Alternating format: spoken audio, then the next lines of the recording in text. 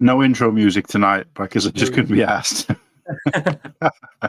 I don't like sitting here with the music just playing and just looking here like sitting here like a Wally. So I always have Shreddy.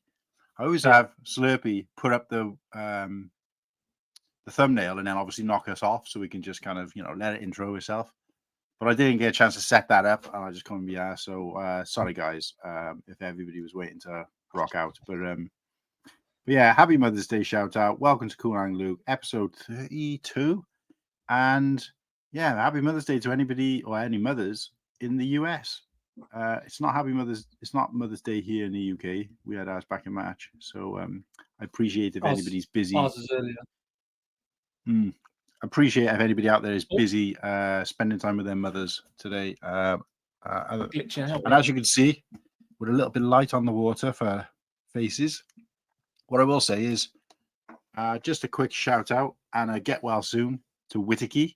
Not going to go into too much detail because I don't know how much really wants known, but not particularly well at the moment and isn't going to be able to make the stream. And in fact, he's in hospital. So if you know Whittaky and you get a chance to give him some well wishes in the DMs, please do so. Hopefully everything will be okay. And if he misses tonight's show, which obviously will be for a perfectly good reason, it'll be the first time one of us has missed a show since we started. And obviously we include a little pop in. So hopefully it doesn't come to that and he can pop in from his hospital bed, but we'll see. And of course, Slurpee is busy working on his stop motion animation for Brickworld Chicago. So he's heavy into that. He sends me messages every now and then, basically explaining how stressed he is. I think he said the other day, I can't remember I think he said he did 5. Let me just read it out because it makes more sense if I get it right. So he did, where is he? Which animation did he do? He can take as much time as he wants because those animations are fire. Yeah. Oh, yeah. If it's worth doing, you've got to do it properly, aren't you?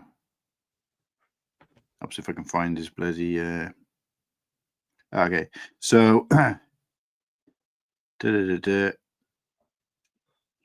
Okay. So also that shot I was doing on Thursday took over 4 hours to do, and it's a 13 seconds of animation. Wait, hang on. 14 hours for 13 seconds. No, sorry, 4 hours for 13 seconds. Okay. 4 hours for 13 seconds. Yeah, which is actually slightly better than I was expecting it to be. But he said that is probably the most complicated shot done and dusted. So yeah, obviously, again, support for Slurpee. He's going to try and pop in, even if it's just to say hello at some point. And again, he doesn't want to be the first person to miss a show. It makes you think like those claymations that like Robot Chicken did. They're all stop motion. You think the hours that have been put into those like 2-3 minute videos. Yeah, no, absolutely. Because when you think about it, a Lego block is kind of limited to how much you can move it. Whereas when it comes to claymation and stuff, it's pretty much the same as skin and stuff, where everything has to kind of move. So anyway, so both the guys, both the core hosts are busy tonight. So it's myself and there he is, Blockhead. Shout out to Blockhead. Blockhead. I got mine on order, so I was going to give Whittaky the good news that they're on their way, but of course he's not here. But yes, it was me and the big man, Padawan, aka Paddy, aka CJ, aka Lord of the Boys, aka 27 Days Boys. And we're just keeping you entertained. We started getting carried away talking about Brickworld in the green room, and then we were like, "Wait, this is what the show's about." So all of us have been having these conversations in the green room about things, but I'm thinking let's start bringing it to the table. Now I've got some stuff that I want to kind of keep to myself about what I'm doing in Brickworld, but I'm going to give out some nugs because the idea of building anticipation and hype is to kind of share some bits and pieces. So I've decided I'm going to pretty much tell everybody what I'm planning to do, except for one thing, which I'm keeping secret. And only one person about this who I've told, which is Papa Trip, just because me and him have been having a few chats in the DM. So some news about Brickworld to come from me. Hopefully CJ's got something he can share as well. Maybe I'll sprinkle some nods out. Yeah, we'll see how it goes. And yeah, other than that, we've managed to keep this cool background, even though I paid for like $1 or 79p or whatever it worked out to be for this background. The duck is back in the corner, but our background has stayed. So hopefully that means we can keep it. And I've also noticed that the original version that Slurpee put in is also available to still use, which is frustrating because that tells me that if we put a shitload of backgrounds and saved them before the week was up, we could have carried on using them. But shit happened. We didn't know. So, but yeah. But no, that's what I was going to say. Actually, you started talking in the green room about this. So it was. They gave me a free trial. They haven't done it on my other account, but on this account, which is Kirsty's effective under Kirsty's email, they gave me a one-off thing, and I thought, well, may as well use it. I used it as much as I could by doing that long stream as well, which ends up being an amazing stream. Like pretty much got so many people on, and I got loads of good feedback about it as well. Some of the guys who hadn't had a chance to kind of show their face, and I can't remember everybody exactly, but I know AFOL Light. I want to say Blot Torso Cracker and Lightning Lord, to name just a few. All were able to show their face, especially if they're planning on going to Brickworld, so they're not like a stranger now going in. So if we could do that kind of service from, I was pleased to be able to do it. But also it meant that I could use that kind of StreamYard, what do you call it, trial while it was still available. And it was a great stream, but obviously you start paying then once it gets past a week. So I had to cancel it today. And it is expensive. It is super expensive. But it was £34.99, I think that was at the time as well, a week. After I did the free trial, it's now telling me that it's £8.99 a week. That's I think the £34 a week one sounds stupid high because I remember looking at it. Which one's that for? Is that the business or the core? Because the core is like 30 a month, I believe, and the business one's like stupid expensive. It was core that we went on, but then it's weird because other times it was referred to as advanced. I don't really get it because it had everything that I needed on it anyway, so I don't know why I'd want to go any further. But long story short, it's gone now, but the amount since going on the trial has reduced. Now, obviously, it's really cheap. I think there's the £8 or the $8 a week, which works out about £6 a week, is if you pay for a year. So you'd have to pay like upfront, and then you've got it for a year. Same with the monthly, but the weekly one is still relatively cheap. So what I think I might do is just for Brickworld, I might, if we plan to do some streams, I might maybe do it there. But then I don't know, probably won't need it at Brickworld because we're only going to be having one camera then, aren't we? Everybody else is going to be there, so we'll just all just pan the camera around instead, which probably makes more sense instead of having more seats. But anyway, we'll work something out. But I think I want to say it was about $17 a week, and that's obviously 1 week you pay at a time, which still works out quite expensive, but a lot cheaper than it was before I did the trial. I don't know how that works, but anyway. Once we get monetized, guys, and that money starts rolling in from super chats and stuff, then maybe we can do it. Until that time, which is probably like 10 years time, then no chance. Muttley, you are right. We were just talking about that as well in the green room, the Balrog looks. We'll get to that. Oof. And actually, I haven't got any images. Hopefully, Padawan's got some we can throw up, and we'll chat about it in a sec. But I'll just say this. First time since the Tron set came out, first time I've seen a set that I'm like, I think I might buy that. I think I might put that on display because I think it looks awesome. And I like that scene anyway. It's one of my favorite scenes. But anyway, yeah, so fantastic. So Muttley's in the chat. Let me shout out the chat. Coop. So Kennedy. Muggsy. Yeah. We got Brick by Brick together. Garrett, how we doing, mate? We've got Papa Trip in the house. The hype is real. We've got Papa Trip. So it's going to be a great stream. Evening, lads, from the main man himself, Ultra Bricks. Happy Mother's Day. Excuse me. Shout out to all the Lego mums out there. Muttley, of course. Get well soon to Martin, obviously, there. Well done, Muttley. New Lord of the Rings set is fire. Used the wrong emoji there, Ultra, but we'll let you off. Muggsy lad, wishing Whittaky a speedy recovery. Absolutely. And True Squadron. Hey, boys, having lunch with the fam, but I'll tune back in to the show later. Yeah, of course. Obviously, we did. I have. It's worth mentioning now. Tell Padawan again when he comes back. But I invited Kennedy, aka True Squadron, to pop on the show. We were going to just have the boys tonight because we've had, it's been guest city lately on this channel. But Ostiff is obviously out celebrating with his mother. The other two guys weren't able to be available, and both Whitkey and Slurpee are also busy. So, the boys just end up being two of us. So I quickly threw out an invite to somebody who I had planned to line up for the show anyway, as part of the Brickworld type, which is True Squadron. So yeah, let's go. So yeah, True Squadron is possibly coming on the show. I threw a link out to him earlier. But if anybody's in the chat, Coop, that includes you, and you want to join the panel and have a little bit of a chat about Brickworld hype, let me know in the chat. We'll throw a link out because, yeah. Ooh, what's he got? Some of these for the boys that don't have, they never released over there, only released here. So got a couple of these for the boys. Have you promised any to anybody in particular? Or? I have. Who? I'm not gonna. I can't pay out now. I might shame. I might get upset people. I'm gonna leave it at that. Well, is he at the bottom of the chat now? He potentially might be. Yes, he's one of them. No, that's fine then. It's the only information I'm giving out. No. The only reason I'm saying is because I saw Coop mention on a stream that I was in the chat for that he didn't have one, and I said, "Look, I got a spare one if you want it." But of course, I know you've got more than I have. So if I still don't need two. But if you've already told him you can have one, then it's, Yeah, I promised him one like when they first came out, and I said I'll hold it for you till next year. And then I just reminded him today, like, by the way, I've still got this for you. Don't worry about it. He knows. Yeah. And it costs. I'll still take it.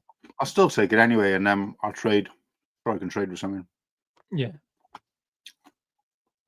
There's some on Get Cooped at the Balrog. Yeah, no worries, mate. If you want to come on and present it yourself, feel free. I'll get it up if you need. Yeah, it's not an open seat situation tonight, like for anybody and everybody. But we got a couple of seats because it looks like it might just be me and Padawan at least for most of the stream. So chatting some. So yeah, let me know, mate, and I'll just throw the link out. My phone is playing up, so I don't want to just scroll through it otherwise. So yeah, why don't we so that's the chat shouted out pretty much. Didn't do the music, obviously that's Whittaky's thing, so we've got to have a reason to miss him. But I will do our quick super chats because both the lads have made themselves known, and then we'll do some Balrog discussion, shall we? Oh, I also need to change this scrolling thing on the bottom because it's for the old one. So look.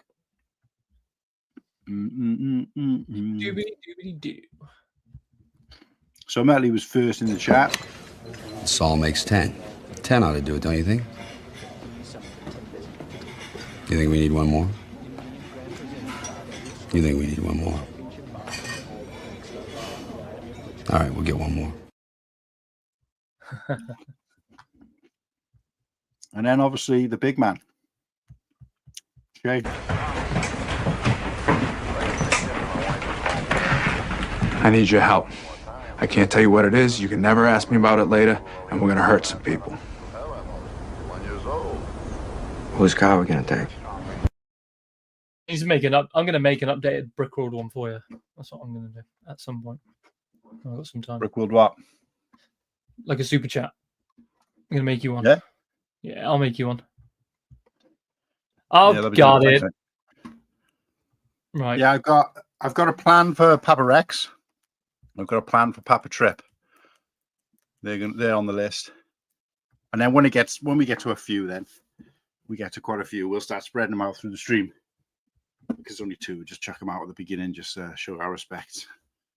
Right, let me get rid of this stupid banner thing that's completely wrong. They're ready for you when you're good to go. Yeah, throw it up, mate. We can talk about it now. I'll update this. They're ready. You just got to ping it up. Oh shit, yeah. Oh, it doesn't let you do it, does it? Nah, since you lost that subscription, I lost access, so I can't do anything. But this is the the Balrog book nook, so to speak. Simple. I thought it might have been a little bit more detailed, but because of what it is, I was struggling to think of what they could do in the way of detail. But I think what they've done is simple, and they've got all the right features. From what I understand, the wings on the Balrog are the same as the Fellbeast GWP as well. So, Okay. so I'm guessing that was the most expensive part in the GWP of the Fellbeast. Let me just go get it.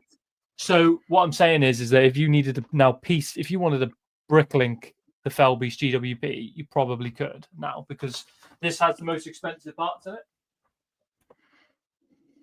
And no doubt, but yeah, the wing, the like material parts are the same as the ones from the Fellbeast. Oh yeah, I see. Yeah.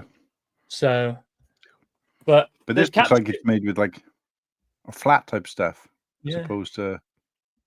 They've captured No, it quite good. well. The only thing I would change, if I could change anything, is the bridge, so to speak. Because I would have it, if I'm being anal, and this is me being anal, like I would have it more sloped than like flat like it is. But Yeah, and it was like riddled with.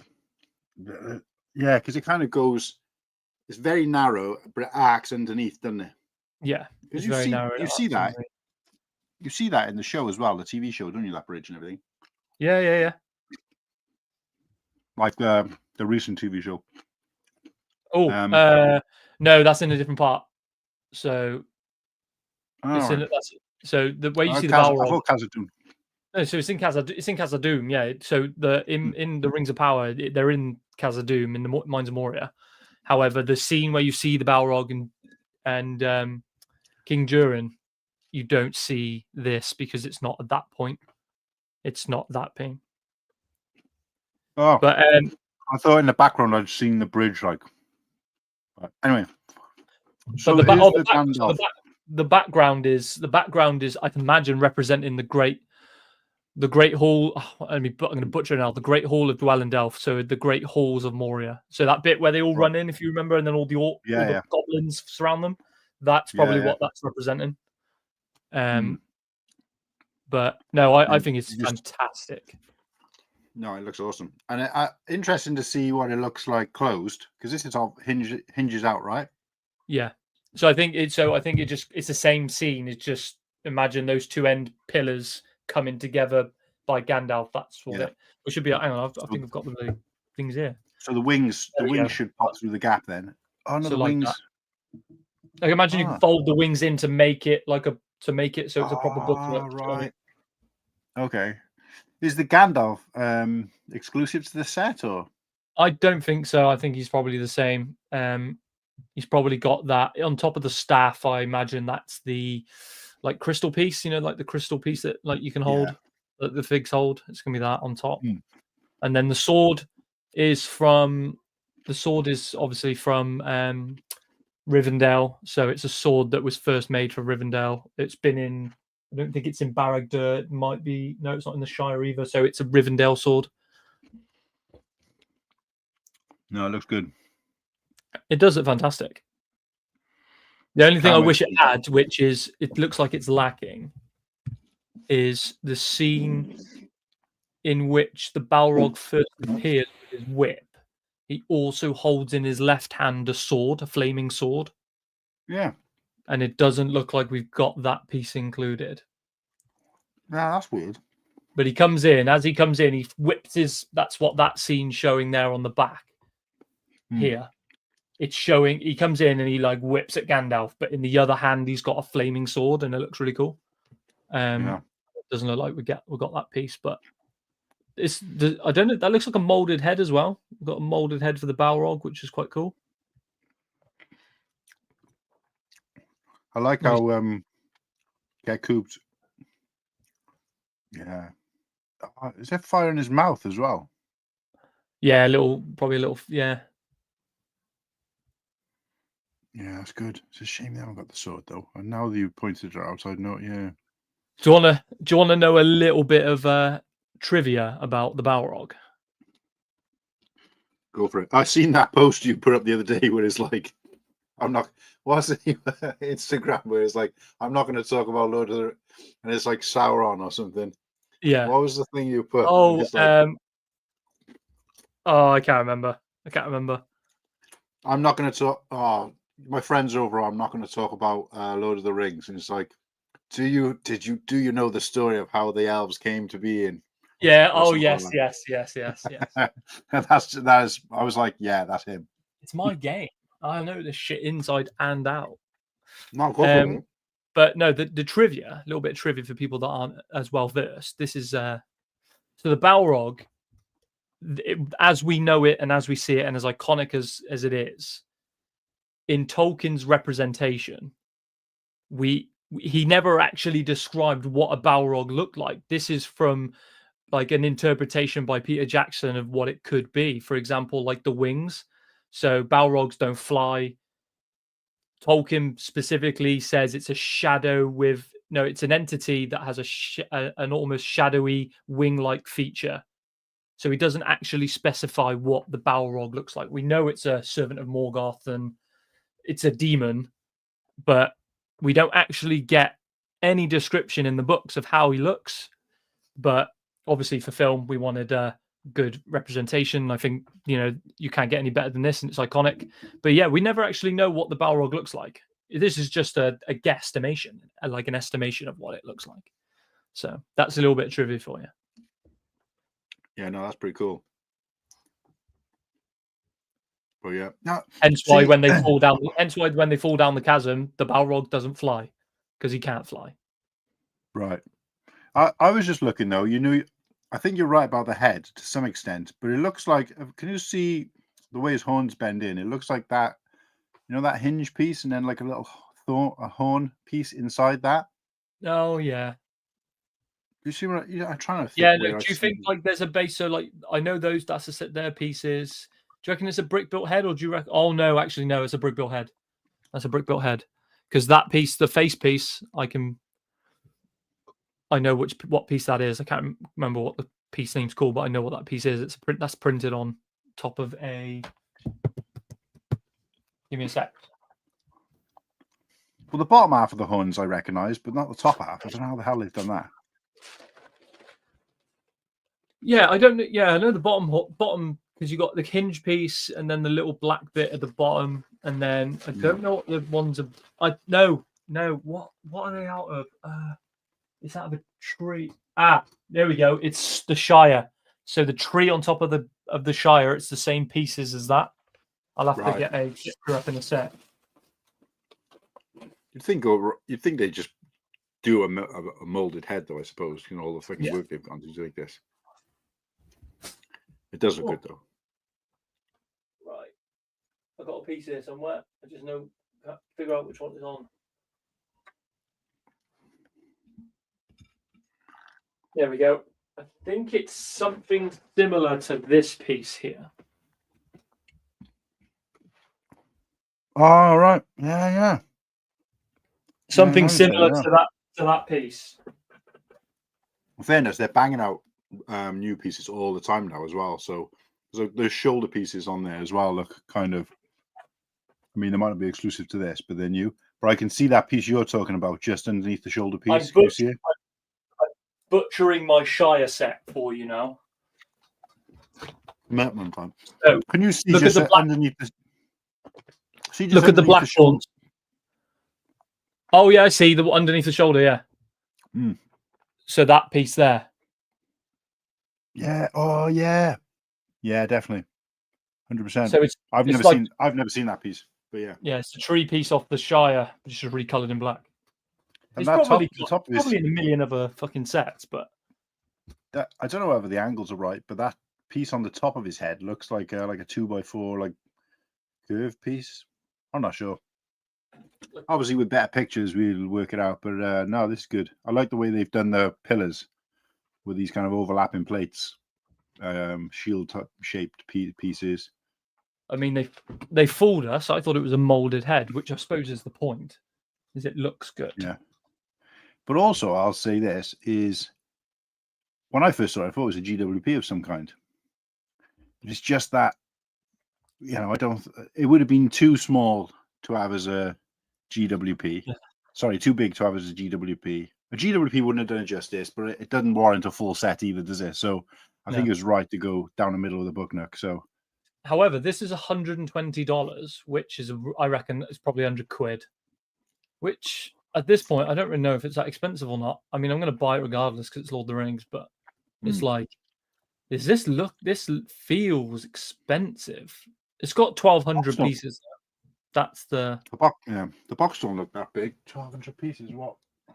The box stuff is going to fool a lot of people over the next year because Lego are making a conscious effort to make their boxes smaller anyway, but fit more Lego in. So yeah, that's what they should be. That's what they should be doing. To be fair, and adults understand that. It's the kids that are like the biggest box. Yeah. Or parents buying for kids. You want to spend £200 on a present. It wants to be something massive on Christmas morning rather than a box that's like you can fit in a stocking. Yeah. Young kids don't get all that. But did you speak about? So this is the third book nook that's been announced. So we've got the Sherlock Holmes one, and is it Harry? No, it's not. What's this? There's another one. Harry Potter, maybe. Yeah, no, it is platform 9 3/4. The Sherlock Holmes one, I thought I quite like, to be honest.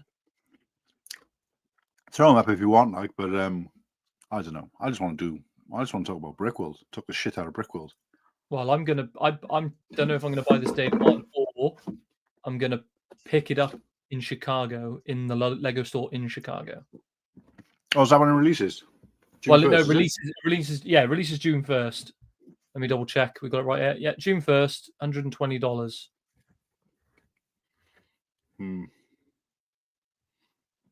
Yeah, if I do get it, I definitely will be paying full price. But it looks good, and I think Kirsty would appreciate that as well. Yeah, I have to. Again, it's Lord of the Rings. It's like a law. I have to pay full price for it. Full price. Jones told me I have to pay for it. No, it's fair play.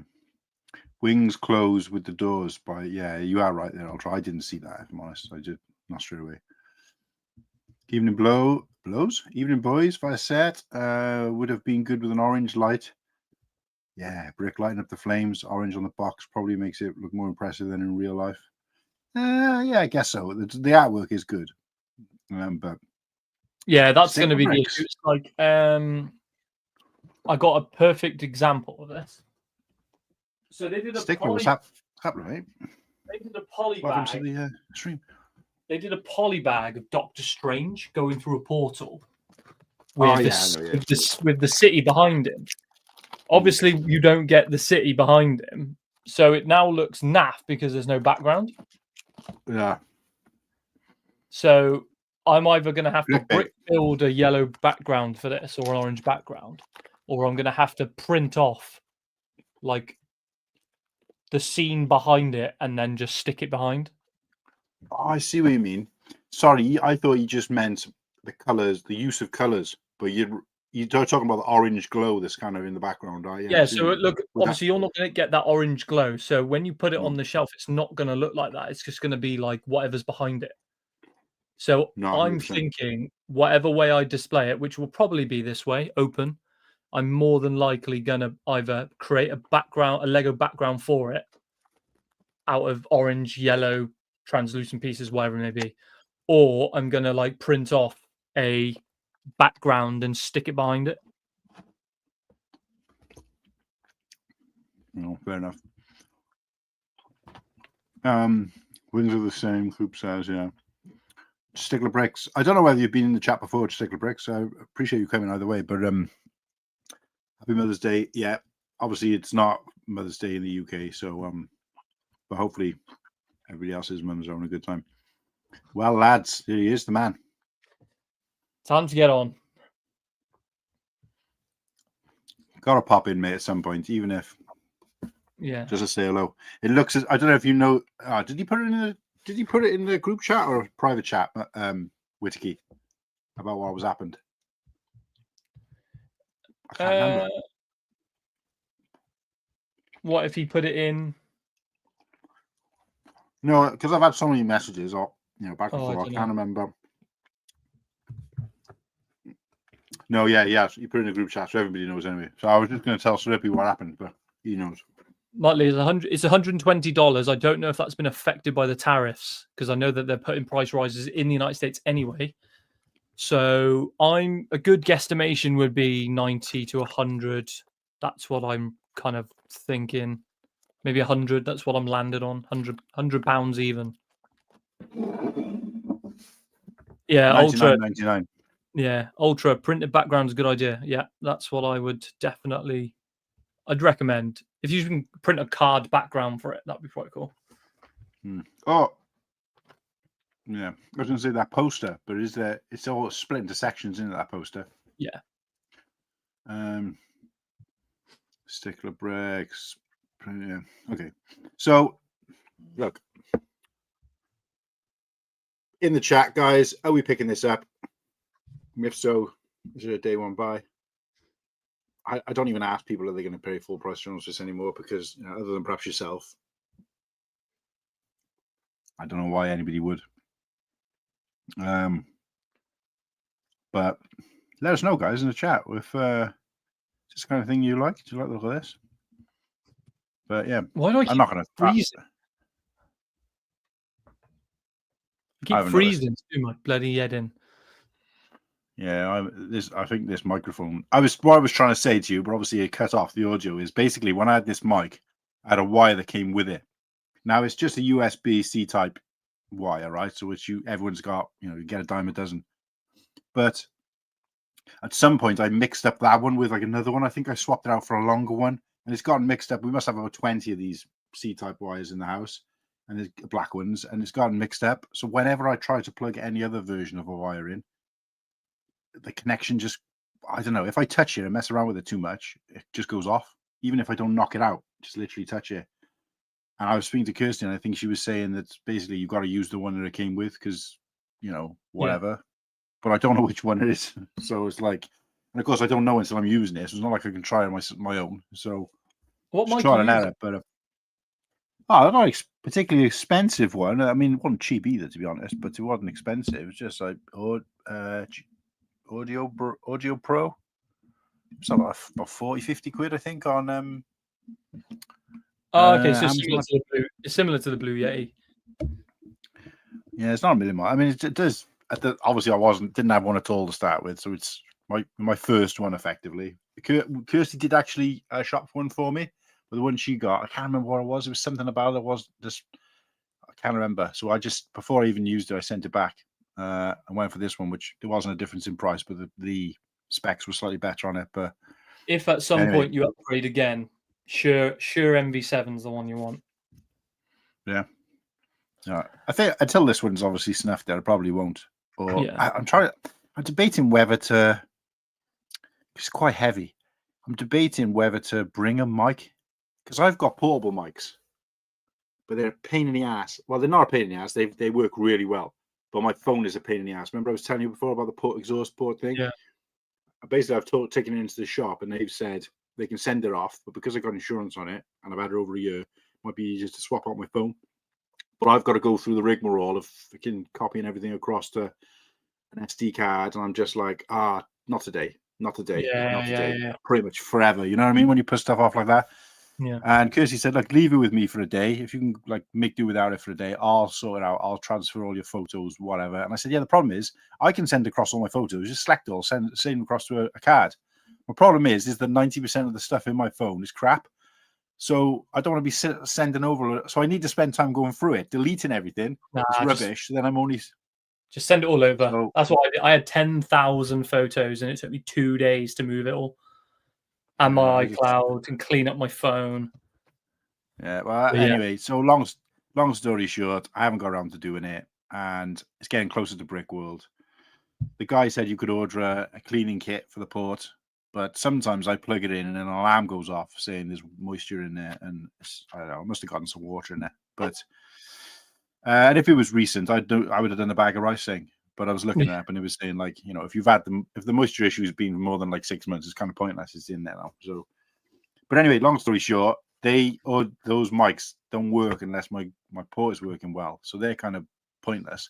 I want to take a mic out. So if we can set up, if we do get the chance to set up and do a show out there, we just need to have like one mic, and then we can just kind of move it across the table or whatever we are. I'm Do you know what I mean? sure. I'm sure if we do it, we might do it where they're doing it, where Sean and Brent are. So we can just be like, "Hey, let me use your mic, please," and they'll probably be like, "All right." Yeah.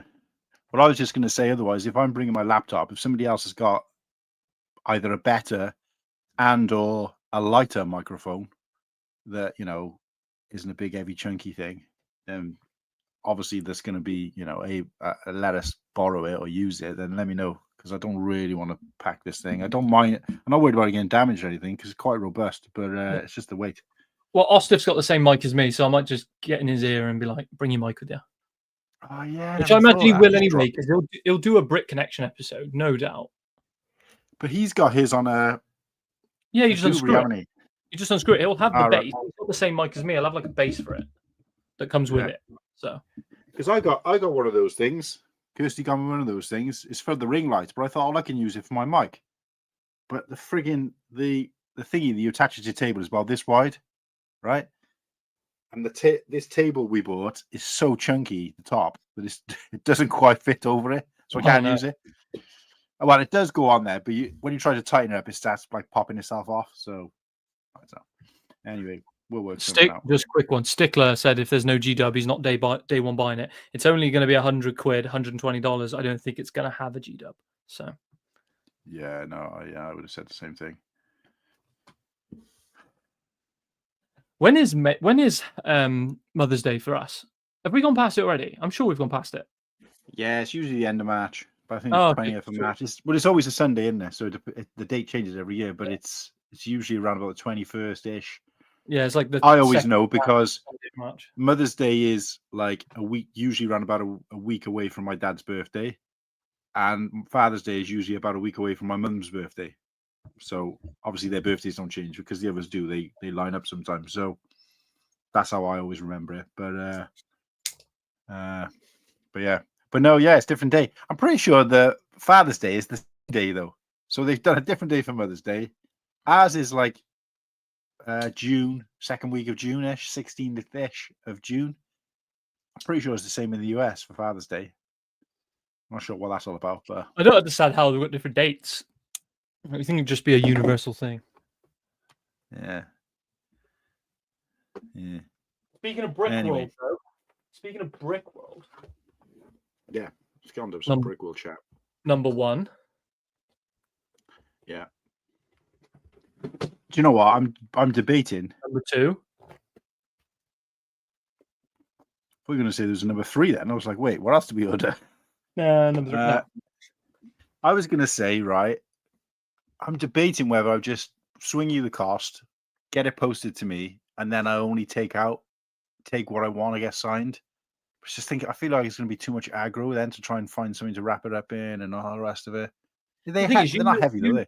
No, they're not that heavy. I said this to who did I say this to? I'm sure it's so. Your cabin, you're taking a cabin bag, aren't you? Yeah. So or we do get a backpack as well. Yeah, we do get a backpack as well. Yeah.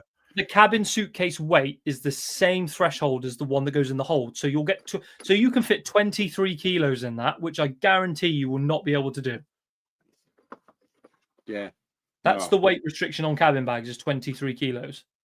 You'll be fine. Fucking rocks. Yeah. Exactly. You'd have to fill it with bloody boulders to bloody go that way. I absolutely brimmed my suitcase going to Egypt, and it was still not hitting the weight. Wow. Yeah, I'll have to have a look. Damn, I googled it and read it wrong. It said March 15th.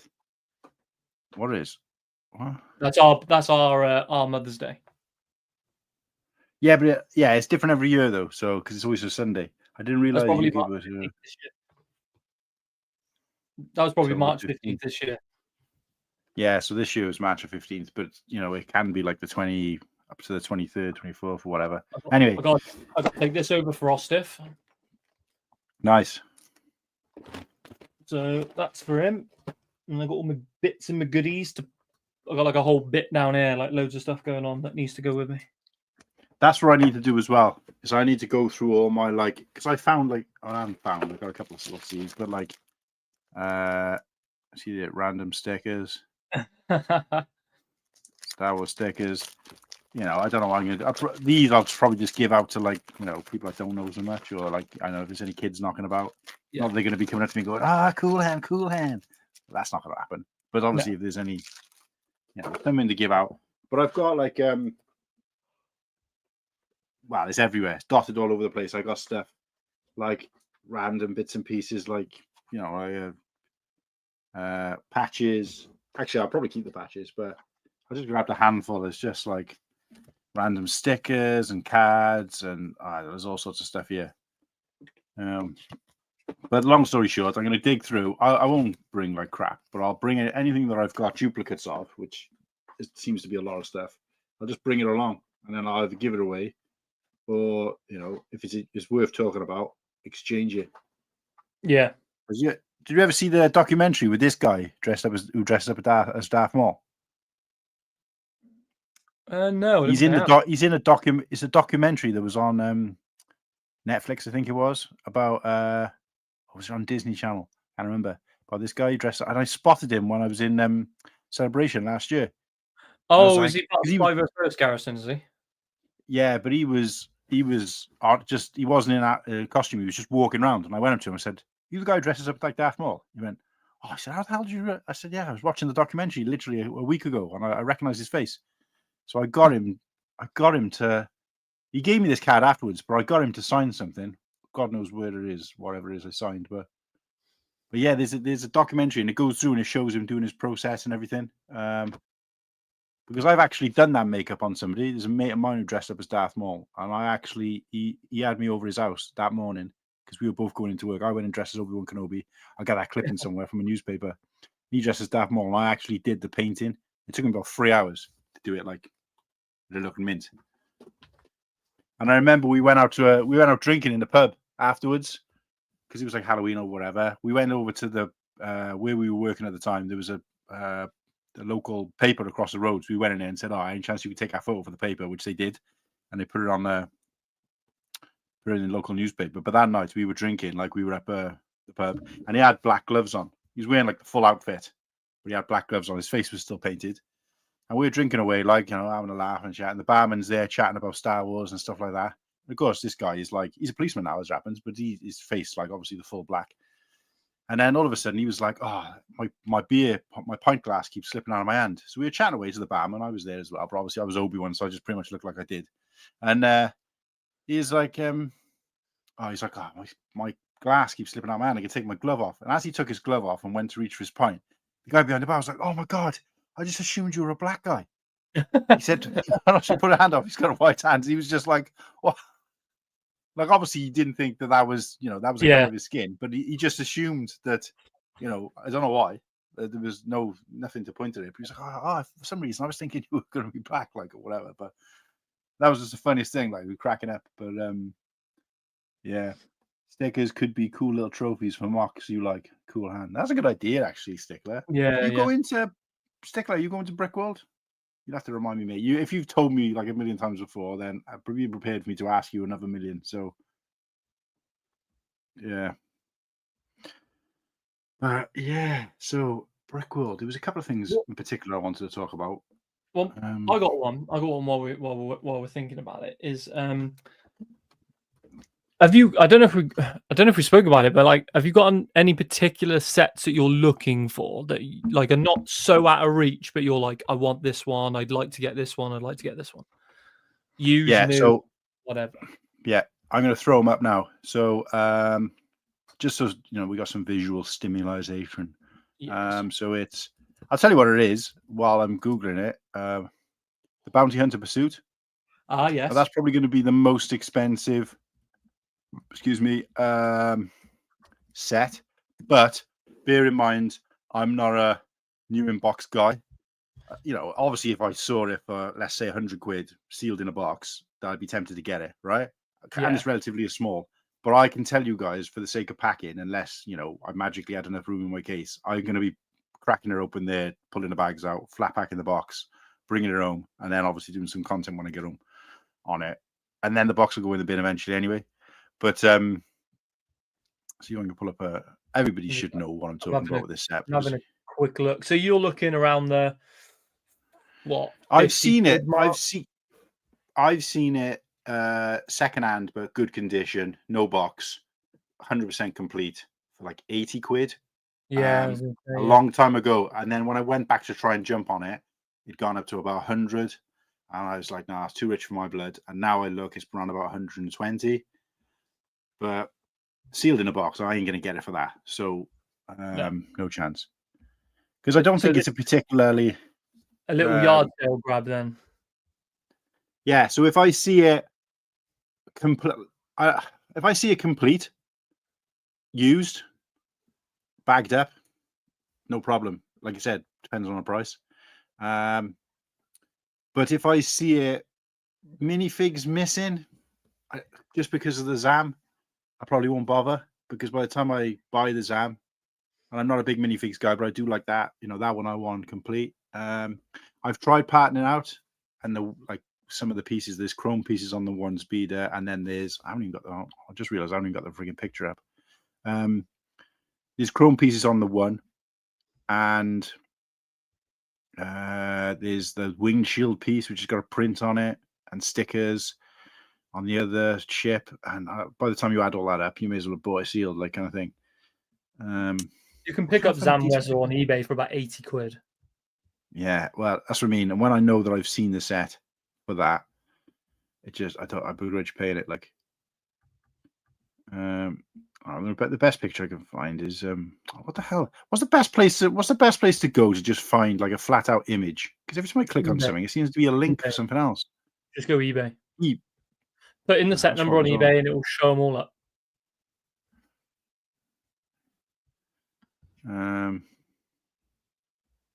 Right, there you go. That'll be a bit easier. Let me present that. Is that the only one you're looking for? Or are you looking for some others, like off the top of your head, or figs? No, there's 3. Let me get this one up now, so I know what I'm doing. Just share screen, I'll do. And then once I'm in here, then I can. Balls, wrong one.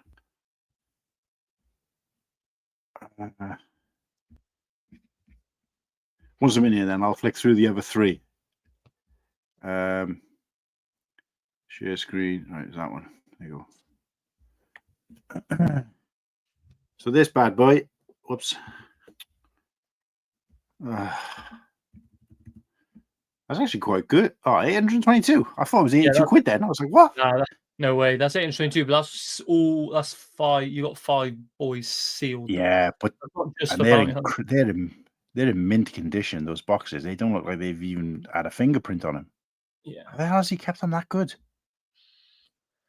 Shrink anyway, I got 2. I think I got 2. Yeah, I got 2 of these, but I'm not interested in the others anyway. But so this one, let's just stay on the picture.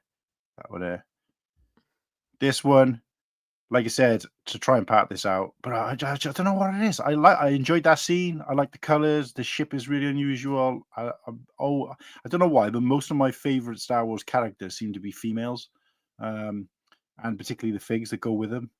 So like that Ayla Secura, not Ayla Secura. What's the bloody with the bounty hunter with the orange and the antenna on her head? Can't remember her name. Don't really matter. She's like bald with like a ponytail, but she's got like an antenna that comes out of her head. And the antenna's throwing me off. Yeah. She's in Phantom Menace. Like she's like shooting. Oh no, she's watching the pod race go by. I can't remember her name. Chat. I'm sure her name begins with A, but I've forgotten. Anyway, it doesn't really matter. Or a sing. Yeah, just popped in my head. Yeah. So anyway, figures like that. I'm like, these figures are amazing. But anyway, that's one of the figures that I really enjoy. So I like that. So again, I'll pick that up. Don't mind if it's used. Don't mind if it's the antenna. The antenna threw me off. I was actually thinking about her, but then the antenna threw me off, and I was like, and I've looked at a picture, and I'm like, oh shit, she does have an antenna sticking out of her head. Yeah, the minifig didn't have it, mind, for whatever reason, but. And then the other set that I'm after is, there's obviously some pipe dream ones. Like I wouldn't mind getting the UCS Naboo, but that's never going to happen, is it? Not in decent condition. But this, and then this is the only set I didn't get from Solo, which is the Scout. Imperial Scout bike? No. I don't know what the name of the freaking set is. Imperial Scout Battle Pack. I know which one you're on about. Right. The from Solo, yeah. I can't remember that. I know which one you're on about. Any idea what the set number is? I get it up now. Just can't think of the name off the top of my head. Are you on about the Imperial Patrol Battle Pack 75207? Patrol. Put in That's Lego 752. Put in Lego 75207.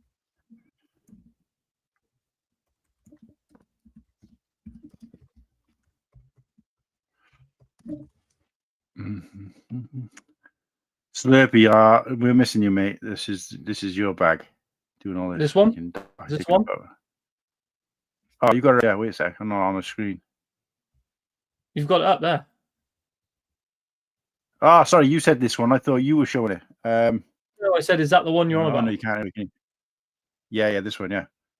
So I've got that sealed. I'd like.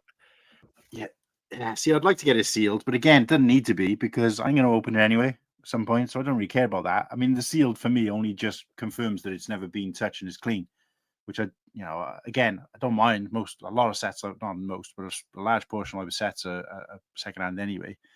But because it's such a small set, and I don't think it's a particularly valuable set, I think that's realistic for me to be able to get that sealed, bring it home. But again, if I see, if someone's selling this for $10 with all the pieces and no box, I might snap up 2. But I think apparently you could get. Oh, yeah, it says there, right there, sealed, retired, £30. Like I could buy that now, no problem, right? Yeah. But I just think, if I'm going to, obviously, I'm not supposed to be buying Lego apart from May the 4th. Till I said that anyway. It's just like Coop Ego challenged me last night. All right. He was like, we were talking about the Slave 1, the Jango Fett Slave 1, and I was like, I'm not buying it because I could buy the keychain for £20 online right now. And he was like, £20? No way. And then I went and I bought it on eBay for like £19. And I was like, there you go. That's why I didn't buy the Slave 1, because I've just bought the keyring for £19. Oh, while I'm in, actually, I might check out how much the Camino training facility is now going for. About 30 going rate. Because I got mine for 30. I want to say 32, but it might have been 36. 32 is a good price. Yeah, but again, obviously at that point we didn't know. I didn't know, so I didn't want to take a risk. The set number's 40765. Like mine have come now anyway, so I built mine last night. It looks all right. I'm tempted to take one to Brickworld to build. So what are we seeing on prices here? Why have I gone into that? Fucking not good.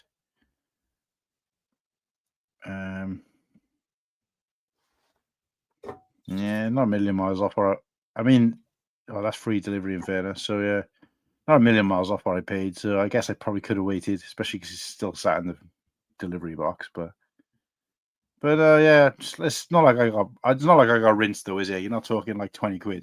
I haven't paid over the odds by more than a couple of quid, so I'm happy with that. No. What? So you've got Bounty Hunter Pursuit. You've got this. What's the third one? Do you know what? Just before you said that, I was thinking to myself, what the hell was that third set? I've talked about it in a previous stream, and again, it's a kind of whatever set it is. I can't remember off the top of my head, but whatever set it is relatively small and relatively low keys, like the other two, kind of. So it's not like every man and his dog wants them. But I forgot. If we start talking about Lego, I bet it'll pop back into my head. So you have to leave me for a bit. But what do you got any? Yes, I do. What's on your list? I will get them up now. So, where's eBay? Order 66, mate. That Solo wave, I still say now, I think it was even better than the Rogue One wave. But I think I completed the Rogue One wave apart from that landing pad thing, which I thought was just kind of crap because it was just flat and like the figs weren't even that great. Didn't bother with that. And Solo, I did everything but the battle packs. I purposely left the battle pack to last, knowing it was going to be like probably the easiest to get hold of, and then I couldn't find it anywhere. So I made a mistake on that one. But so yeah, but it's a peak wave, such a good wave. I'd say that I'm going to go on record and say that Solo wave was every single one of those sets was a beast. Yeah, I'd like the one thing I do want from Solo is the range trooper. I want that fig, and I want the Minban Stormtrooper. They're the two figs I want from that wave. You've got it. You've got the Minban. I have. I got both those figures you mentioned, and I'm pretty sure. I think I had a part missing, or I had a couple of parts missing from my bag, which had to fit the Stormtrooper. What are they called again? The Range Trooper. Oh, the Range Trooper. No, the other one. Minban Stormtrooper. Because I bought that sealed brand new from Lego Store, and I think I had some pieces missing. I can't remember exactly what happened, but it was a while ago. But I remember it was the one. So basically Lego sent me out a new bag, so I ended up with 4 of them because there's 2 in there, and they were both in the same bag, and I ended up with 4 of them. And I remember Tyler saying on the stream around about that time, because that was when I was just watching him. Yeah, this, if anyone's got any of these, let me know. Hit me up on Instagram, hit me up on IG, and I'll trade with you or whatever. Yeah. And of course, I didn't have Instagram at the time, so I just hit him up on like Facebook. I think it was. I managed to find him on there because I knew what his surname was, and I was like, right. Never ever replied to me. So I was just like, I think that message is still sat there now. I really want both of them, but they're expensive. Well, the Minban is expensive. The Minban's like 80 quid. Yeah. It's expensive. Well, I tell you what, if you remind me, I'll have a little dig through, and if I am right, and I did have 4 of them, I'm happy to give you one, mate, of the range trooper. Because, like I said, I'm not a big figs guy. I'm happy to have one of every figure, and even then they'll be in a box. But I can't remember. I'm not 100% sure, so I'll double check first. Have a look, because I can't just take it off your hands. Because Range Trooper, I'm pretty sure the Range Trooper's worth a bit. We'll do a trade. You're bound to have something that I like the look of, but I'm not bothered, mate. We were on the chat. The Range Trooper's 50 quid, so I can't just take that off you. We'll do a trade or whatever. Yeah, we'll set something up, mate. I'm not that bothered, but because I had a big bag of figs here the other day, but I wonder if they were in with that. I don't know where they were gone. I need to sort this room out, man. I'm just sat here looking at it. Now that I've organised this so it's all together, it's even more annoying than it was when I couldn't see it. Because now I'm looking and like, I just need to set a camera up and just like do a speed, what do you call it, a time lapse of me just sorting through everything I've got. But it's fun the time. But anyway, last night I don't know whether I tuned into Ostif's stream just as you were logging off. So I messaged Ostif and said, look, any link up for grabs, I might pop on. Which was about an hour later, I think I ended up popping on. He sent me the link pretty much straight away, but I popped on about an hour later by the time I'd finished doing what I had to do. And I ended up being up till like, I want to say 2:30 in the morning. No, it was later than that. 3:30. I was up till, because CPA was on, a couple of other people. Tyler never came back, because I think he left just after you, or just before you, maybe. No, I think he left after you. And then he never came back on. But so I was chatting on there anyway, and getting carried away. I finished building the V19 finally, and I finished building it, and I was chatting away to Tom the Builder, and all of a sudden Tom the Builder was talking about something, and he was just like, "Are you having problems, Cool Hand, with that V19 torrent?" He said, "I could see you pickling over it," and I was like, "Yeah." I said, "I'm struggling. I don't know what I've done wrong, but it don't work. Like I was trying to get the wing thing to work, and I was like, fuck this up." So I had to take it all apart. I had to strip it back down. Not like take it all apart completely, but I had to strip off the wings, off the fin, and like all the engines and everything off, because I'd made like one tiny little mistake and threw everything off. But I was saying to CPA, actually, or the whole chat, that's the first time I've ever seen a Lego set where there's 3 parts included, one yellow Technic bar, like I think is a 7 long yellow Technic bar. And when you're doing the instructions, it says to put it in on one side of the wings. And then you carry on building. And when you're doing the other side, it says to put it in that side. And I'm like, well, I've only got one. Oh, I'm missing a piece. But then I went through the inventory, actually on the instructions off the Lego website, and there is only one in the inventory. And I'm thinking, what?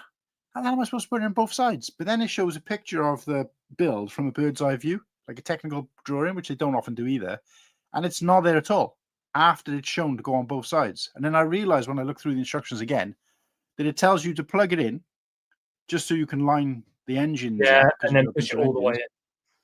No, and then take it out. And then when you're doing the other side, plug it in and then take it out, and then you don't use the piece. So it's an alignment piece. Okay. Yeah, and I'm like, I've never seen that before, and everybody in chat was the same. They were like, the panel was the same, and CPA was like, I'm gonna have to look at this. So he pulled it up and had a look himself, and he was like, yeah, that is bizarre. I've never seen that before. Just got a random, because I thought yellow, this is gonna look stupid on the outside of the ship. But anyway, going off the point, me and Maul were talking afterwards, and he was talking about parting out Darth Maul bust, right? And I did say to him before in a stream, I said, you'd be surprised if you try to part that out. I bet it'll be a hell of a lot cheaper. So we looked it up, and to part it out, I mean, it's going for like 1,300, right, new, but used. So he looked it up to part out. So I was talking him through how to part it out, and he pulled, because he shared his screen, and I was like, right, do this, whatever. Got to it, and it was still working out like $800. And I was like, right, let me do it on my side. So I did it, and it was like 500 quid. And I was like, that's a hell of a lot less. Yeah, still what's that like? That's about $600, just over. No, tell a lie. It wasn't 500 quid. It was 300 quid. 300 right, quid. Okay. And I was like, no, that's going to be no. My memory's terrible. It was 399 quid, so it was just less than 400 quid. And I was like, that's still going to be a lot less. You're still saving like $200 like dollars or whatever. And he's like, oh yeah. I said, tell you what, if you want me to do it, we'll do it. I said, but I'm looking through these parts, mate, and it's mostly like 1x4s, system bricks, 2x4s. Yeah, it's just your basic bricks. I'm like, I've got all these. And he's like, oh yeah, but I like new pieces. You know what he's like with his gloves and that? He's like, I like the new pieces. I said, mate, I've got these 2 big sacks of Lego that Kirsty brought home for me. Yeah, okay, they've been in bags, but they've never been touched. Like, they've never been played with. They were sent to the store for a make and take event thing where kids could just build their own boat or whatever. And they were never used. And then Lego basically told them, we're not doing it now. It's been cancelled. Give them to charity. Obviously, charity of Martin, isn't it? But but they haven't been they've never been built. They've never been nothing. Yeah. The only thing I ever did with them, I haven't told him this yet, but the only thing I did with them that I remembered afterwards is that they were the bricks that I used to put on the floor just because they were already in bags when I walked on them for that stream. Oh, yeah. And I've done some content of me walking on it for something I'm working on. But it's like, other than that, I mean, if he really wants to wash him or whatever, he can. I said, the amount of money you're going to save, mate. So I looked through and I said, mate, honestly, I reckon I've got about 75% of these pieces. And even the ones that were there was brown in there, the original brown, and there was some grey. You can't see them on the outside. I said, are you going to be a dick? And be like, no, I got to have her in brown, even though it's going to be buried inside the head. I reckon Maul's a germaphobe, mate. I reckon he's a germaphobe. Yeah. Which is fair enough, but what I was saying to him is if you're not that bothered about those colours inside, I could give you a brown instead of the new brown, reddish brown instead of brown, right? I might even have brown. Don't get me wrong, right? Don't get me wrong. I rebuilt the Falcon and I was missing some pieces. And now I've obviously I used other pieces to make it up. However, I know you look at this UCS Falcon here and it looks exactly how it should. However, there's probably about 50, 60 bricks inside it that are rainbow colored because I had to find a way of putting it together. That's the but it annoys me seeing that. Martin's got tech diffs. Love it. Nil point. Right. Well, Martin sorts that out. Right. If he shares my screen, then we can. I can show you what I'm looking for at Brickworld. Nothing, Martin. You're still dead. Share my screen while you sort it out. Still dead.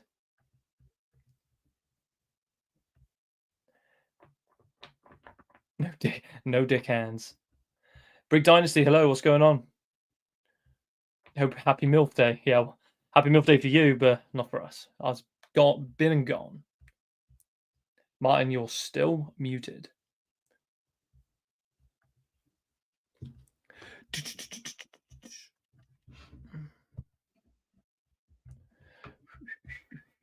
Hello? Yeah, you're back. We. You can hear me. Just chat to the chat. I got to sort this out. I'm gonna have to go out and come back in. Hang on. Wait 1 sec. Right. Doobity doo. Right, let's present this. Share screen. Right, share my screen when it comes up, when it pops up. Right there, shared it. No, not my screen. The other one. And he's gone, so I can't do anything anyway. However, I was going to show you all what I had planned to acquire at Brickworld. I can't show you, obviously, because I don't have control of the stream, but I will paint a picture in your head. Okay, so 2 things I'm looking for. Sealed, if they're a good enough price. I don't want to get too many things sealed at Brickworld because it's going to be, I don't want to risk smashing bits when I come back flying. So I'm looking for mainly used sets. However, if I can find these 2 sets, I want these 2 sets. Martin, stick my shared screen up. Yeah, no, mate. Can you hear me okay? Yeah. Yeah, I got you.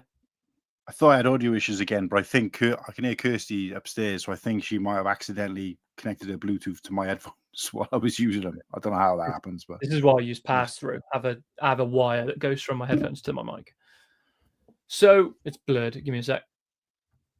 Right, so I want the first ever battle pack that Lego came up with, which is this one. It's going to bloody pop to a new screen, isn't it? Right. Anyway, so this one here. This one here is the one I want. 7655, the first one, and then I want the droid one that paired with it. Which 75 quid is pretty good for that. Is that sealed? It looks quite. Yeah, it's sealed, but that box is battered. Is it? And I want a crispy boy. Okay.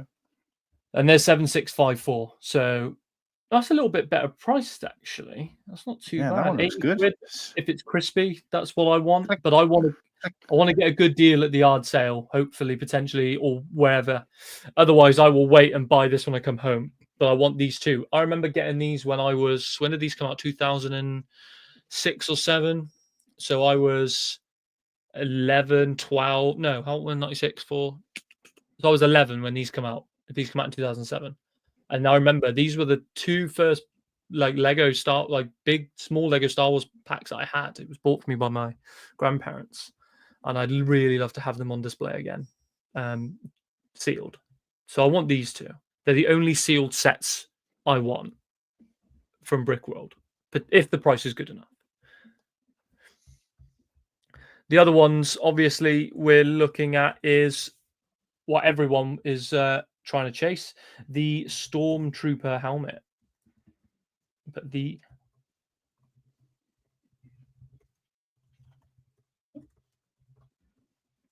there we go. Yeah, the Stormtrooper helmet. This is what I want. Used, obviously. I'm not paying the bloody seal price. It's absolutely pointless. How come you didn't pick this up? Because that's relatively recent, isn't it? Hang on. Ugh. Yeah. No, it's not. No, this. Yeah. Well, I kind of. So I walked past this. I walked past this set and the TIE Fighter pilot helmet set, and I just never bothered to pick it up. I was like, oh, I'll get it at some point. The TIE Fighter pilot helmet is squared. What's that? No, sorry, I'm just reacting to the chat. But I'm listening. Go on, yeah. TIE Fighter pilot hat is squared, so the TIE Fighter pilot helmet is nipped. Tyler's sorted me out nice and proper. Yeah. So I got that in the bag. I just need to get this one. This is what I'd like to pick up. And then I've got all the helmets, minus the ones that have just released. But yeah, the going rate's like 90. So if I can, I went on sold listings. So you're looking around the 100 mark for a sealed one. So if that's weird that's gone up so much. I think it looks awful. Yeah, but it's the first one. It's the first one. Do you know what I mean? It's the first second picture across. I got to be honest. That first picture doesn't look as bad as the one on the box. Looks terrible. Yeah, but the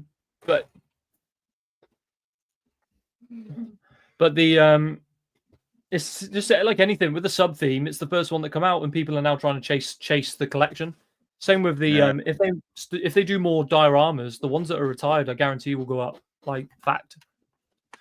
But this is my one non-sealed boy that I'd like to acquire, and then Lord of the Rings. Lord of the Rings I'll go for.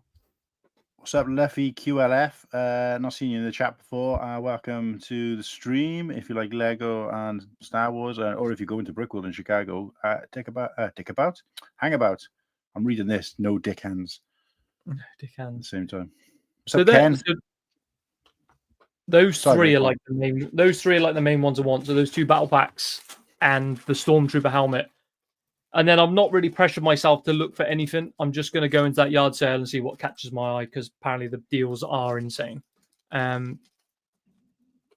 But if I was looking for something else, I also want to grab Sam, potentially a couple of used modulars that she can sink her teeth into. Because she likes a lot of the modulars that are out now. So if I can maybe find some that is opened for a good price that I can that I can reverse bag and then let Sam, I'll clean them and then I'll give them to Sam and she can rebuild it. Oh, and Wally. So the Wally that come out. You know that Wally that came out a few years ago? It's retired now, but it's expensive. It's like, how much is it? About 180, 200 £200. That's another one that I'd want. This one. Yeah, the one that Martin's got. I mean, Kirsty started building it and then just gave up halfway through. Although it's the second time she's built it, to be fair. So. I'm right. It is a good set. That Wally set looks awesome on display. I got mine for 50 quid used. 50 quid used? Yeah. I mean, it was quite a few years after it had come out, obviously, but I want to say about 3-4 years ago, I saw it used on Facebook Marketplace for 50 quid, and that was posted, I think, as well. I'll give it a quick clean up, but it was in pretty good condition anyway. So, well, hang on. What's Legend Brick saying there? Death Star Final Duel. What like diorama? Thanks for tuning in, mate. The Emperor's Throne Room diorama. Meditation Chamber diorama gets missed, but is he on about that one? Oh no, sorry. Meditation Chamber diorama gets missed, but might be the best, to be honest. The Death Star. Oh, sorry, that one. The Death Star Final Duel. The Emperor's Throne Room. Star Final. No, this one's the best diorama they've done. This is the cleanest looking diorama that they've made. It's the cleanest looking one. I know I don't have that. I want that. It is on the list. You look like cling film, I like. Bespin Jewel. So this is a gift for Ostif. I'm going to give it to him. I'm going to gift it to him when we go to. He said he wants to pay for a bit. You can get stuff. I'm just going to give it to him. I didn't pay much for it, so I'm not that bothered. You missed the Balrog Book Nook, Ken. Sorry, mate. But yeah, sorry. We've got a whole list, and Sam, up here. You can't. No one can see it, but there's a list of things, and it's inspiration for Sam to Christmas. Is it on your little dry whiteboard?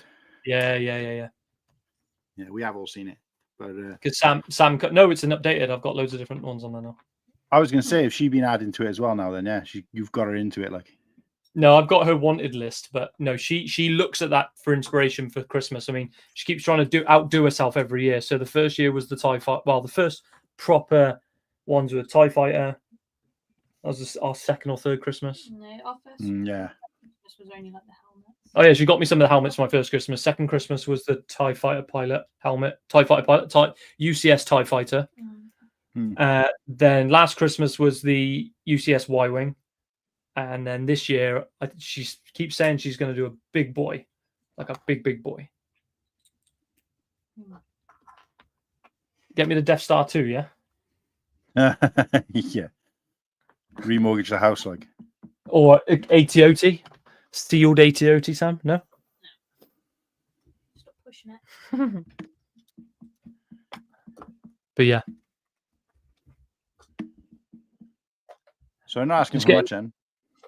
No, not at all. I don't expect anything. Just what happens. No, I meant from Brickworld, but yeah.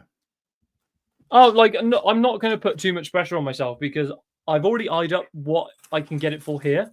So if I come back disappointed, like, oh, I didn't get that, I'll just save what I would have spent on it at Brickworld and then just buy it on eBay when I come home.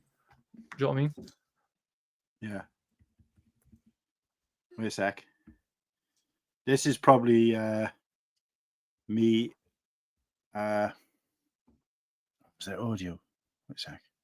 Martin's been having some serious issues with audio tonight. It's funny. No, it's. I'm lining up an Instagram poster I saw, which I thought was cool, but I don't know how to play audio on Instagram. Let me play it. Meanwhile, for the people who didn't see yesterday, this is what Sam's built. Tom and Jerry, Oh, cool. Tom and Jerry Nice. Brickheads. Brought that last night. She's now What's, currently on the Up Brickheads. What's Jerry holding? So Jerry's got a hammer. No, that's Tom. No, that's Tom. Sorry, Jerry's got like a what's it called? Stick of dynamite. Like a torch or whatever, and then he lights Tom's Right. tail on fire. Yeah, nice. That's pretty cool. She's currently building the Up. I was going to say battle pack. Then that'd be cool. The Up Brickheads, and she's already built Carl. So when you say currently building, do you mean she's physically building it now? Yeah, she's building it now. I'm not going to show her because she's got red hair and she'd be like me. No, that's fine. I didn't Stick your hand know across if you that meant and like. be like, "Hi." Oh. Oh, stick your hand across there. The camera's there. Yeah, let's see. She's building now. She's Nice. building Kevin next. Did that when you showed up Carl just now? Did he have the grape soda? Yeah. Did they have that on there on a Yeah. round? Oh, that's amazing! I just want to get that piece. Do you know what's I'm gonna cool? get that set. Do you know what's cool? Yeah, get the set. The set's cool. And I said this to Sam. I went, oh, I hope it has two. You know, like a spare. And he does. Pass me, me Vader. Me, not quite creamy Vades, but stinky pinky Vades. And he's holding the spare grape soda. Oh, mate. Just in case I don't get that set, maybe we'll have to do that for a trade.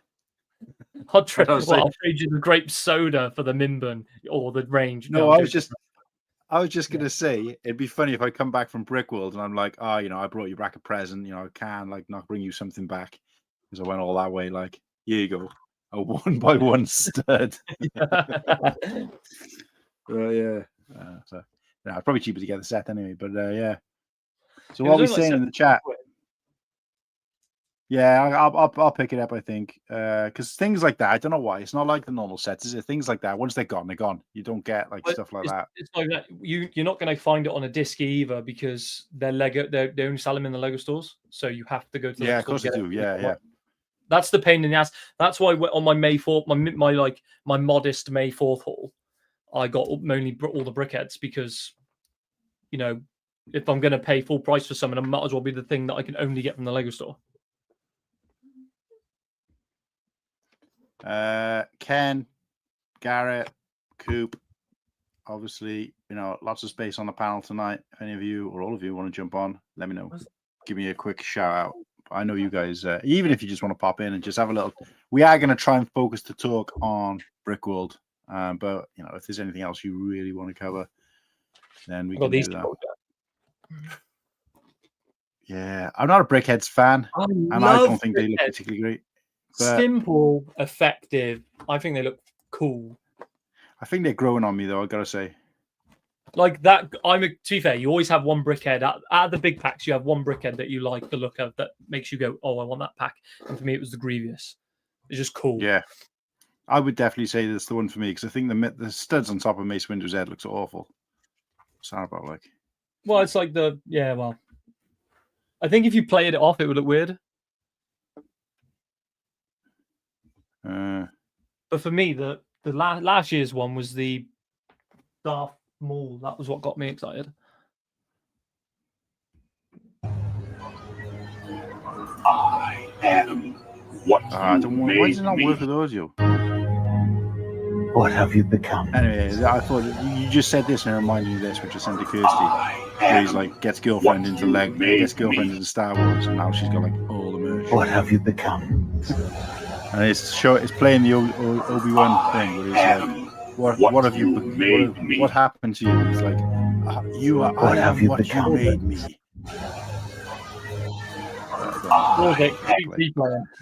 You made me. What's that? Replay it. What have you become? Loud. Can you hear it though?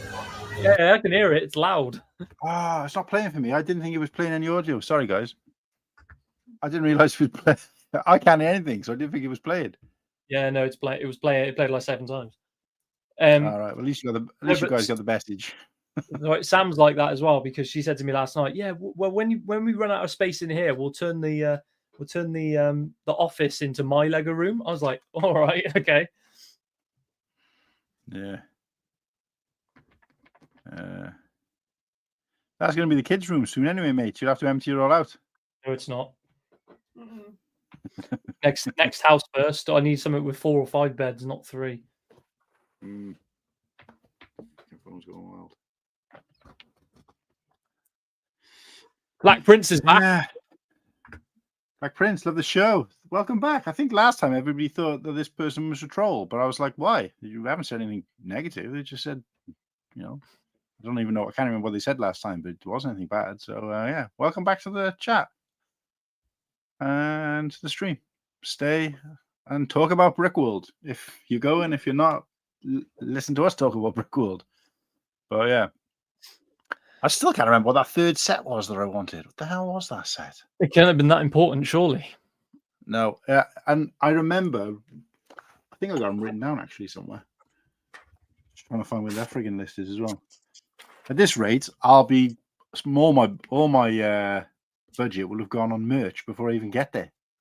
Did you guys? Go on. No, go on. No, I was just going to say that. Did you ever get a chance to look at the ACOB newest drops? I did, and they're going to hate me, but I'm not a fan of a lot of it. Like, it doesn't tickle my fancy. It's a bit out there and stuff. Like, it's just not for me. And also the baseball jerseys, like, it's just not my thing. However, the Ostif distribution shirt, I did cop. I was like, yeah, 100% getting that. So that was the only thing I got at that. And if I was to get something else, maybe the bag, the ACOB bag, maybe. But no, I only really like the Ostif distribution shirt. Yeah, so I got 3 things in my basket.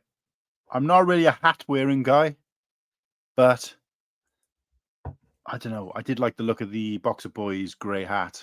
And I'm thinking I could do with a baseball hat because I bought one in New York a couple of years back, but it got wrecked during that holiday because it was a heat wave in New York, and I sweated. It got sweated in and dried like 300 times while I was out there. So it's probably only fit to be burnt now anyway. But I did actually enjoy wearing it. So I'm thinking, should I start going back to wearing baseball caps? I don't know. So I was umming and ahhing about that. I was going to get the bag, because I do need a new bag, and I was talking to Kirsty about I need to get a new bag. But then I think I can get like a trespass one or something like that in Sports Direct for like a lot cheaper than that, and it'd probably be a bit more useful. Because although the bag looks good and the design is nice and everything, stick my screen up. Oh yeah, although the bag looks good, again without it sounding awful to the boys, it's just got it. I like extra pockets. I like having like little pockets on the front and stuff. And this one now didn't have any. It's just got one main compartment. Yeah, so like the Rennie, maybe I was like potentially was okay. Top right. So this one you've copped this one, have you? I haven't yet, but that's the one I 100% getting. See if I got it'd be in black. It would have to be in black. I don't want to wear too many black t-shirts over there though, because it's going to be red hot. That's why I went with the grey. I gone for the grey, whatever. It's gonna be a good like 30 degrees. So which one did you get? You got the middle one then, did you? No, I didn't get any of them. These ones not. No. I got Ostif distribution, which is this. Yeah. Right. I got this one. So that's I like the look of that, but the only reason I didn't get that is because obviously you look at the design on the back. It don't really relate to me because I don't drink beer. I feel like that's a callback to last year, and because I wasn't there, it's like me buying Star Wars Celebration Japan merch. Yeah, but he's doing it again. But he's doing it again. I know, but getting his cooler, and he's constantly gonna have it filled, and it's a subscription, $10 per person, unlimited use. Yeah, I don't know though. He won't be adding any to me because I won't be drinking it. So. And I got it in a large, Sam, not an extra large. Because I've lost £30. Really? You lost £30 and then spent on this. What? But so maybe the bag. I got the MBV. I'm wearing it now actually. There. So instead of the bag, because like I said, it's just one big compartment, and I like to have lots of little pockets to put bits and pieces in. So I've gone for the middle one because I'm going to be rocking that around. That's the one I was thinking about getting, just to like throw bits in if I needed to. Yeah, and I think Studlake was, when he was talking about it, he was like, they give you bits and pieces, and you're going to be picking up sig figs and bricks and bits and pieces. And at the end of the day, obviously, if you get a set, you can take it back to your room. You're going to want to anyway to get it nice and safe. But if it's some bits and pieces, you can lob that in, and you forget when you got these on your back, you forget they're there. So as long as you haven't got something stupidly big in there. So I can't do without one of these. And to be honest with you, although 17 odd quid is quite a lot, you could pick one of these up for 4 or 5 quid. To have a double-sided, so you can be rocking the ban, or if you click it again, it's got the ban or that. And I actually like that design as well. The purple on black is. Cody's the simple logo design is fire. Yeah, because that's on the back of this t-shirt as well, actually, isn't it? Yeah. Yeah, it is. Yeah, in big letters. Yeah. Keep going up. So the bag definitely. That t-shirt top right definitely. I'm not going to get another Ostif shirt. Sorry, Ostif, but especially white. That ACOB blue and white one I've got, I still put it in the plastic bag every time I wear it or wash it because I'm just worried it's going to get a stain on it. I hate white t-shirts because it's just impossible to keep clean. But I don't like. Yeah, I'm the same as you. I think these shirts are they're not me at all. I don't think they're long enough either. I like shorts down to my knee. I'd wear them in the swimming pool. Yeah, that's what I'm saying. These look. If I was going to Cyprus or something, upset the apple cart. I'm 27 days away, Sam. We can't upset people, all right? Yeah, it's not for me. And again, the vests. I haven't got the arms for vests. White t-shirt. I love the design of the white t-shirt, but again, it's a white t-shirt. If it was blue with the white design, I'd have been all over it. Because I actually like that color, that cayenne color, or whatever it is, but I just not in a vest. So I wanted that color in the middle there, right? The vest, but in a t-shirt, and I'd have been all over it. But like the teal, yeah. I get what you mean. If that or like that. So what you're saying there? So the middle one, color swap it with the t-shirt. Color swap it. Yeah. So absolutely. do a teal with a white logo. Yeah, because the only thing I've ever got the wave of is solar wave, but so I got those 3 things in my basket, and this is what I was going to ask you about. It's why I brought it up, I guess, but it's definitely worth plugging because it's Brickworld hype. But I put those 3 things in my basket, and it was charging me postage and packaging on each item. And I said to Cody, I messaged him and said, this don't look right. I'm pretty sure I scrolled back through my messages, and I'm pretty sure that I had the same issue before when I ordered his Let me see what t-shirt. Let me see what it does for me. £4. It was 4 quid postage for 1 and 8 quid postage for 2. And he said and he fixed it for me. So I messaged him. I said, look, if that's the price of postage, it's fine. I said, but it can't be £4 for one, £4 for another, and then like whatever it is, 3 quid for another, when they're all coming at the same time from the same place. I've never seen that before. Yeah, they come from Latvia, by the way. That's where our ones come from. I know, but it's not like you're talking. If I was having even if it was a Lego set, obviously the weight goes up. But with something like this, I just can't. I don't get why having 3 items, justifies having a separate postage cost for each one. And obviously, I know this is no knock against Cody or Studlake because it's not his doing. I was just curious as to whether that was just me, or whether does that sound right or what? Yeah. Did you do the same for you? Hang on, no, I'm looking at it now. It's just obviously it brings up my details and stuff that I didn't want to share. So. All right, yeah.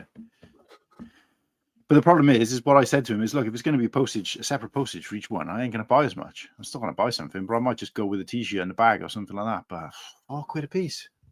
Like when I ordered both of Ostif's t-shirts, I paid 1 postage price. So,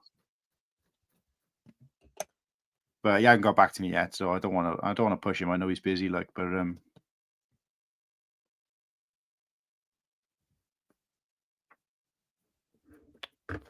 let's just have a look. I'm not buying it.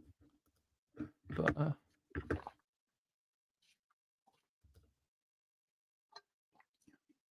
I think I must have said something to him in a stream about it, because all I see when I scroll through my chat is how much did you pay for 3 items?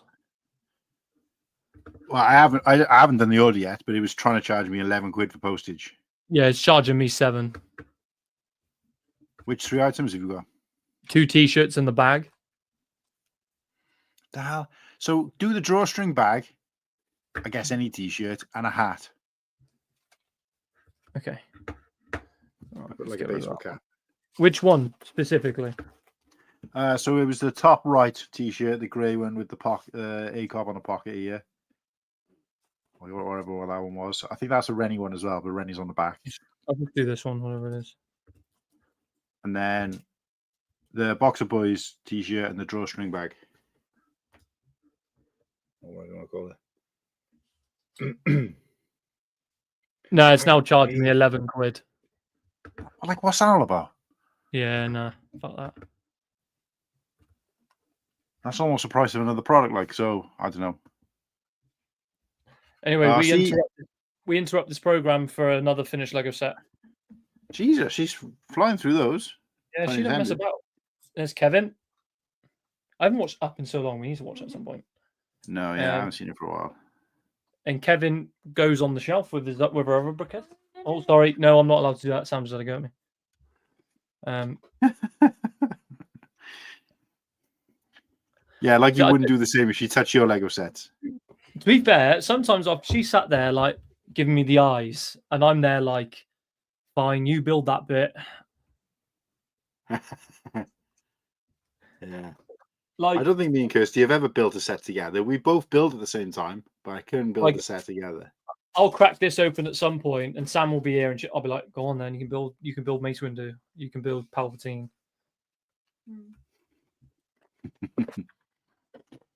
Pregnant. Huh?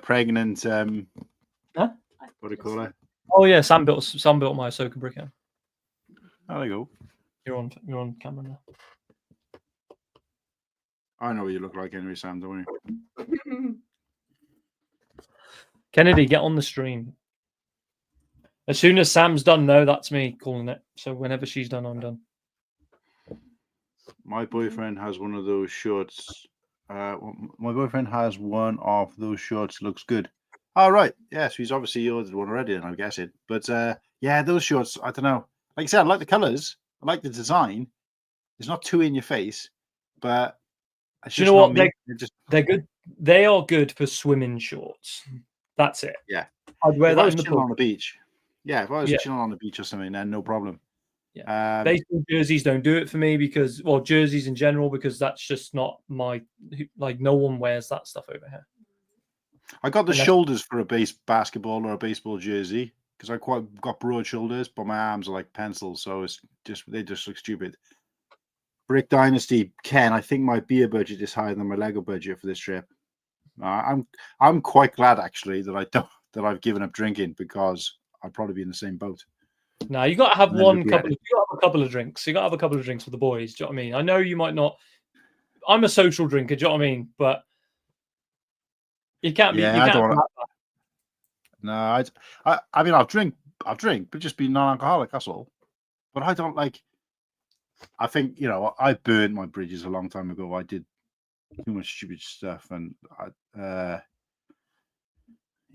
done enough drinking for both of our lifetimes, probably, mate. To be honest with you, so I don't really even miss it. The health benefits are so much better mentally and physically. So, hey boys, might be a delay. Mama Stiff's car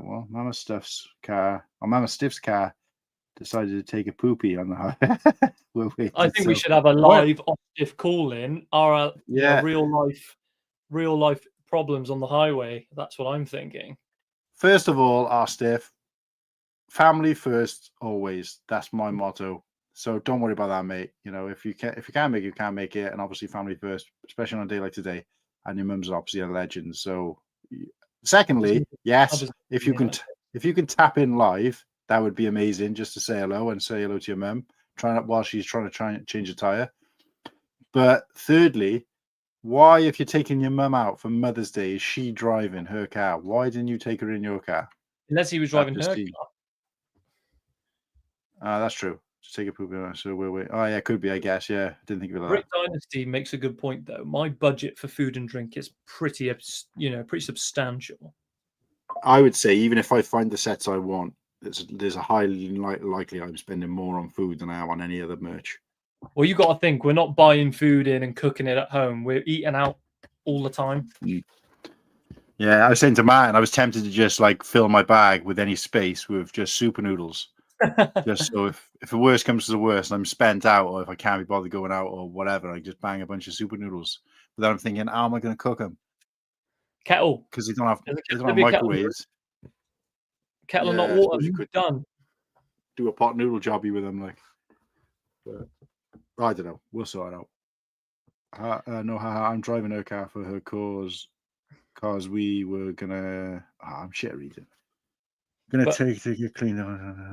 Yeah. Okay. So live check-in. When I last came to the United States, I didn't get the chance to do any of like the typical touristy stuff that we want to do, like go to Walmart and shit, and just experience that kind of weird, the kind of weirdo normal day-to-day stuff that they do that we want to go and do.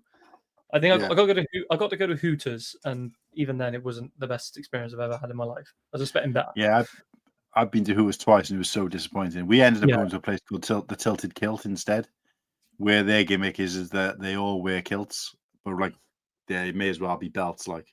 Yeah. But But I said to Austin, as soon as you pick me up, we need to take me to Walmart. Let me experience like the pure calories that are going to be there just on the shelf, and the Lego aisles. The Lego aisles are going to be like Smiths. Yeah, I'll tell you what you guys do need to do though, because I don't know whether I wouldn't say I don't trust, but I don't want to like rely on people who I don't know as well to go out and buy for us. But you need to try and check out those because I'm deadly serious about the whole Hawaiian shirt thing, and us all rocking one, even if it's just like us lot rocking one.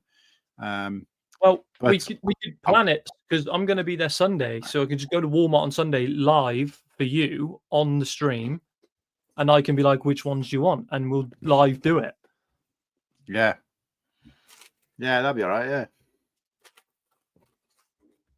but I can't remember which one I liked. To be honest with you, I probably would have worn all of them, but it was one in particular. I was like, "Oh, it'd be cheeky to ask Brent to get that for me now." I thought, no, I'll do it. I'll do it when we go there because they're gonna have them in. They've got it. Do you know what I mean? Yeah. Especially with the summer, it's with the heat. The heat's getting up there now. Like it's gonna be like 30 degrees Celsius, high 20s, early 30s. It's gonna be wham. That's the only thing though. Now is just trying to arrange all these things. When are we going to do what? Because I don't want to be, without sounding awful. I don't mind like what other people say to do, but I don't want to be like hanging on someone else's like nod. I don't want to be like, right, what are we doing today? Let's wait. Oh, what are we doing? Right. Do you know what I mean? To some degree, I want to kind of be like, right, let's do this. But yeah. Well, that's why I kind of said to Ostif, I was like, the first 2 days, 3 days that I'm there, I'd really like to get some of the touristy shits done so that I don't feel the pressure of having to do it in the week when I'm with everyone and I can just chill out and do what I want. Like I've said, I need to pick up a couple of bits for people at home. I need to go to like there's a Harley Davidson shop in Chicago that I need to go there for my dad, and I need to go. There's a place in Chicago that apparently you're supposed to go to if you're going to visit Chicago. It's like the thing to do. It's like going to Buckingham Palace or whatever here. Was it? And never. It's like all right. It's Buckingham Palace was the wrong example. Like the Shard. It's like going to the Shard. Like you go up there, you have a drink. You're like, oh, this is cool, and then you go. Right. Yeah. But yeah, and eateries. I want to find where all the eateries are. Like I know that the first hotel we're staying in, the Quality Inn, there's like an IHOP and a Wendy's. Wendy's is like the best food I've ever had, like fast food I've ever had. So I'd like to go back to Wendy's. And there's an IHOP. I have no idea what an IHOP is, but I'm like, well, it's fast food. No one. International House of Pancakes. Oh, is that what it is? Is it? Mm-hmm. Like I want to go and do that. It's two places, right, that stand out to me, and this is mostly in Florida. So, because I think most of the trips I had to America are Florida. Like four of the like 10 times I've been to America is Florida. So I'd say, and the others are like one place each. So I've been there more times than anything else. I've been to LA. No, LA 3 times, Florida 4 times. So yeah, Florida more than any other. But the first, if anybody in the chat remembers this, because this was the 90s, right? Mid-90s. And we went to a place called Ponderosa. And we went there for breakfast. And I remember, and of course, obviously adjusted for inflation or whatever, but I remember it was like $3.99 for whatever, for kids. For everybody, sorry. So my parents paid like, I don't know, for the 5 of us, what would that have been? Like $20. And that includes a drink. So we'd have like juice or whatever, but the drink isn't refillable. So my parents would have like, I don't know, tea or coffee or whatever. We'd all have like a glass of juice, but they give you a fat glass like that. So it lasts all day anyway. And then it's just like, I know it's a big thing in America anyway, but it's just all you could eat. And bear in mind, in this country at the time, just never heard of, especially like when you go out to eat in places like that. And it was like bacon, sausage, things of cereal, fruit, donuts, cake, like all the, breakfast cakes, just loads of stuff like roasted potatoes, and then obviously it wasn't like the breakfast over here, so you wouldn't have like black pudding and stuff like that, and I don't think they had like mushrooms and stuff and beans, but everything else you could have pancakes, maple syrup. I'll tell you what, we just used to. My parents would be like, look, they never encouraged us to make pigs of ourselves, but they were like, look, we're going to be going out to all the Disney parks and stuff, and it was expensive even then to eat at all these places. They were like, go, fill yourself up. Don't waste food. Don't be bringing back plates of stuff and then like not eating it, but go up, fill yourselves up, smash as many plates as you can. And then obviously we can save money then in the long run. So that's why we went to this Ponderosa place. And when we went back out to America when I was 17, so like 4 years later, we went there again. I wouldn't say we went there every day, but we went there mostly because it was just the best value. And then when we went back, didn't go back then until my mate's wedding, which was 2008. And it was just gone, closed down. I was just like, no. And obviously, a lot of the places do that kind of thing. But the price, for that price, it was just like so much food. And my parents would even be like, right, go and get like some apples, some bananas, and some donuts, and I'll shove them in my bag. And then obviously we had them for the day then. Like wrap them up in, the donuts, wrap them up in a bit of tissue or whatever, chuck them in my mum's bag. And then they'd be snacks throughout the day. And then we wouldn't have to eat then until like the evening. But yeah, so if anyone remembers a Ponderosa from the US, let me know in the chat. I'm looking forward to that because it's going to be cheaper as well. Like it's just going to be dirt cheap. I was having this conversation with Coop yesterday, and he was like, I was like, how much is petrol up in Alaska? And he was like, oh, it's like $4 a gallon, which is expensive. And I was like, okay, let me convert that to British liters. It's like 70 I was on for that, yeah. Liter. Yeah, I remember that conversation. I was in on that, I think. Like 70 pence a litre for diesel. I was like, what? Yeah, it don't mean anything to me anyway because I don't drive, so. You got a license? Nah. What? That's wild. Nah. I learned to drive years ago, did driving lessons and everything, but when it comes to doing it like theory test, I was just like, I don't really want to do it. I remember my driving instructor saying, you're the only person I've ever taught to drive who clearly doesn't even want to do it, not interested whatsoever. I was like, I'm not. I just don't do anything for me. So didn't bother. Sam would hate and it. Weirdly, all the time. Yeah, I had to. Well, Kirsty doesn't either. But of course, I've been quite lucky because everywhere I've lived, because I've moved around so much for work, I've always lived close to work, and it hasn't stopped me from like seeing the world in the country. So we interrupt this programming for another final build. Is Russell? Nice. The other two are better though. I gotta say, don't translate to a brickhead as well as the other two. Yeah, Kevin's the best one, I think, out of the three. And now she's going to place them on her shelf. Yeah.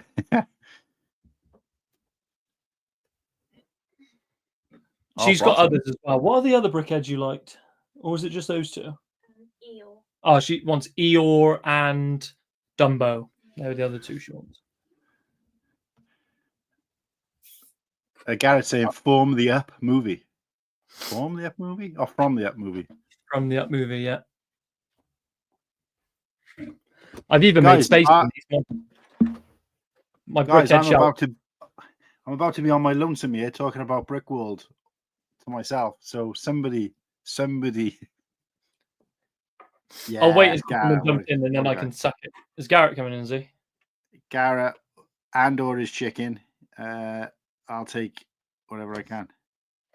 I've messaged so many people recently that I sent a message to a place to ask if they wanted to be a sponsor for the channel. Just I thought the worst they're going to say is no, and I'm no worse off. I don't know if you've seen it, but they're technically stable. They do like mouse mats, but they got some really cool designs. Are they? So yeah, so I just reached out to him and I just thought, because I noticed they got loads of followers, but they get no engagement on their or hardly any engagement on their posts. So like What they they call? posted something like 3 days ago and they've got like 5 likes. And I'm thinking, Jesus. Technically stable. Yeah. So they got 11.5 followers, right? They posted this picture. When was it? This picture. And they posted it like 3 days ago and it's got 15 likes. And I'm thinking, then the other one 3 days ago, 5 likes. I'm thinking, with that many followers, how are you not getting more likes than that? They might have paid for followers Possibly. to make, But anyway, make I them was. look bigger. Yeah, that's true. Anyway, so I just said, look, want to be a sponsor, I'm not expecting you to send us any free stuff, but it's just a way of branching out a little bit. Garrett, I can't. When was the last time I messaged you, Garrett? I can't seem to find you. I've spoken to so many people lately, but I can't find a freaking thing. But they may or may not have some goodies to hand out when we get to Brickworld. That's what. Who? Well, both of us, clearly. Oh, yeah. We haven't even talked about that yet, have we? Oh, I'm just gonna write his name in. I can't freaking find I feel it. like I'm not going to show the stickers, but I've got a shit ton of them here. There's some. These are the ones that I'm going to go around like all the mocks and just throw them all out and stuff. Yeah, it's cool bullshit. Wait, what? What am I looking at there? That's there's 100 stickers there. I just don't want to show what it is because it's Sorry, right, okay. I thought you say it looks like a plain sticker. There's 100 stickers there. So somebody else mentioned in the chat. What do you mean, like go around the mocks? Is that like you could go around the mock and be like, "Oh, that's really cool. Here's a stick," and just give them a sticker and be like, "That's cool." And I'll give a sticker to everyone over. Right. Okay. I've got a bag of legs here. Ooh, here he is, the man. Yeah, all right. How's it going, mate? Bag of head. Good. How are you guys? How's it going? Jesus, I tell you what, everybody tapping in from their cars, doing the what do you call it? The steering wheel cam. Yeah. Well, I'm parked, so I'm not bad like everybody else who drives. What have you been up to anyway? Oh, excuse me. We just were at church, and one of our cousins had a baby dedication. So. Okay. Oh, of course, because you're Arizona, so that's. I'm in Oregon, so I'm on the West Coast. Sorry, not Oregon, not So that's Oregon is like the furthest up, on the furthest left, right? That's Washington. We're right below Washington and just above California. So yeah, we're kind of kind of in the middle on the west. I do study the map quite often, but sometimes I do get confused with a couple of them. You were closer than a lot of people I talk to who don't live in America. Most of them are like, Oregon? What's that? Hang on. Or is that like, hang on, because I have not been listening. So if I look at the map in front of me, hang on. Is it like northwest, but in the middle? Kind of close. I mean, that would be like North Dakota, South Dakota, Montana, or in that area, kind of in the middle, top part, and then Washington. It's complicated because there's two Washingtons in the United States. Washington D.C. and Washington State. Yeah, and I'm just below Washington State and just above California. Yes, I got it. Yeah, so I was kind of I was on the right lines. I was thinking in that close. corner. Yeah, you were close. I mean, like Idaho's over there and stuff too. God damn, cockshot. What's up, guys? Oh man, that shirt does not. The camera does not like that shirt. Yeah, I don't know. Can you see it? Yeah. Take it off. Weird. Take it off. Take it off. The muscles.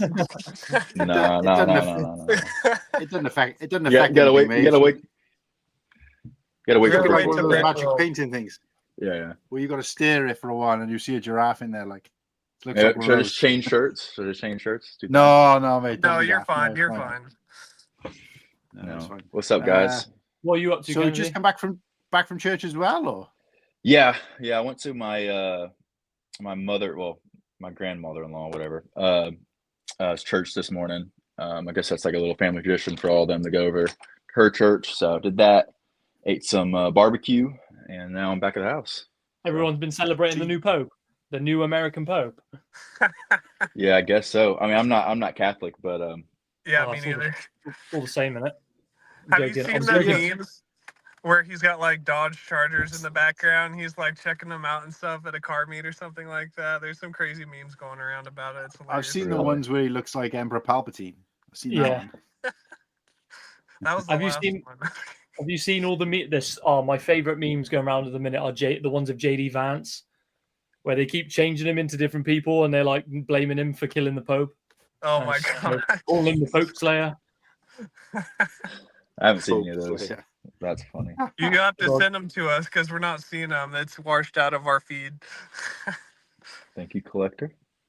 Looking fresh to death.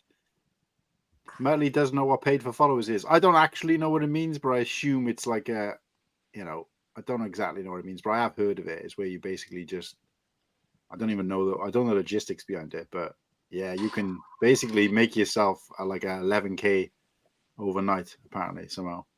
Yeah, it's a lot of like fake bots and like promoting your stuff by paying for ads and stuff like that. It's like kind of like fake followers. Yeah. You want everybody engaged, don't you? That's the thing. Well, not everybody, obviously. That's never going to happen. But you want I've just sent all three of you the Pope Slayer meme. Give it a watch. Funny. Wait a second. Let me check it out. Turn up the volume as well. Get engrossed. All right, let's see here.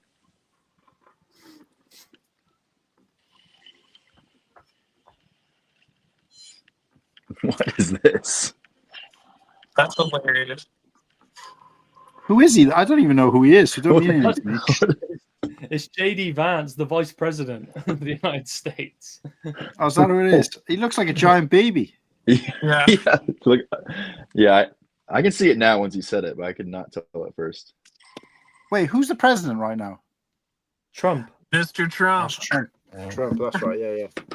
I don't know. I wouldn't have a clue. I don't even know politics from my own country. I tell you what, this is quite a funny story. We went to see it might not mean anything to the American guys, but we went to see a stand-up going back, I think it was about 6 months ago, a stand-up in a local place near us. And he's quite a well-known guy. He's been on telly and stuff in the UK, but anyway, watching his stand-up show, and he kept making reference to this person, that he looks like a younger version of this person, and saying some random name. I remember turning around to Kirsty and going, who's that? Like, everybody's laughing, and I wasn't laughing because obviously I don't know who he's talking about. And I'd be like, oh, who's that? And she was like, oh, no clue. Oh, okay. Anyway, later on, he kept making reference. Okay. Oh, he does look, look like a giant baby. Oh, he's creepy looking. But yeah, references kept coming up. He kept mentioning this person, and I was like, I don't know who this person is. Oh my gosh.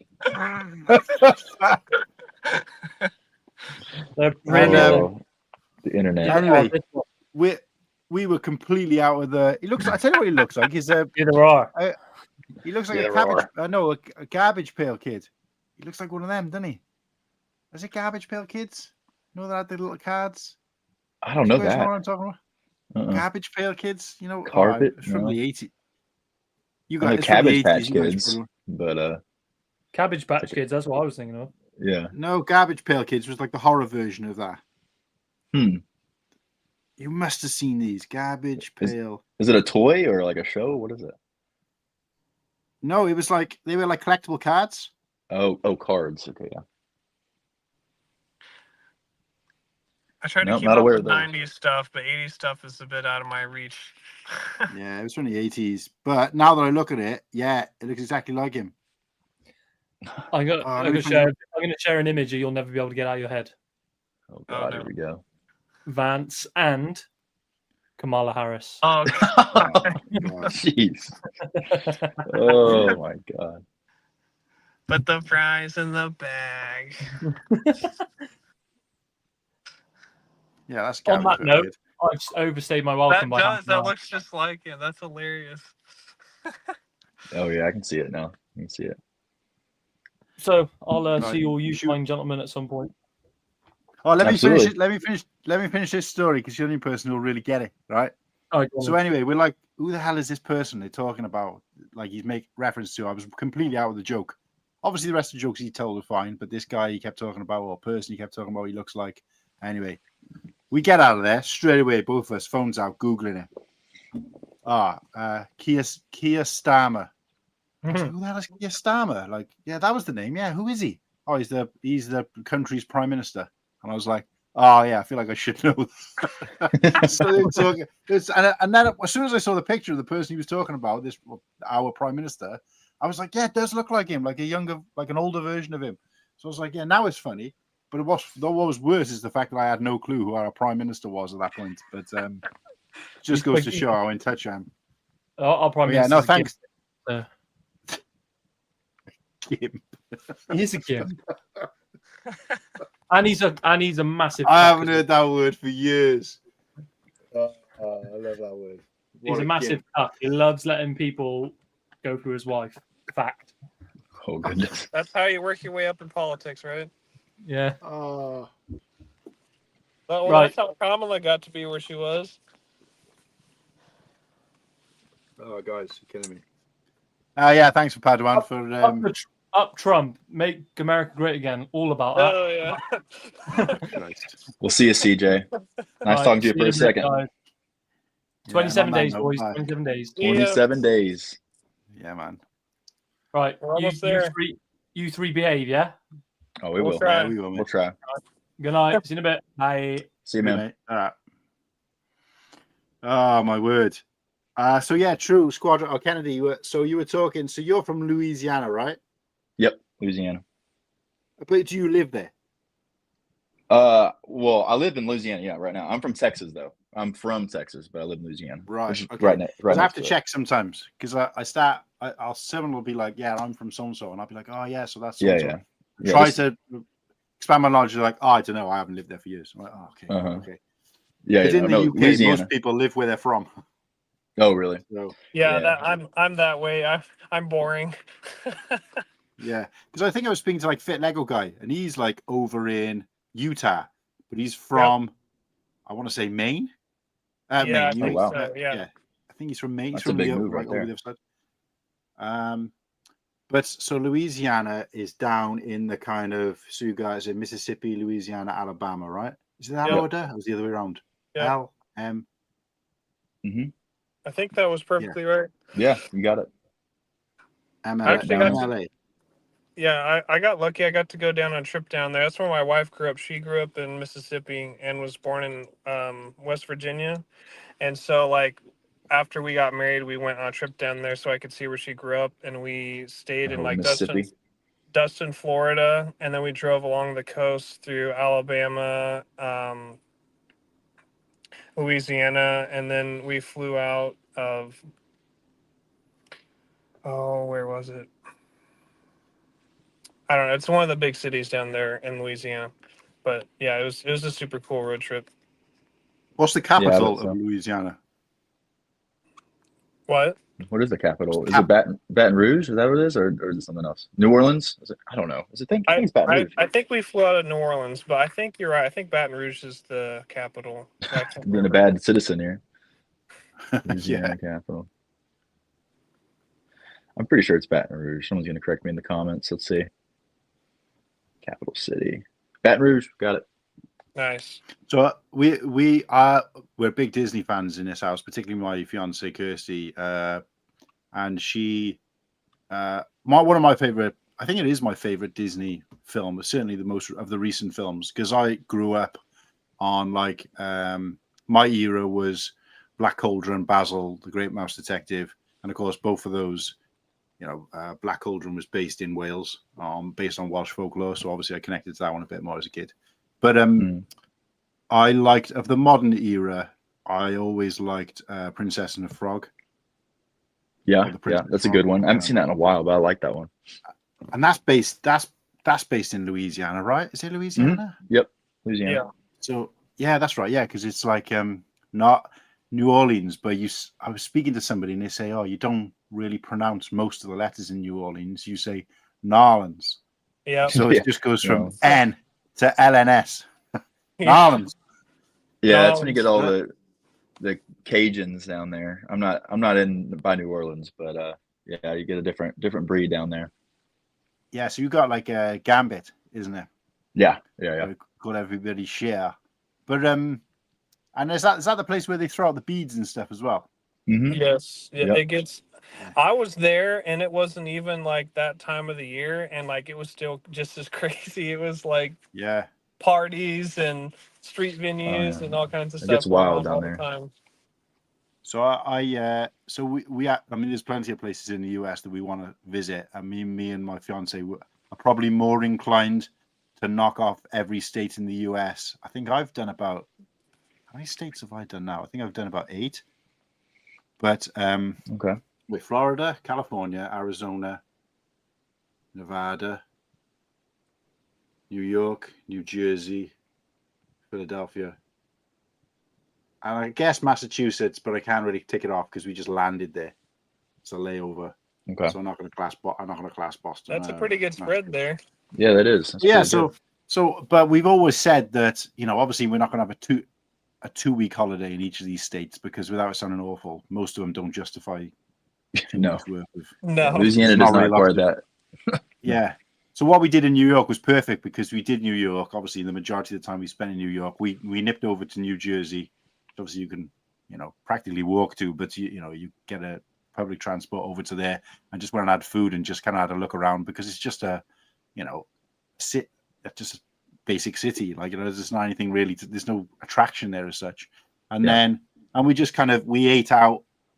We went to Carlos Bakery. We got some cannolis, and some other things like a bear claw and whatever, and we just went out on the kind of railings across the front, the New Jersey, kind of near the port, and just looked across at Manhattan or Lower Manhattan, and you know, took some photos and stuff like that. So that was New Jersey in a kind of a day. And then we did a train trip down to Philadelphia, and we just kind of did the avenue, and we did all the kind of, you know, the birth of the country kind of thing, all that kind of stuff, and so like what's his name, Poe. I'm going to keep going to say Poe Dameron. I was about to say Poe Dameron. What's the poet? Poe. Edgar Allan Poe. Yeah, so like his house and all that kind of stuff, where the first American flag was made, and then obviously we did the Boulevard of, I think it's the Boulevard of the World or whatever it is, that goes down towards the Rocky Steps in Philadelphia, and obviously had I don't know. Did the steps, you know, Rocky runs up the steps. The Rock, yes, on the Rocky movie. The road that leads down to it, and it's around. It's called the Boulevard of the World or something like that. It's got the flags from every country in the world. And what I thought was great was that literally as we started it, the first country on the left-hand side, which is the side of the street we were on, was Wales. And of course, when you go to the US, they don't recognize Wales as a country. They always either do Great Britain or they do England, and then they forget about the rest. But it was like, literally the first flag was Wales. And we were just like, yeah. I was like, I don't need to do the Rocky Steps. I don't need to do the Rocky Steps now. This is it, like, for me. But yeah, we did all that kind of stuff. And again, you know, I would like to go back and see a bit more of Philadelphia, potentially. I keep saying Philadelphia. We did go to Philadelphia, but Pennsylvania is the state, right? So yeah, I wouldn't mind going back and seeing more of Pennsylvania. But I think I'd like to think we ticked it off, considering how much we did while we were there. We saw like everything there is to see. At least in, you know, Philadelphia. And then, so if we're going to go back, we would probably do like, I don't know, Georgia, Alabama, Mississippi, Louisiana kind of thing in one kind of cluster. Yeah. And then places like Florida, obviously you could spend 2 weeks there because there's plenty of attraction there. Like, so that's the plan. And then I speak to other people and they're like, oh, but wouldn't you like to see the rest of the world? And I'm thinking, but the difference between what you can experience in one state of the US compared to particularly one on the other side of the country, I feel like there's more culture in that. And I know it's not a particularly old country, so when you say culture, it's like, is it culture? But, you know, in terms of a different way of life, different food, different like tastes, different weather, you know, different environment, that's the culture for me. And you can see more going from state to state than you can sometimes going from country to country, particularly in Europe, because like most of the countries in Eastern Europe, for example, which again, I would like to see, but they're all exactly, you wouldn't know you were in a different country half the time because it's not different enough, you know? So for me, I would sooner tick off every state in the US than every country, you know, in the world. kind of thing. So, Mhm. so yeah, I don't know how that relates to anything that we were talking about, but just because we were on the That's subject, okay. because I love the like American culture, and thankfully Kirsty's exactly the same. Like I said, there's people who want to go Sweet. to, and we have been to quite a lot of countries in fairness, so we have ticked off quite a lot, and I've been to 4 continents now as well. So, Oh wow. wait a sec, is it 4 continents?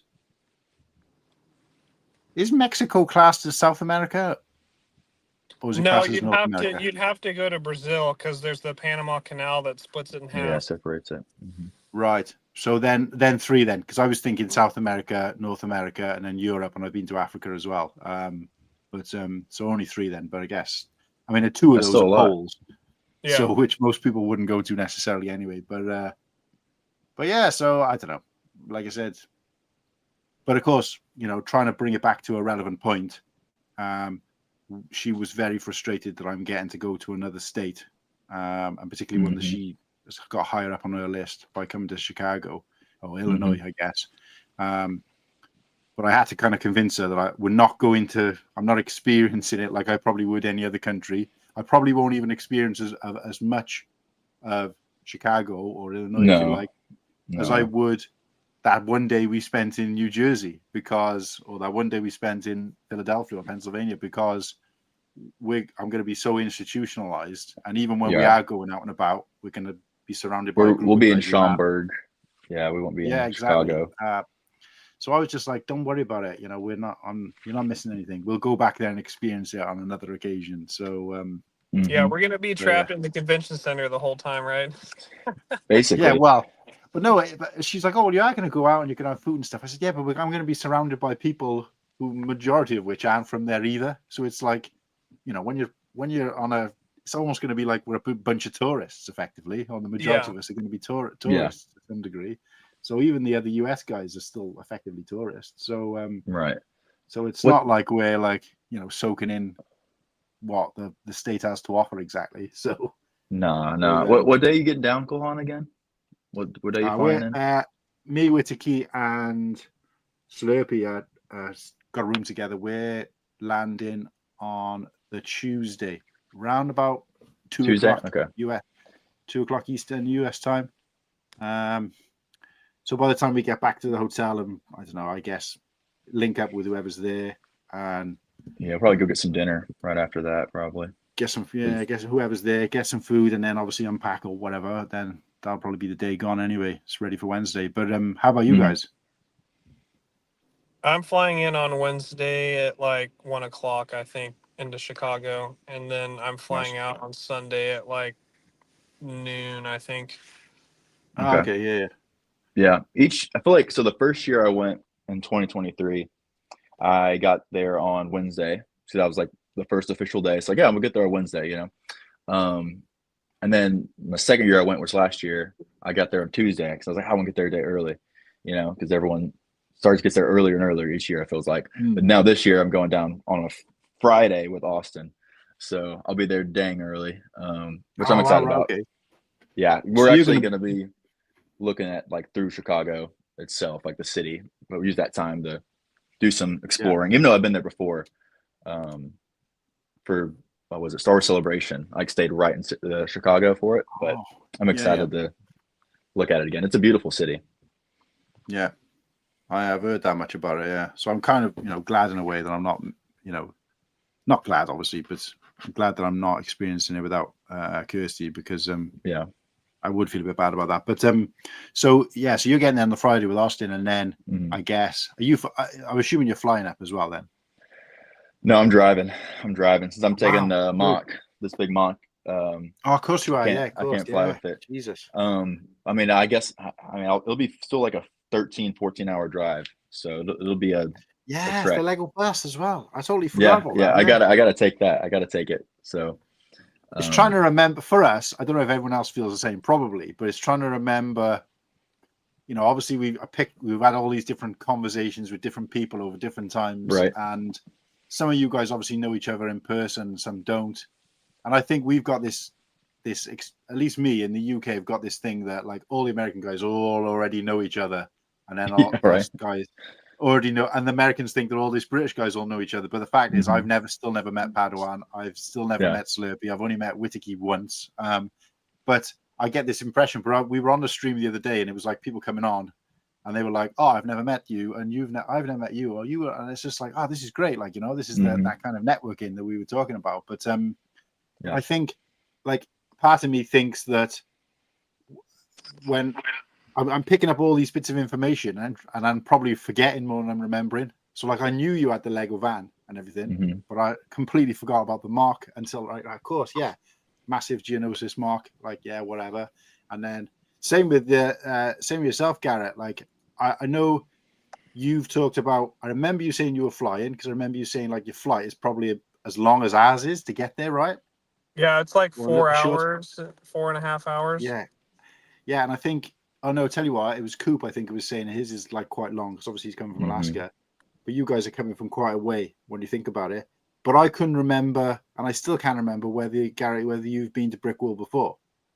Yeah, I haven't. Well, and that's why I wanted to be on these like live streams and get to know a lot of these people, because like I'm going there and I mean, I know Ryan.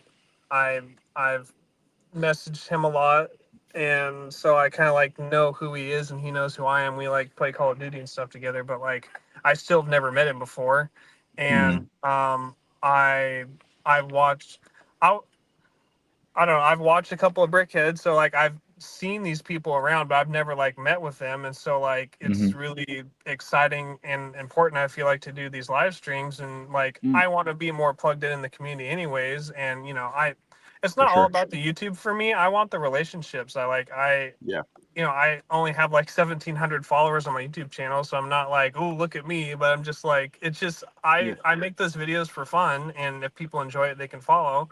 And I really want the relationships with other people who create Lego content. And so I really want to be on these live streams to get to know people. So when I show up to Brickworld, I'm not like a wide-eyed like deer in the headlights, like, oh my gosh, who is all these people? Yeah. And so I don't want to miss it. And so I really enjoy these live streams where there's 6-10 people in the panel, and I'm like, okay, there's this guy and this guy and this guy, and we're like, most of them are going to Brickworld, so I'm like kind of getting to shake hands before I'm there. So when I'm there, I don't walk by them and not know who they are, or like not, recognize them. And so like, it's been really great doing these live streams and getting to know people. So like, if I would have came to Brickworld with the information I had 6 months ago, I would have never known who you were, Kuhan Luke, and I would have just walked right by you and like never said hi or anything. And so like, I'm really excited to go now, because I've done lots of live streams with you, and I can't wait to meet you, and I'm super excited. And same thing with you, True Squadron. Like, I've watched your content and stuff, and so it's just like, I'll be able to like enjoy my time there, because I know all these great people now. I think that was kind of one of the reasons why we started the channel, because we started the channel obviously because there was a bit of a gap in the market for a similar kind of talk show to what exists out there. But for what suited the UK guys, because the biggest complaint was obviously, I got to stay up till 2 o'clock in the morning to enjoy this. And of course, ACOP do a fantastic job of building this sub community, if you want to call it that. But it was still kind of limited. They had their people, their friends who they would kind of connect to. But obviously, I've tried to, we started very slow and getting to know different people, inviting different people on, and creating like people who will come back. But now we're at a point where it's like, we were lucky enough to be able to make enough connections through other people to have lots of different people on and meeting each other.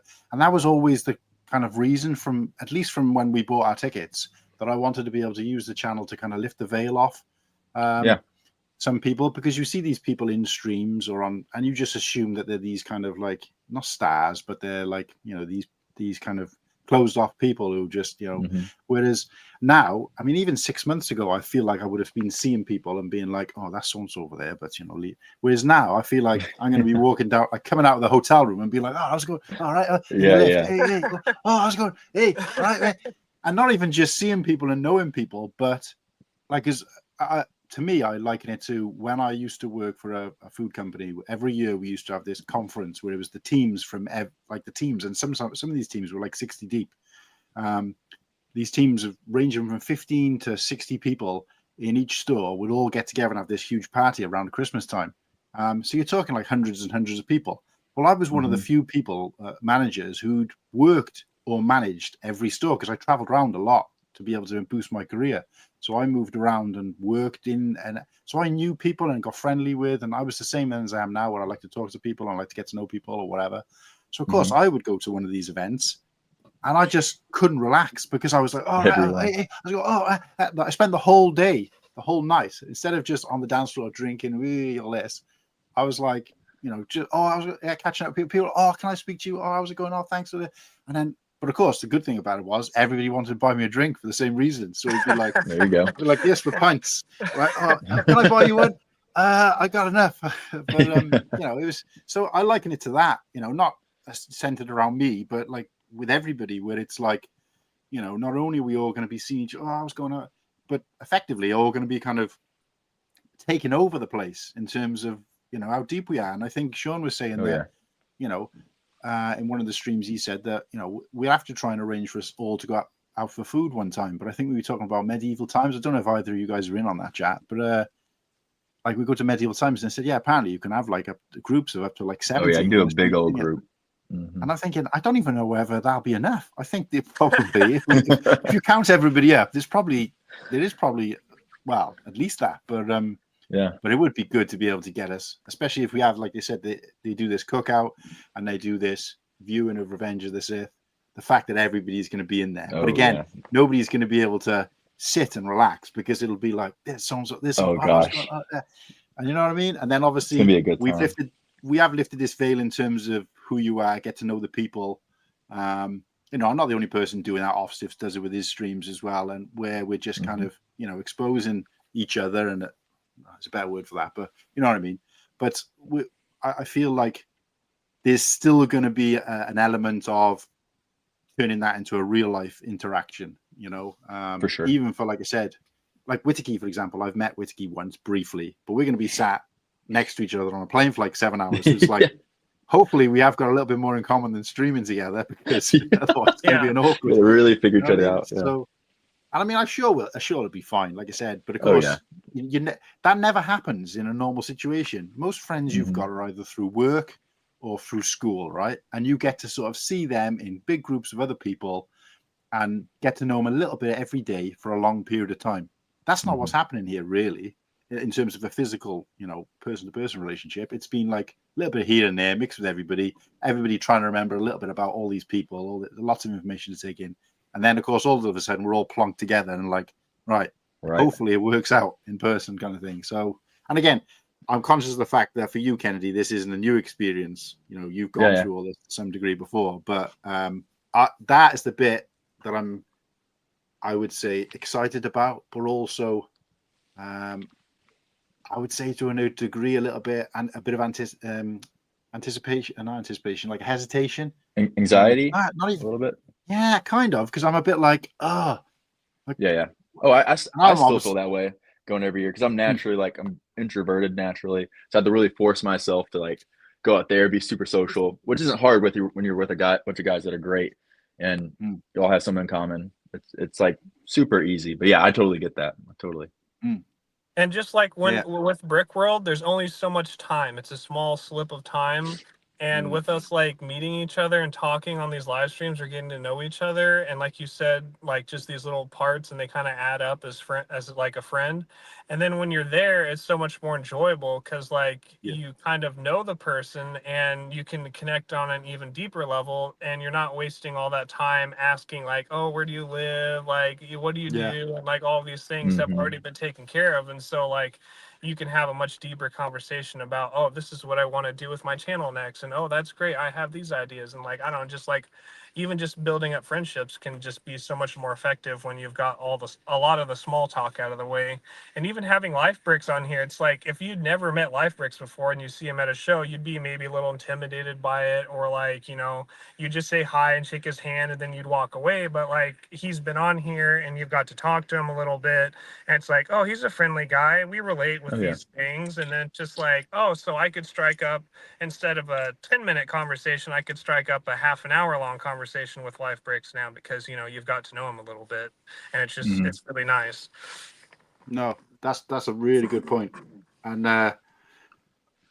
yeah, you hit the nail on the head there, because that's effectively what I was trying to say. But yeah, you're right. It does, like I said, I've messaged Tyler in the past about maybe something random, and I've maybe not got a reply from him. And I'd probably be the same if somebody just messaged me out of the blue and I don't really know or remember who they were.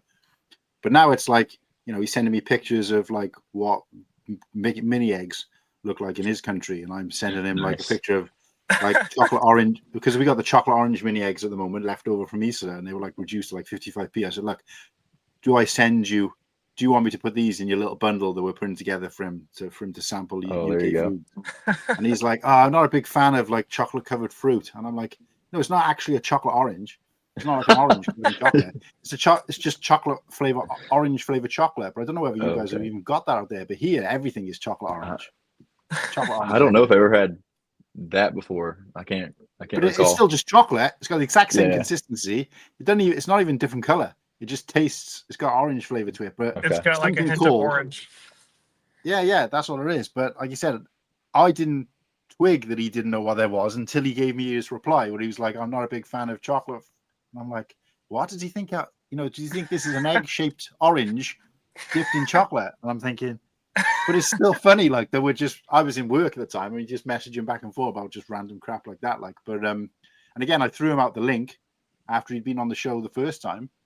He popped on the second time, and I was just like, "Oh, wow!" I wasn't expecting him to pop on at all, but it was just like, yeah. And he stayed for hours, and like you said, he's only a guy. I mean, to me, he's a young guy as well. Like he's, probably young enough to be. Well, he is young enough to be my son, kind of thing. Do you know what I mean? Yeah. So, because I'm like 45, and he's like what 25.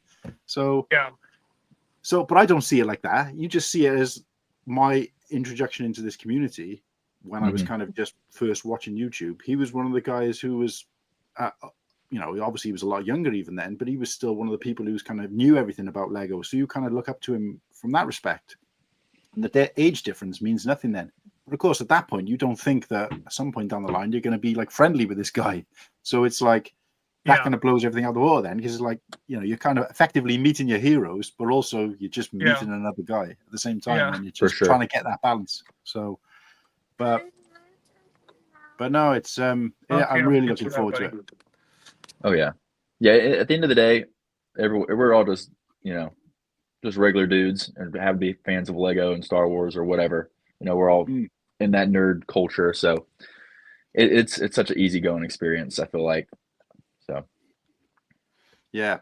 So we were talking a little bit earlier. I know it might be different for you, Kennedy, but we were talking earlier about like what's on our shopping list, if you like. I don't know if you want to call it that, because if I come away with none of the things that are on mine, sets specifically, but I guess it could extend to minifigs,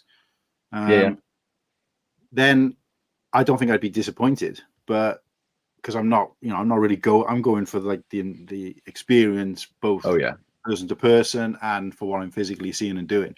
But there are a few things I'd want to try and get my hands on if I can get them there at a good price. Even if I could get them at the same price here, just to be able to say I bought this at Brickworld or whatever. But I just wondered if you had the same situation. Is there anything you got your feelers out for?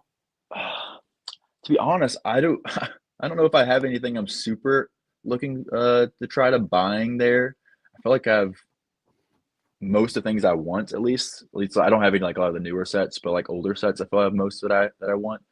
And also just I'm not really caring about buying stuff. It's just more for the experience as well. Like just hanging out with the guys, like that's all I really want. Hanging out with everyone, eating, having a good time. And then also I've spent basically all my new Lego money on building this mock I have here. So I'm trying not to spend too much. So that's kind of been the expense. That's what this mock right here is the Lego money expense. But what I usually try to do is for new media coming up that's might interest me, I might start building or trying to get figures from it for Ahsoka season 2 that has my interest. So maybe start getting figures and stuff that might be in that. Maybe I'll do that a little bit, buy some Imperial stuff. But other than that, no, I don't have any things I'm okay, I'm seeking out a UCS whatever, Yeah. Well, mine is quite tame anyway, in compared to somebody who's looking for nothing, then I guess it's not. But I wanted the I've already forgotten what it's called. It's the like scout bike from Solo. You know, the chases. It's the battle pack Han that Solo came one? out from Solo. Yeah. But not the actual speeder, but they Oh, chase the him battle in the pack? speeder briefly. Yeah, the battle pack. Yeah, because Oh, okay. I The got the Patrol Trooper entire battle pack. Yeah. patrol trooper. That's it. Yeah, we were talking about it earlier. I threw it up on the screen. I obviously won't do it again. There's no point because especially because you know what I'm talking about. But essentially, that set, I got the entire wave, and I still to this day say that it was probably the best for me personally. It was the best wave of Lego in terms of Oh, the Solo wave? Yeah, not a stinker Oh, in there. it was good. It really was really good. And that was early on for me as well. So at the time, I didn't recognize that, wow, this is a good wave. It didn't mean that to me then. I had not really a lot to compare it to. But going down the line, I was thinking, wow, I haven't been in a situation where like every set that's come out for a particular movie or whatever has been like as good as that for me. And again, I think there's probably, I don't know if you want to call it nostalgia. It's not old enough to be nostalgia, but it was nostalgia for me because it reminds me of that time when I was first getting into these sets, and I loved the movie as well. Right. It's quite high on my list, but which is a hot take, I guess, for some people. But I really like Solo. Yeah, I feel like the rewatchability on Solo is really it's good. It's such a fun movie. It's a fun, just good like adventure to go on. It's like no like it doesn't take big stakes. Don't take yourself, and I feel like it kind of answers lots of sort of back questions of the history of Solo and Chewie and stuff like that and how they've been through. Yeah. So it kind of fills in that gap. But no, I remember seeing the battle pack and thinking, well, it's like knocking about for like £5 or £6 or £7, whatever it was at the time. Thinking, I'll get that last because that'll be the easiest one to get. I left it 2 legs and I couldn't find the thing anywhere. And then when I was seeing on the aftermarket, people were asking like, I don't know, 14, 15 quid for it. And I thought, well, I saw it in the shops for like £5. I'm not going to pay that. And at the time I was too wet behind the ears to realize that that's only going to get more expensive. And of course, it's not cheap. It's not expensive now. I just looked on eBay while we were on the stream earlier, and I think it's like £32, and that's posted as well. So it's nothing. But I'm thinking for that, because it's such a small set and it's relatively easy to get hold of, I want to be able to say I've got that from Brickworld because not only is it a set I want, it's easy for me to bring back, so I haven't got to worry about like big set parts, whatever. Probably quite readily available, not ridiculously expensive, but also it completes that wave for me. So it's like I've got that feeling of completionist, but I've got it from Brickworld as well on top of everything else. So yeah, but that's one for all those reasons and probably more. But the other one is the Bounty Hunter Pursuit. Again, that's going to be an interesting one. Yeah, that trying to get that at a good price is going to be tough, and probably I don't need a sealed. I'm not a sealed guy. Obviously, if I can get a sealed for a good price, great. But I'm happy for it to be complete and even without the box. But But yeah, again, it's one of those ones. It'd be like nice to be able to tick that off my list because it's been on my list for a long time. Well, if you can't find it, I could give you mine. I have one, but it's got a few pieces that are the wrong colors, but it's just the little clips that hold the cups. But yeah, I have that set. Oh, mate, absolutely, yeah, definitely. Well, obviously, I wouldn't take it off your hands for nothing. We do a trade, or I'll give you something for it, obviously. But yeah, that'd be amazing, mate. If I don't find it, we'll sort something out. But of course, you're going to need to know before. You're going to need to know beforehand cost to ship that across. So yeah, I ain't going to know. I can't get it until I've been there, am I? So, but no, definitely. The more I think about it, I just because I'm just. My flight comes with a free check bag, so I'm just gonna check an empty bag, and so I can bring stuff back. But the more and more I think about it, I'm like, man, I should bring some stuff with me. Like, you should need something.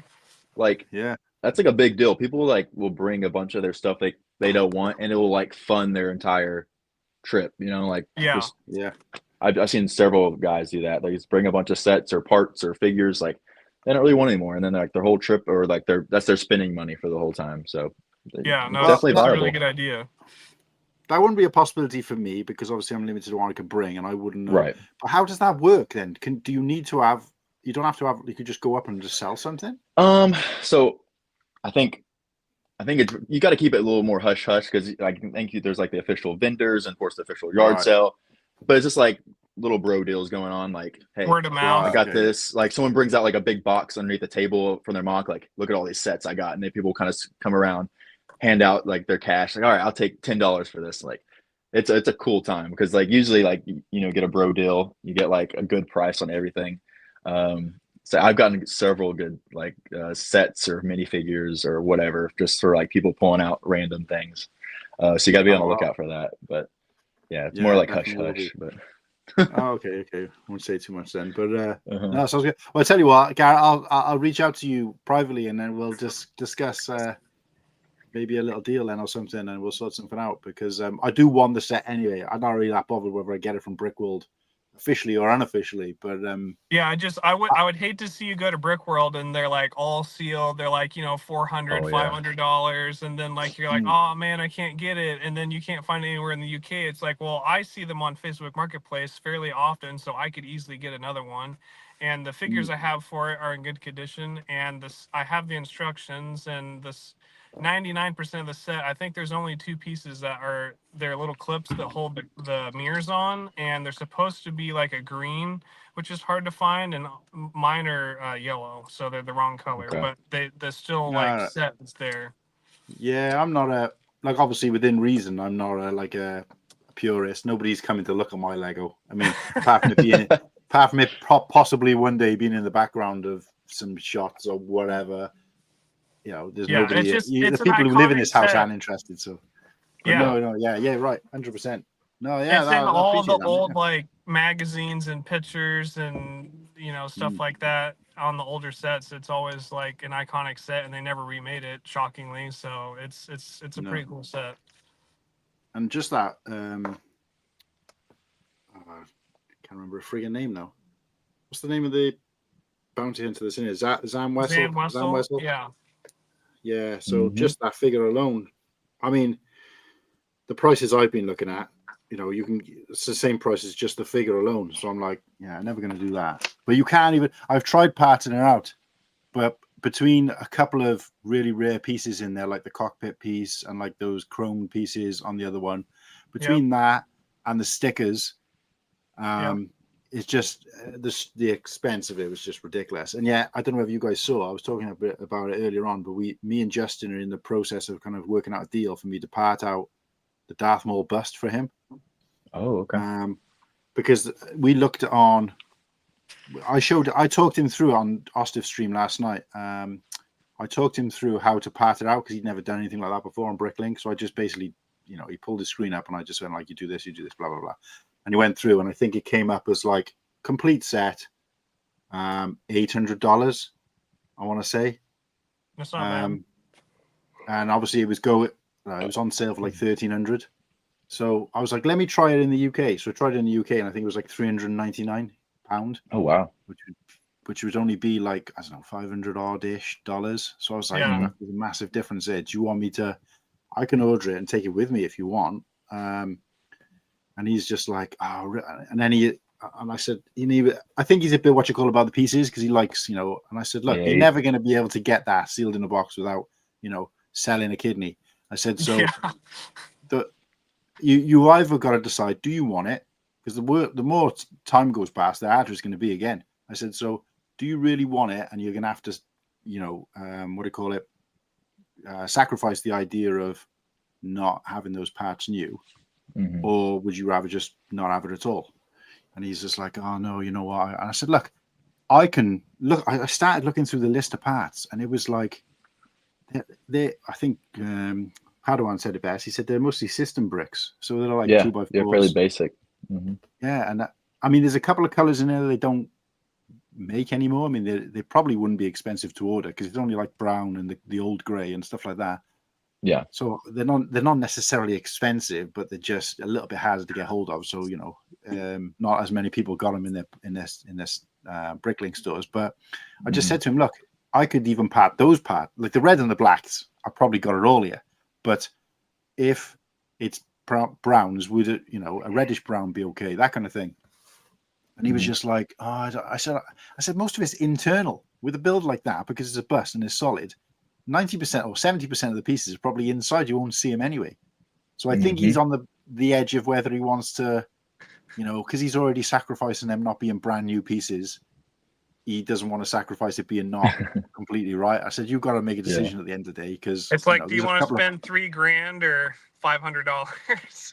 Yeah, exactly. I said, at the end of the day, I said, who's looking at it? Nobody's going to know. Even if you showed her on the stream, and nobody's going to go, wait, inside there, 5 bricks deep, 10 bricks down, there's a brown brick instead of a reddish brown brick instead of a brown brick. I hate you. I'm now speaking to you again. I said, well, nobody cares. Like, so, and he's like, okay. I said, to a degree, don't give me, obviously, if the horns, for example, are brown, I think there's some brown on the horns. If we can work out that those are brown and you want a brown, we do brown. But inside reddish brown, and I think there was like a couple of green bricks and stuff like that. And I was just like, that could be any color.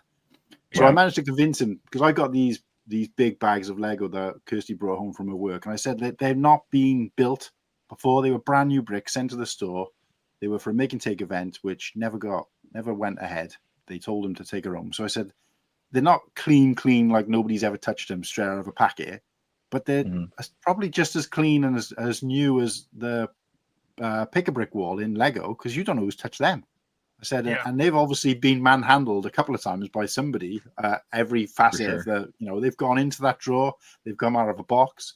Do you know what I mean? So, no, I don't think there's such a thing as an untouched brick, really. I said, but if you're happy with those bricks, which those are the newest bricks I probably own outside of inside seal sets, then I could probably, and I was like, well, we'll work out a price. Everything else, then I've got to order. I'll order for you because it's obviously going to be cheaper here anyway, and I'll bring it across and we'll work something out. I said, but I reckon if it's 399 quid, so they call it 400 quid, I reckon by the time I take away the parts that I've got, and you give me something that's probably a fraction of the price. So let's just say I get 200, half of the bricks myself, 200 quid, and I'll give them to you for 50. I said, and then you've got another 200 quid's worth of pieces that you do have to actually order. I said, so you're getting an $800 used set, which is still used, but you're getting it for like, whatever, $200-$300. Yeah, if that. Yeah, for sure. Yeah. So I think the only expensive piece in there was the kind of is there 4 of them that make up the neck. It's the kind of quarter cylinder pieces in black. Yeah. And they've only ever appeared in 2 sets, which is the Darth Maul bust, and then in like some other random space set, I think. But in that, I looked at whether it'd be cheaper to just buy those sets. That other set. So you've got those cylinder pieces cheaper, because they were coming up at like 40 quid, £40 each. And I think he was saying about $50 each. They're really expensive. That's crazy. But when I checked this other set, there's only 1 in there anyway. So you'd have to order 4 of those sets to get 4 of them. Wow. So, and that is external because it makes the neck. How much of it you're going to be able to see, I don't know. Because even though it's not the neck, obviously, it makes like the thing that brings it up off the plate. So that where his neck comes down is not touching the bricks, if that makes sense. Okay. So because it's a bust, isn't it? So you've got this pair, and then it goes to like a point here. But to bring that up off, so it's like at least probably 1 brick high off the base plate. It's got like this cylinder thing inside, which creates the kind of, I don't know how it works.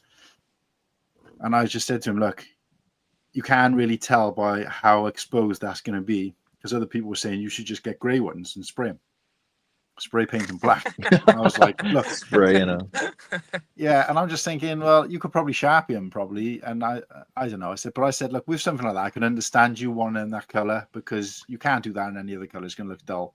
But by the time this kind of piece comes down at the front like this, you probably won't see most of them anyway. But the way the build is done, it's all bird's eye view. So, have you ever seen those builds? You guys must have seen those builds, the older builds, where it's all done from the top and it just shows the bricks going on. And looking at it. Yeah. Oh, it's weird. And I'm just like, what the hell is this? I can't. My eyes were just going funny looking at it. But, so I said to him, look, I can't tell by looking at the instructions how exposed it's going to be. But what you've got to bear in mind is you're going to be making a massive saving by doing it this way. So you don't then mind forking out £30 or $50 per piece of these. And that might be the only thing you have to pay for, or maybe a few extra bricks. So the one thing I thought was weird, though, is there's a little printed grey on the old grey, little printed 2x1 Lego, 1x2 Lego thing. And that is coming up as like 17 pence. And I'm thinking, that's the thing that I would have thought would have been expensive, because obviously they don't make that anymore on that and print on that color anymore. So, but anyway, going off. I got that going on. The Darth Maul and the Yoda. It was just like a random Lego piece Yeah, I that couldn't has see it. Lego printed on it. I couldn't when I was looking at the actual build. I couldn't. You can't see it on there, so I don't know where the hell it appears. But it's obviously part of the base plate, like you're saying. But anyway, it's a long story. But the point of the matter is, as soon as he said that, I was like, I like projects like that. I love doing bricklick projects. It's just trying to find the time to do it. But if I've got a reason to dig through my parts and pull everything out and have a bricklink list going, that I know this sounds weird, but that gets me excited more than cracking open a set and building a set. Really? Okay.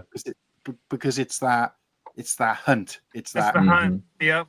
It's the hunt. It's finding the pieces. It's ordering them. It's getting them in and be like, ticking them off. Highlighting them, ticking them off, and just checking them, organizing them. Okay, I'm still a dump all back bricks guy, but I'll have it all organized whilst I'm putting it together. Then once I know it's all there, 100%, I'll reopen the wanted list again from scratch and go through it again just so it's right.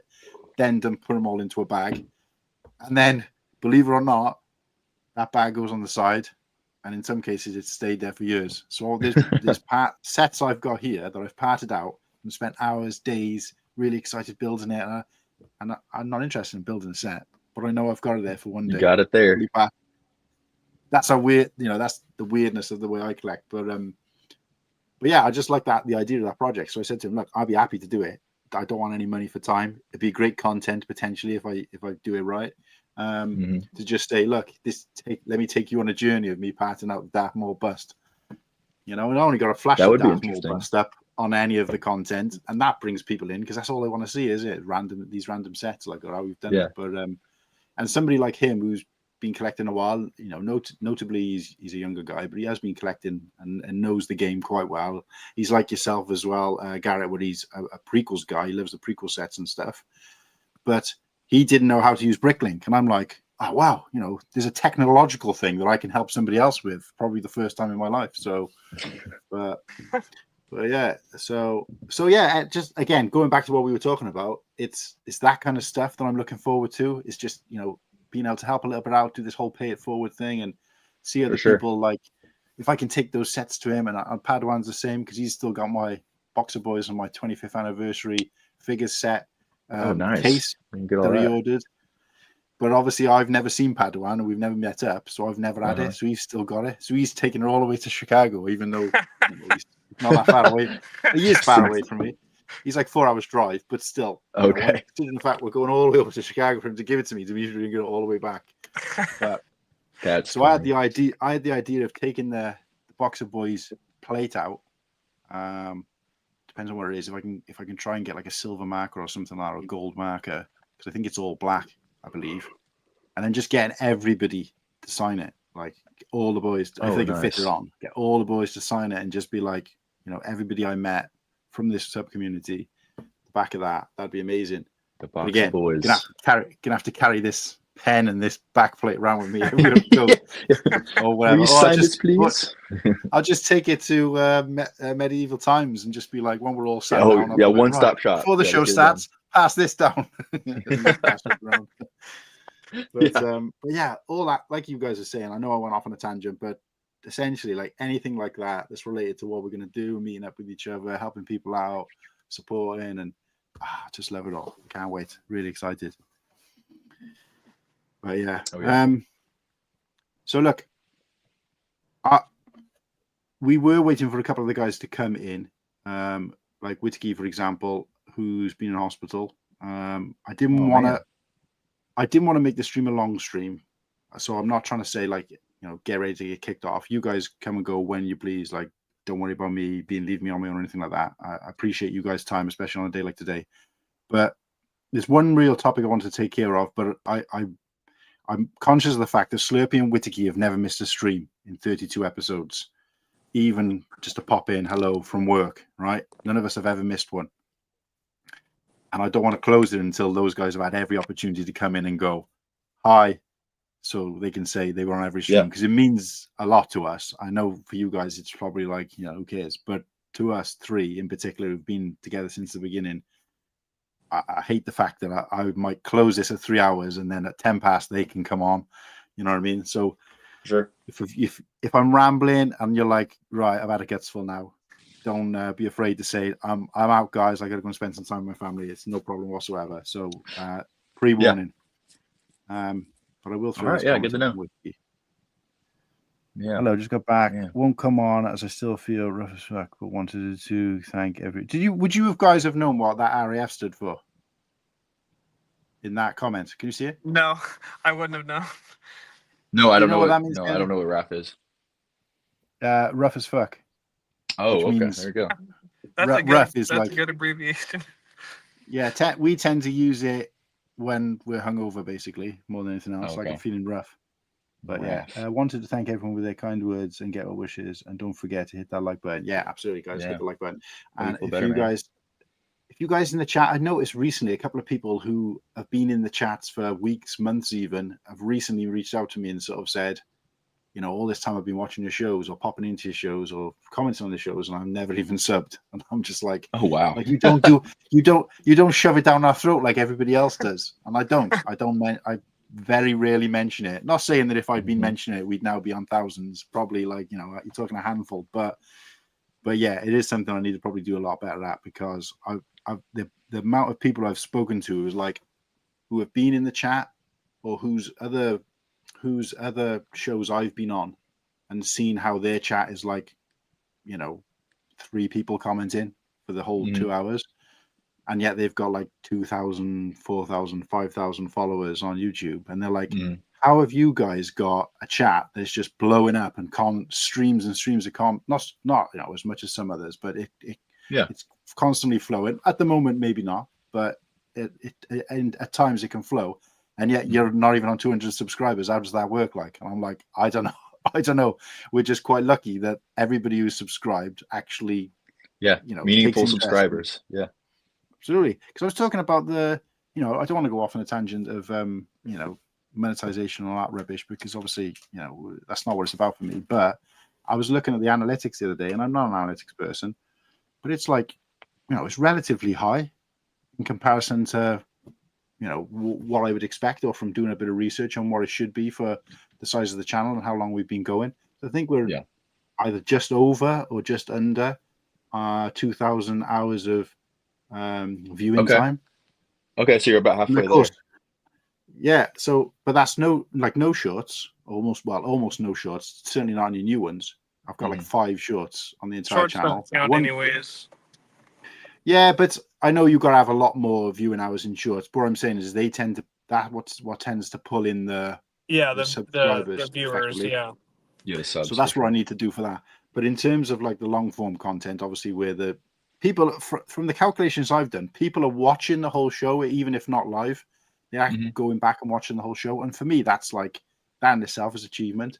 And of course, I'm doing it on the 365 days on the analytics, and we haven't even been going for a year yet. So I'm like, and for the first half of the year, we were only going every other week. So I'm like, wow, I'm in a good place here with that. So if anyone's got any tips on, you know, the viewing hours is obviously where it should be, if not better. But in any tips on a better way to get, because everybody keeps saying to me, find funny parts of the show, clip it, make shorts out of it. That's all you got to do. Sure. And I'm like, yeah, but when I've sat down and done like an 8-hour stream, the last thing I want to do is go back through and try and remember everything from that stream, like, you know. Oh, there he is. Oh, hello. Hello. You okay? Yeah, like I said, I wasn't coming on, but you made me feel a bit when you said, "Oh, I'm waiting." So, hello everyone, and I've got to go because I feel awful. Take care, enjoy the rest of the show, but at least I can say I made it. Hope you feel that's better. what I was worried about, mate. Yeah, but get better, get well soon, mate. All right, take care, everyone. Love you. See ya. Go better. Ta-da. Still here. Oh, bless him. Do you want me to kick you out, or? There you go. There you go. That's good. Goodness gracious. gracious. I'm not even 100% sure. I wouldn't say it anyway, but I'm not even 100% sure what it was he's got. But I mean, I guess that's the last thing on his mind at the moment. But sure. But yeah, there we go. See, so for us, I know it's so meaningless probably to most people. The fact that he's, you know, the guy is having missed a show. It's like we've had this little bit of bet on like who's going to be the first one to miss. Oh, really? Okay, so he had to pop in for not that. really a bet. Yeah, there's no money on it or anything, but like I've missed one episode where I was in work and I popped in to say hello, even though the audio was terrible. And I think Whittaky might have missed an episode, but he only came on at the end, and Slurpy's, in the same boat pretty much. So it's like, so we're just waiting on Slurpy now. So if you're listening, mate, I know you're busy animating. You have to come on. You've got to just say hello, even if you don't show your face. And then I could feel less bad about closing off when we're ready to close off. But Austin said he was going to try and get on, and I got a couple of people who I threw a link out to said they would try to, but I don't want to put pressure on people because I know the day. Yeah, it's a busy day, Mother's Day. Yeah. But yeah, the only other thing I wanted to talk about, and again, guys, don't let me stop you. Don't feel like, because I'm in things sometimes, and I'm trying to say goodbye, and I'm like, I'm trying to find the right time to say goodbye. I don't want to cut anybody off. That don't matter here. Just say, Martin, shut up. I'm going. See you. Yeah. I'll probably hang out for a few more minutes, and I'm gonna go hang out with my wife for a little bit. But yeah, absolutely. Yeah, appreciate your time anyway, regardless. But so the last thing I wanted to cover is I'm working on some bits and pieces, and this is for people, I guess, watching back, whoever's in the live chat, especially if you go into Brickworld. So I've been working on some bits and pieces in terms of, now I heard when I went to Star Wars Celebration that there was, and I'm glad I did my research, there was a big like swag exchange thing is a massive thing, and we wouldn't have known otherwise. So we went with and I actually went out my way to make some stuff. I won't go into it, but the long story short is we came back with like sackfuls of stuff just because we couldn't have everything to take stuff. And I've heard it's kind of similar in a way at Brickworld. I mean, I've heard sig figs, I've heard bricks, but slowly, I don't know whether this year is just different, but I feel like because there's so many people, everybody's like, right, it's kind of like a bit of a one-upmanship. Like, oh, well, you're doing that. Yeah, I feel that I'm doing this same way. Yeah. So there's one thing I want to keep to myself because it just popped up in my Instagram feed. Don't get me wrong, I could go there and everybody's done the same thing, or it's something that someone else has done. So I don't want to kind of ruin it for myself or anybody else, but it popped up on my feed and I thought, do you know what? That'd be a good idea for Brickworld. I wonder if anyone else has done something like that. I thought, no, I'll leave it. And I came back to it and I thought, no, for that price, I'm going to order it, and that's going to be just something slightly cool. So it hasn't arrived yet, but obviously you get to see the finished article. So without going into too much detail, there's a cheeky little surprise there, potentially, hopefully. Sweet. How I'm going to use it, how it's going to tie into things, I don't know, but there's that. Is it going to be a secret until we get to Brickworld, or you're going to show it like right before, or how's that going to work? I think I might keep it. I don't know. I almost want to tell you guys now because I'm really excited about it. How about wait till you get it. Wait till you get it, and then maybe you show it off, and then. I'm thinking maybe get it, and then on one of these kind of hype streams, because the whole point of this hype stream is to do exactly what we've been doing, talk about it, get excited about it, but also to keep people coming back. Without it sounding awful, I'm trying to tap into what works with these streams, and people want to know what's coming next week. Just like any episode. So this whole thing of Brickworld hype counting down, it's going to get more exciting as time goes by. Nice. And I'm like a kid in a candy shop now. So Christ knows where I'll be like by second, third week out. But anyway, so I've got one thing I'm going to keep to myself, but I think you're right. I think I need to kind of showcase it on one of the streams closer to the time. So that people can be like, oh, what? And the idea being then, actually, now I think about it, you brought up a good point there, True Squadron, because it's like, once people see it, then it'll be like, I need to see you to enjoy that, if that's the word. But yes, there's that. The only other thing I've got is, so I've ordered a sig fig. Oh, nice. Really struggled with the sig fig because I didn't really have, or wasn't available to me in terms of like it just doesn't exist in Lego clothing that I think would match my. And of course, you guys only ever see kind of shoulder up anyway, so you don't know that I mostly wear t-shirts and shorts. And of course, that's quite boring. But also, without it being like a skull on it or a random thing that doesn't relate to me at all, like a racing car thing. There's even a Welsh football jersey. Oh, is there? Welsh flag on it, but there's also a big soccer ball on there. Oh, and it's in green, which is my favorite color from some series of minifigures they did for I'm guessing for the American World Cup or whatever it was, how many years ago. And don't get me wrong, they were quite expensive, so I was like, right, that throws me out. But the fact that I had like a huge soccer ball on it, I don't play soccer. I'm not interested in soccer, so that's out. But I couldn't find anything that kind of relate. And I'm just thinking, so I just went with something relatively boring and focused on the bit.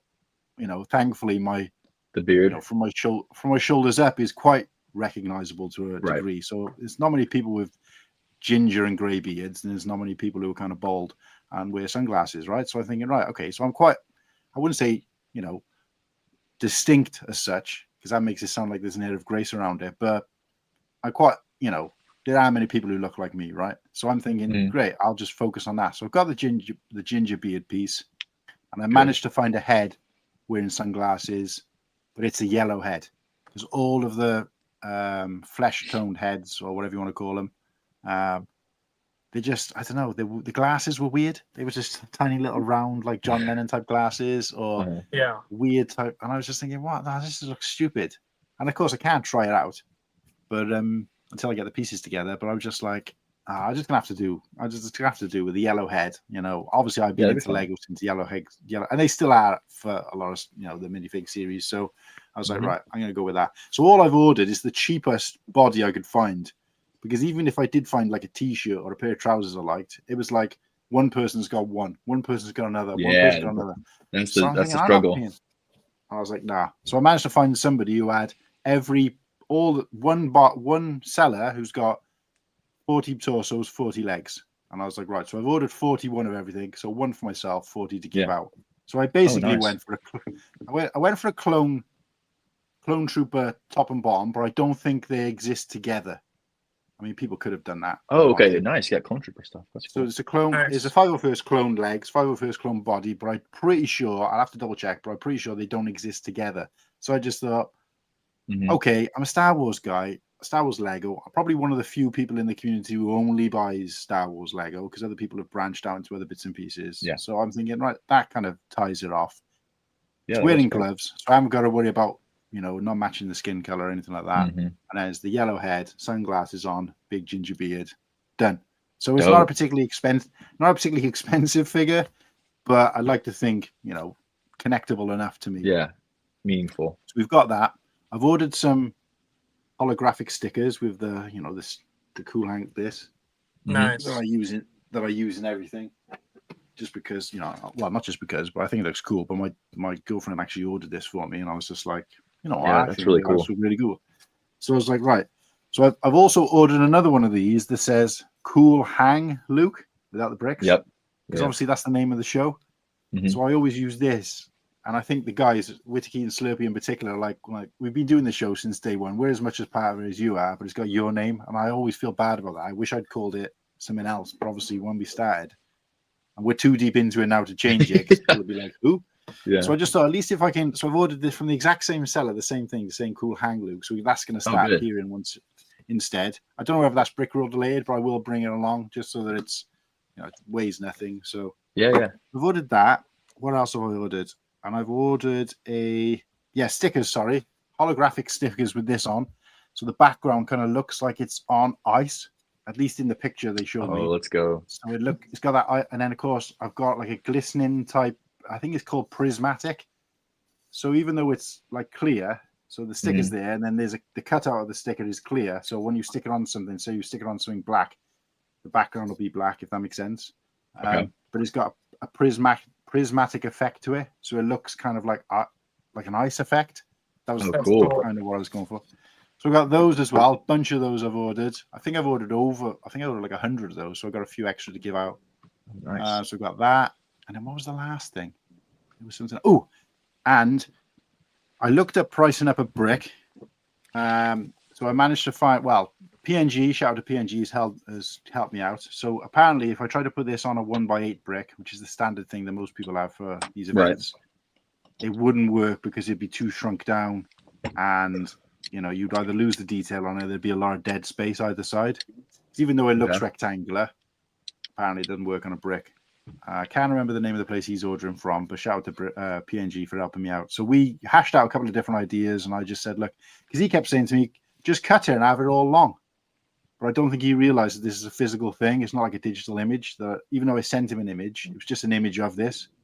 Okay. So I was like, no, I can't physically cut it. It looks like it's in the Star Wars font, correct? It looks like it's in Star Wars font. So you could probably make it, but I'd be worried it wouldn't look quite the same. And not only that, but if it's all together as one line, it's still not, to me, it just wouldn't be quite as recognizable as I don't know. I played with the idea, and I was just like, no, I'm not convinced enough that it's going to work. And I said, look, let's scrap the idea. But then we came back to something different where I was going to put, I mean, hopefully you guys know what the Welsh flag looks like, but again, a Welsh flag. Yeah. Because I've got most people out in the US don't really know much about Wales, but most people I speak to say, look, the flag is cool as shit. Like, obviously, it's a big fuck off red dragon. So, in case you don't know what it looks like, I'm going to flash it up because I do on every other stream.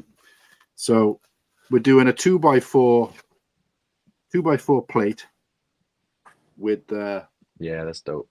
That's sick. And of course, there's no significance with me directly with that because, of course, it's just a flag essentially.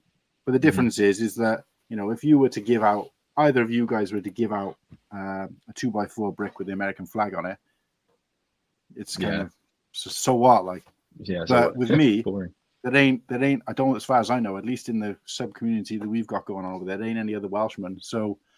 Hopefully people will connect that to me and at least display with the sig fig if they're lucky enough to get one. So yeah, I just thought that was cool. And of course, the confirmation I had was when I was talking to Tyler and he didn't know. We were talking to him about when he came on the stream last week. We were talking to him about flags and stuff, and I showed him that picture of the flag, and he was like, and he's a huge Dragon fan, right? Yeah. So he was like, "Oh man, he'd never seen it. He didn't know about it." And I was like, "He's like, how amazing would it be if you could get like a tile with that flag on it?" And I was like, I hadn't said anything at the time, and I wasn't going to, but I thought, I can't. Same as with you guys now with this extra thing. I was like, I'm struggling to contain myself. So I just went to Tyler. I went, maybe there will be. Maybe. And he's like, oh really? Oh, that's cool, or whatever he said. So I was just like, yeah, I gotta do it now. Because at that point I thought about it with PNG, but we hadn't confirmed it. So I was just like, yeah, let's do it. So that is really cool. I can't wait to get one of those. So I'm making up a little baggie basically, which I got thousands of here. Because my shop sells them for next to nothing. So I've got like whenever the packaging rips off that they come in, the sealable bags. And like we sell a pack in my store that's like this size, and this size, kind of these clear resealable bags.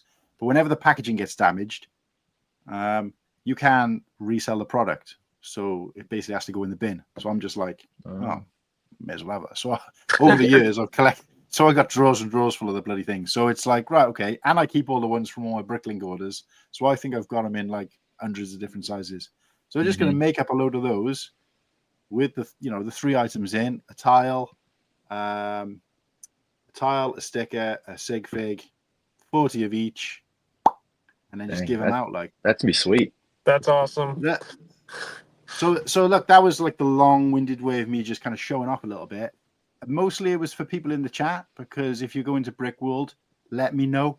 I'm a bit worried now after speaking to a couple of people that 40 might not have been enough because I hate the idea that I'll have given them all out after 2 days. And then I'll see someone else. People can get your signature, right?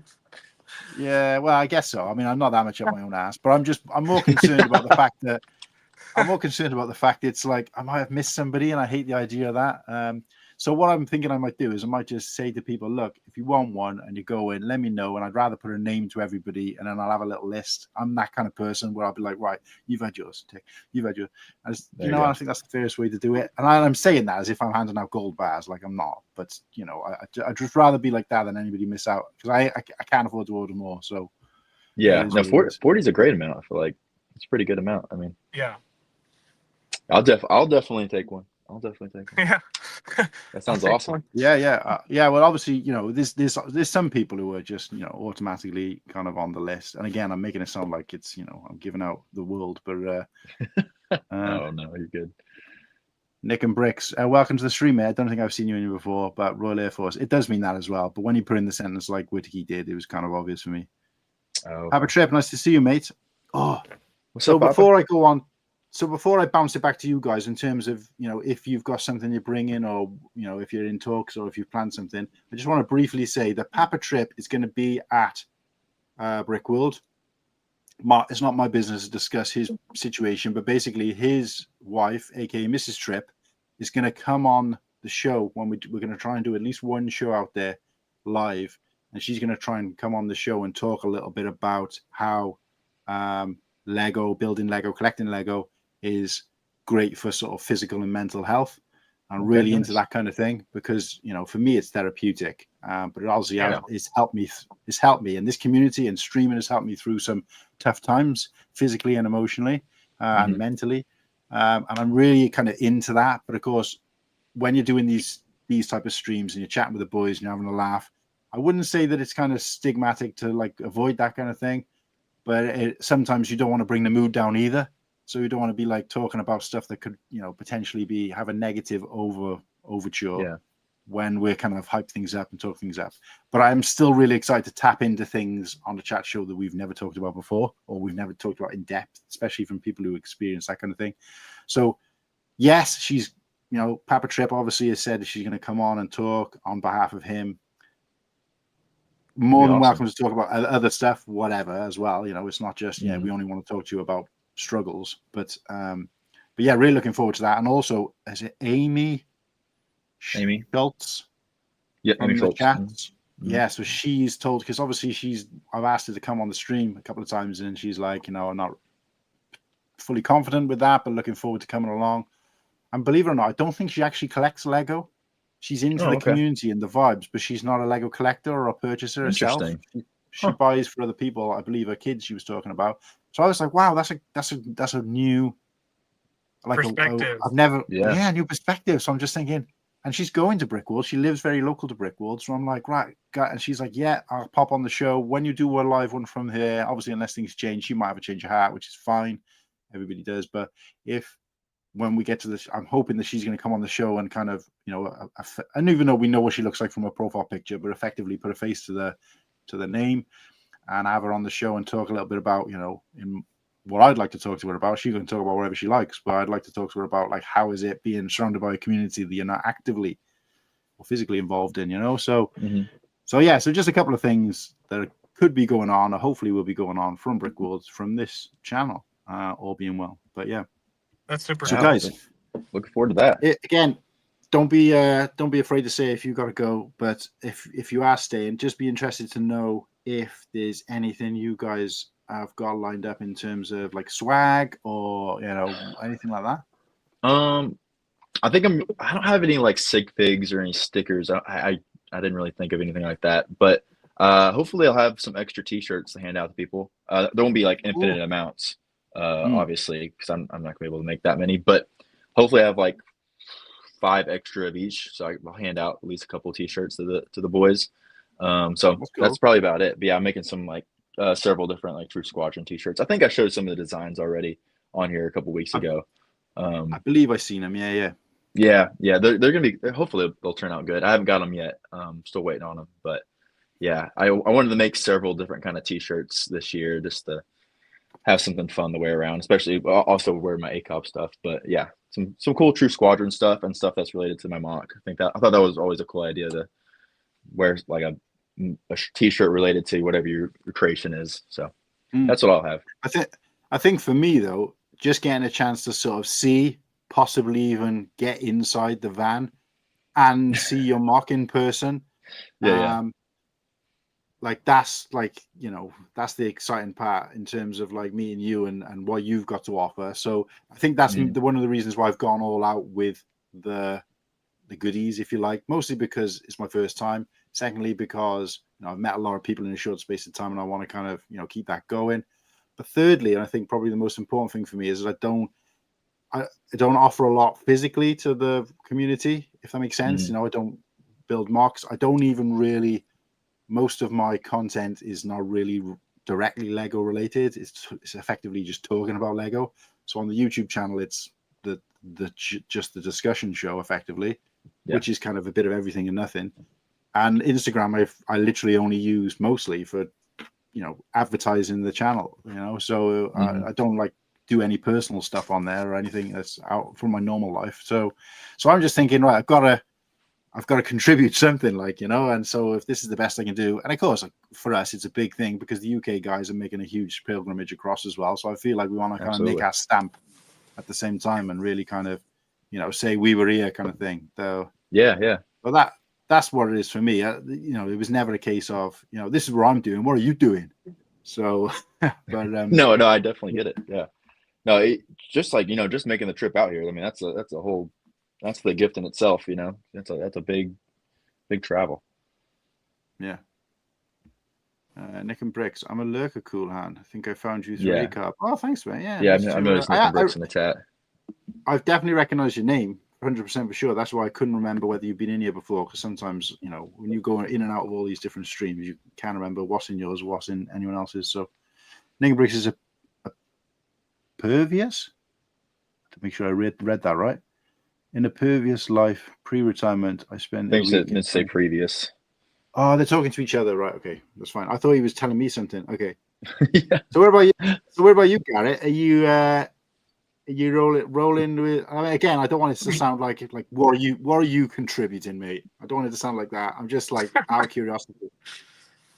So for me, I've never been to Brickworld, and I really wanted to go and soak it all in this year, and then hopefully everything works out to where I can go next year. But I really just wanted to and I've watched all the vlogs and videos of all the influencers, and I know I don't like saying that either, but all the people that go there. But it's cool and inspiring to see them. Oh, look, I got this brick that has so-and-so's name on it, or I got a stick fig, or I got this or that from so-and-so. And they really cherish those things. And it's cool because it's like a memory of that event and that time and those people you met. So they are relatively important. And so, I don't know, I haven't really planned on doing anything because I don't know, I don't see myself as a big deal or anything. And so I don't have anything planned at the moment, but I think listening to you guys talk and seeing all the things, it would be cool to have a t-shirt or something like that, or, and I don't know, it would be cool to get some stickers or something, or the sig fig stuff that people do. But I think, I don't know. I think maybe last minute I might decide to do a t-shirt. I've made t-shirts before for other things. And so I could easily, I worried about printing a t-shirt with my YouTube picture on it, because it's got a, I don't know, a trademarked minifigure or whatever, but I don't think they really care about it because I'm not selling them. So I'm just you just make it for yourself. So if I just had my YouTube username picture with Django Fed on there and the yellow in the background, then it said brick by brick underneath of it, that'd be something cool. And then I know a few places around here that would print out the t-shirt. It's just some of them want you to order a certain amount, and so it can be expensive. We're oh, we want you to order 50 shirts. I'm well, I don't want to spend $500 on t-shirts right now, but okay. But I have another guy I know that just has a printer at his house, and it does UV printing, and so you can UV print over the t-shirt, and so they're a lot cheaper. I can order one or two or something like that, and so maybe I could do that. But it's, I don't know. I'm trying to focus on the relationships, and it is definitely a fun part of it is to have the little token or something. And so, I thought, if someone really, wanted something to remember me by, I could sign a figure and give it to them or something. But, it's just, I'm trying to soak in Brickworld this year and figure out what's going on and what it's about. And then, maybe next year, it'd be great if I would like to bring a mock of some kind. It definitely wouldn't be as big as True Squadrons is, but I love building stuff. And so it'd be fun to bring something. And I've seen people even bring the smallest things. I remember Nicole, she just took an AT-AT and then use different colors and put flowers all over it. And I was okay, well, that's not hard, but it's still something unique that she brought to Brickworld and is cool. And so I could easily do something like that. And so I think I just want to soak it all in and figure out what it's about. And then maybe next year I'd like to bring a mock or, have my own figure or something like that. And so, I'm just trying to feel it out. But a t-shirt's definitely not a bad idea as long as I don't have to fork out $500. But yeah, luckily I have a local connection. I can get someone made, make them, cheaper for me. I can get made. But yeah, I didn't bring a mock or anything my first year. I just went, experienced it, talked to people, Yeah. I think that's great to do your first year, honestly. If like, I don't want to first year add too going. much stress to myself and like too much going on. I just want to focus on, the friendships, the relationships, the conversations, the getting to know people, the, buying some cool Lego sets and like all of that and experiencing it, and then maybe make a plan for next year. Yeah, No, that's a great plan 100%. there. 100% right, mate. Like, I did want it to make it sound like you're right though. Now that you've said that, like, I do want to give stuff out because I don't want people to think I'm a big deal, and I'm like, I hope people don't think that I think that about myself. Tons of people do it. Tons of people do it. You're not gonna stick out like a sore thumb, and like for you guys coming from the UK, like me as an American, I totally want like a tile with the Welsh flag on it, and I know I got it from you, and I could even have you sign it or something or whatever. I will hold that as a very special thing that I have in my collection, and it's like, Cool Han Luke held this in his hand at one point, and now I have it in my collection, and like we're friends, it's a cool thing, and so like I'm excited that you took the extra time to, offer some extra things for people to take home, and I know that's a lot of work and some added cost to your trip, but like it's like you guys, wow. I can't drive to your house. Like, no, no, that's right. Go drive and visit True Squadron, and it would take a while, and it would be like, a whole planned out trip, but like, it's a little more doable than flying internationally.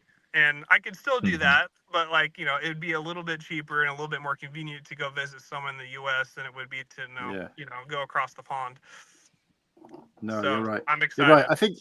I think my main justification as well was because this might be the only time I get to go.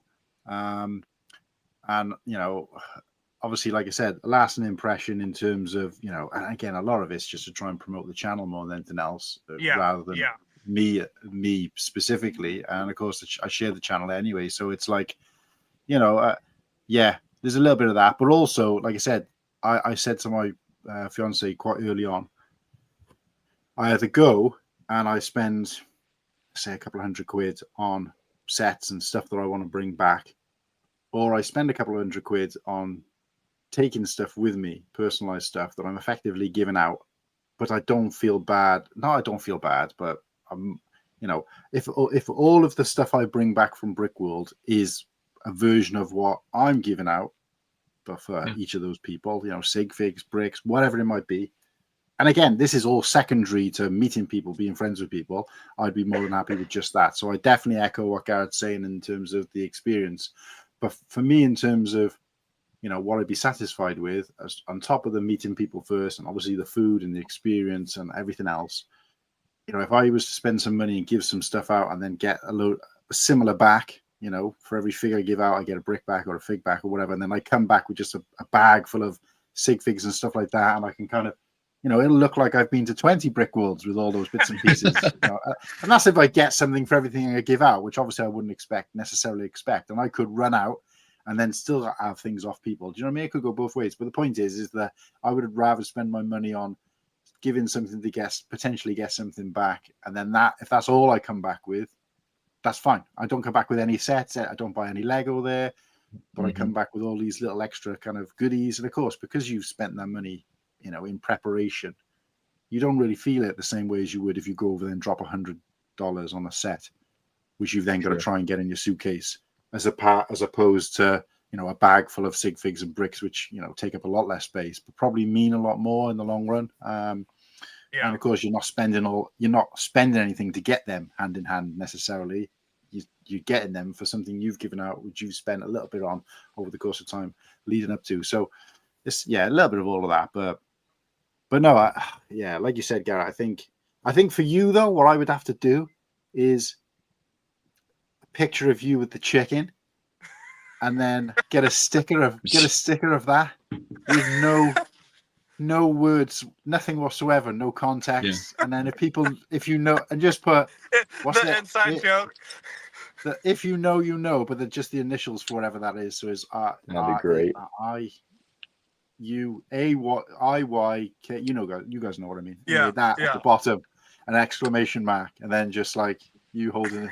And that'd be amazing. That'd be amazing. So people would be like, "What the hell is this?" Or, "Oh my god, I can't believe you got this made as a sticker." That'd be amazing.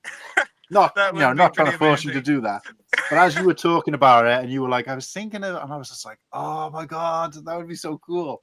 And of course, I haven't got anything like that that's become like, underground famous, kind of thing.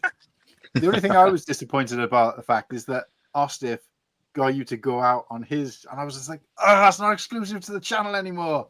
Yeah. Because you did it on Ostif's stream as well. I was like, I felt like putting the don't do it, keep it just for us. Well, I will tell you, it was not as special. Like everyone was like, okay, cool, and then it was kind of over. But like on your channel, like everyone was like, wow. Yeah, like, we just, man, we loved it. And again, that's what I love about it. It's like, it was just in the moment thing. And I think it was because it'd been done already, even if the people who hadn't seen it. But for you, it was probably, I did this already once today kind of thing, so. Yeah, it was really special on your channel for the first time. It was something special. And guys, in the chat, if you don't know what we're talking about, you have to go back and watch the 8-hour Cold Fusion stream that I did the other day. Don't watch the whole thing unless you really want to. I'd love you to, but go back and I need to timestamp it really. I think it was in the last third of it. Yeah, somewhere. I'm definitely screen recording that, and I'm sure if you scroll the bar across the bottom, you'd probably it'll go from bunches of guys' faces just stood there talking to the camera to all of a sudden a huge. That'd be a funny little edit. Yeah. But I'm definitely going to screen grab that and not screen grab it, screen record it, make a clip for that, and we'll throw that out there. That's going to be like, oh my God. That's you need to put that all over Instagram Reels and YouTube Shorts. That would be awesome. Do you know what? Do you know what? The price of the stickers I got was so cheap. I'm really tempted to just do it anyway. And just bring you a pack and say, mate, there you go, give these out, because I don't mind that it cost me. It didn't actually cost me that much. We don't mind that it cost me extra money just for the satisfaction of knowing that sticker is out there somewhere. Well, it being because I haven't done stickers, and I don't know what website to do. I mean, if you wanted to do them, because it was on your channel, and I was just a guest, and so if you wanted to do the stickers of whatever clip or picture, and then put foil over them so it's reflective or whatever, and be like, here's the chicken. I would not be opposed. I can bring an extra $10 or $15 and give them to you, and then you could pass them out and I could pass them out. It'd be pretty funny. Yeah. No, if I was to do something like that, mate, I would, it'd be out of my pocket, obviously, because I don't put pressure on people like that. But no, yeah, it's going to be one of the memorable moments of the channel. Pretty funny. 100%. Well, thank you very much for having me on here, but I should probably go hang out with my wife and family and stuff. But I'm glad look, guys, able to get on. No, look, guys, I did throw a lot of links out, and I haven't really heard back from many of the people. I am a little bit gutted about Slurpee. But I think I'm going to call it anyway, to be honest with you. Okay. So guys, don't feel bad, or obviously, like I said, chip off. What I might just quickly do is I'm just going to quickly send a message to Slurpee and give him his final call. Final warning. We are about to close out. I don't know if you know Whittaky's been on as well, see, so I think he might be thinking, well, at least I didn't lose the bet. We're about to close out. Whittaky has popped on and he was dying, so no excuses. Literally, yeah, Whittaky popped on from his deathbed, and yeah, come on, Slurpee, and you're already sat in your room in front of the computer, literally. So, mate, we are about to close out. Whittaky has popped on, and he was dying, so no excuses, even for 10 seconds. So you aren't the first loser. That says lover. I guess that works. Ooh, the first that lover. Ooh. So you aren't the first lover. But no, guys, like I said, if you want to chip off, that's fine. I can more than happy to hold court on my own or whatever. I'll give him a couple of minutes and then I'll probably close it anyway. So okay. But yeah, appreciate sounds good. Appreciate your time, guys. Go and spend some time with the family and say hello to your mums for me. And I'm not going to turn that into anything dodgy. Honestly, I genuinely meant go and say hello to your mums for me. Absolutely. Yeah, no. Thanks for having me on, Kuhan. Definitely will love to join in the future for more hype streams coming up. Definitely excited to hang out. Well, we've got guests lined up for the other episodes. I won't give away too much at the moment. Okay. Nice. But we've got like actual guests for each one.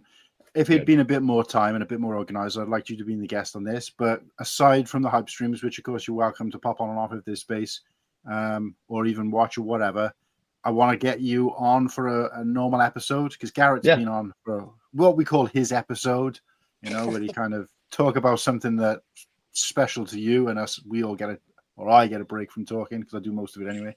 But so we'll plan that for the future. But obviously between now and then we'll get something sorted out. But yeah, no worries. Cheers, Garrett. Take care, mate. Yeah, see you guys. See you, Garrett. Nice to see you, man. Thank you. Yeah, nice to see you too. Yeah, I guess I'll. I don't want to leave you here. I don't want to leave you here hanging. Nah, it's fine. Like I said, it's not like I've ever done it before. I was looking back actually, and some of the best like activity I've had on the channel is on the chat ones I did on my own, like the build streams I did. Although other people did. Oh, you got the matte black brick shirt. Look at that. Ooh. Yeah, man.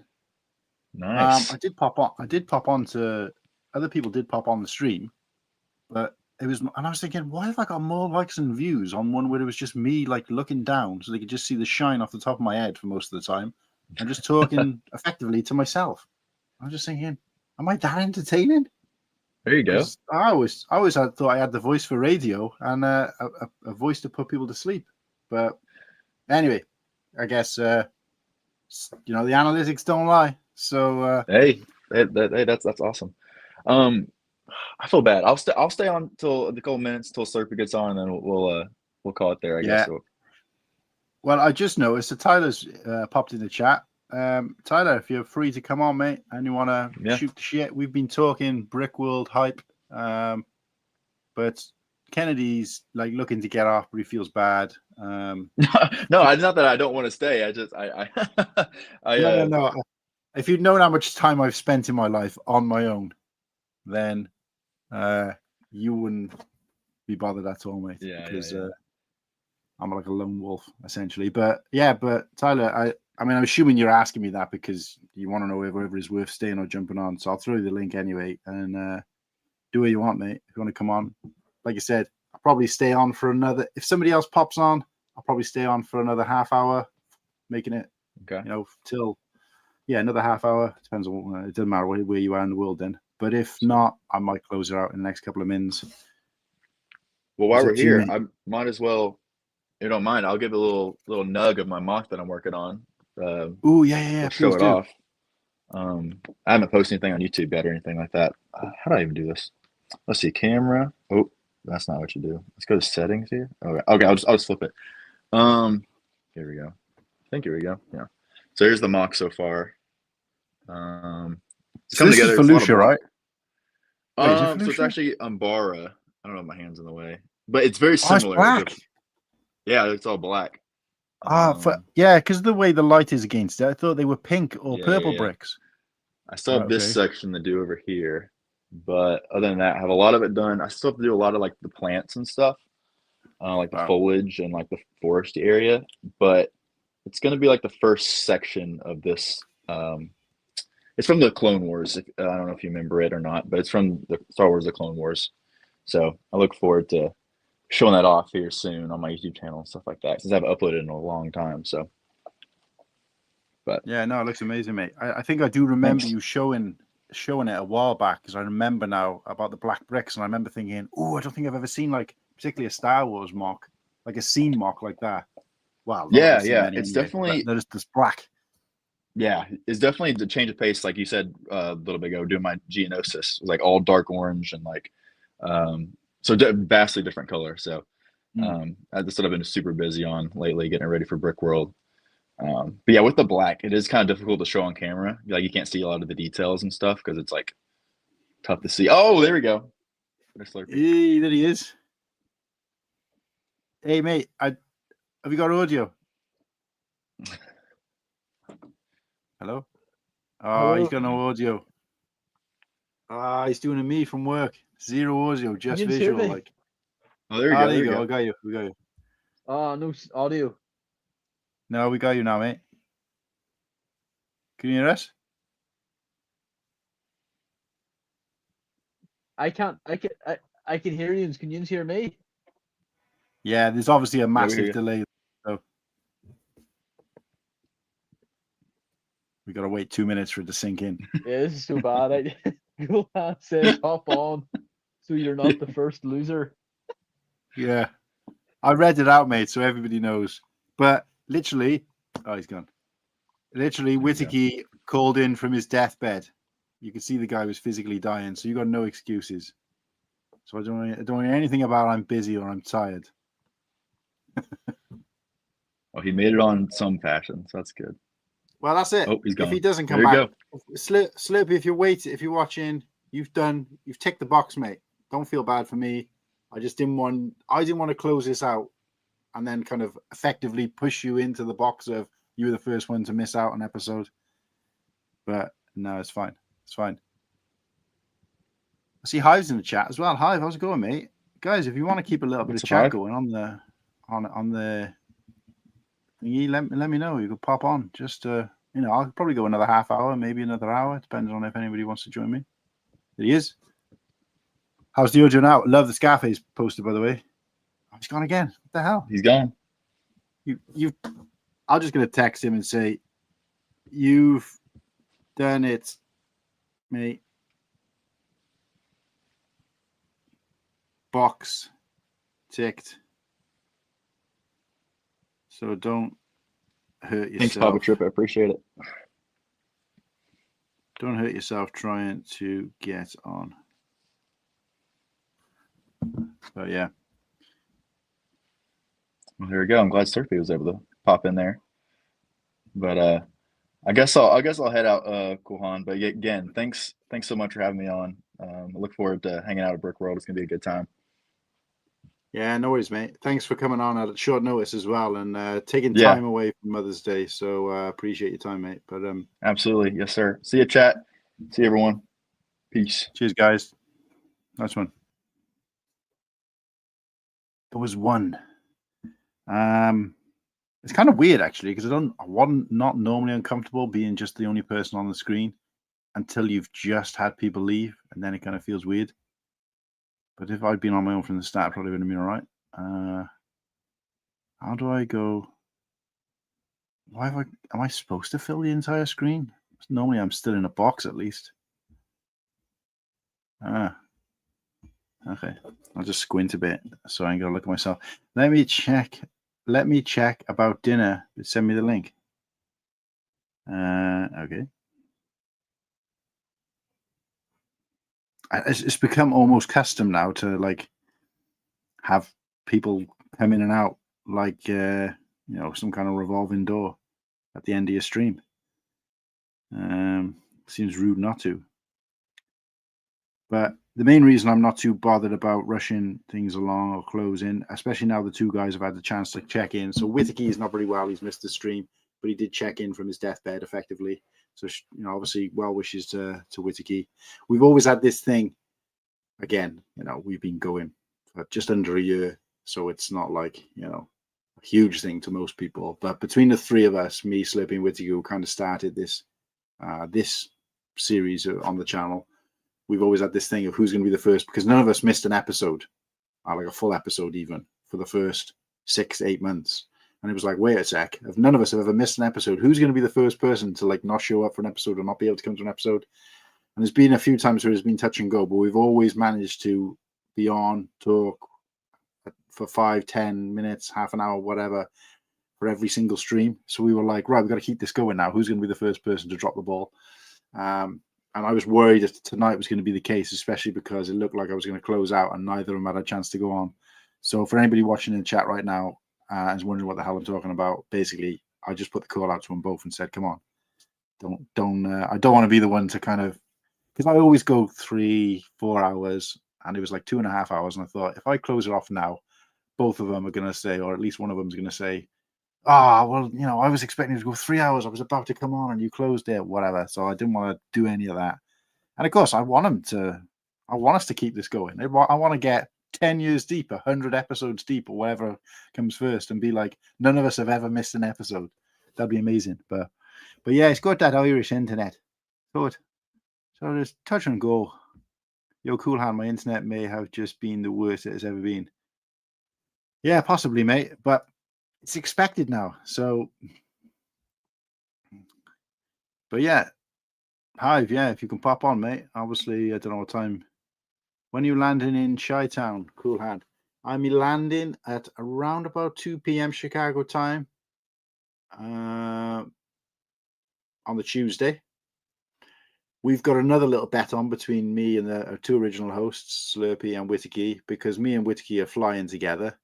Slurpee's coming from the Emerald Isle, and we're landing roughly the same time. I think there might be 10 minutes between our landing times. Again, providing everything goes, it almost never does, goes right. We'll be perfect situation. We'll land within 10 minutes of each other at Chicagotown Airport, O'Hare Airport in Chicago. But because he's coming from Ireland, I don't know how it works exactly, but he has a slightly different security system, so he can kind of glide through almost. But he has to pick up his suitcase because he's got a suitcase, whereas me and Whittaky have the security to go through, but we don't have baggage to collect. So we don't know which of those things is going to take longer. So effectively, it'd be nice if we come out at exactly the same time and it'd be like, hey! And then we say Ostiff and Padawan and hey! And then this is where the fun begins. So, but yeah, there he is. Hey. How's it going, mate? You okay? What's happening? Yeah, I'm okay. I just got done mowing the lawn, doing all the yard work. I don't know, about an hour ago, and it's a big ordeal. It takes me a good solid few hours. And your yard is so big. Yeah, it is, man. And like first world problems. Well, and the first half of it is nice because I'm just riding the riding lawnmower. So that's cool. You know, I got like headphones in, you know, listening to some music. But the second half is like where I'm doing all like the weed eating and just all this other stuff. And yeah, I'm like tired as shit as soon as I'm done. Yeah, it really takes it out of you. I can imagine a garden that size because we've got front and a back garden and they're like tiny. They're probably both of them together, probably only maybe twice the size of this room. I guess you don't know how big this room is, so that makes sense. But you know, it's kind of standard size living room. You know, and it's weird, man, because like I'm appreciative of it, right? Like I'm grateful, you know, for what I have and everything, right? But it's like I don't utilize it, you know. I mean, like our dog, you know, like it's nice. She's got a big yard to play and stuff, but like I don't know. I'm like I feel like it's wasted, you know. Yeah, anyways, I get that. Like I said, we don't really use the yard that much because ours is even wasted and it's tiny. Right. But what I was going to say is that we don't have a lawnmower because the grass out the back is kind of hasn't been leveled off for years, even though it's a relatively new build. It's like 9 years old. Right. It's just kind of got this kind of mound in it, so the lawnmower wouldn't go over it very well anyway. And we got nowhere to put one because the shed has got our bikes in, and I don't know. We just didn't see the point of buying one for such a small lawn.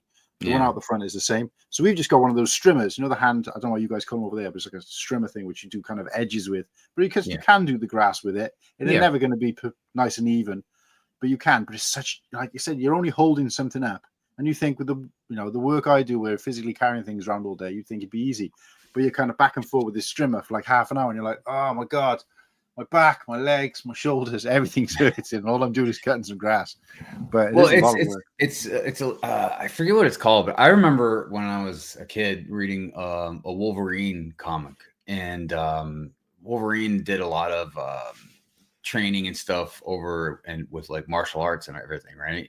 And I remember there was a scene where he had to hold a sword, just like hold a sword out like this. But after you do that for a long period of time, even if the sword is not heavy, your arms, man, like it gets like the weight of it, it gets pretty intense.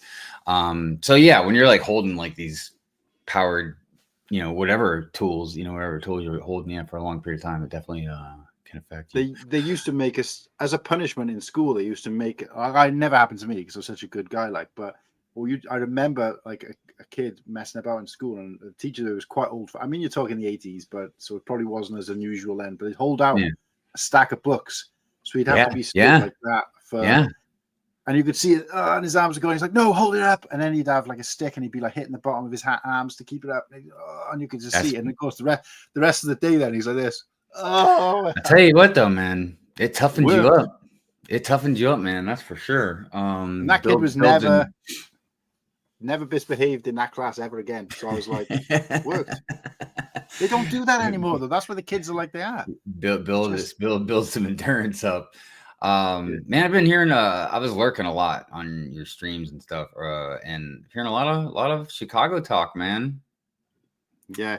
Well, we're literally I've just decided to dedicate like a mini series over the next 5 episodes to just Brickworld hype.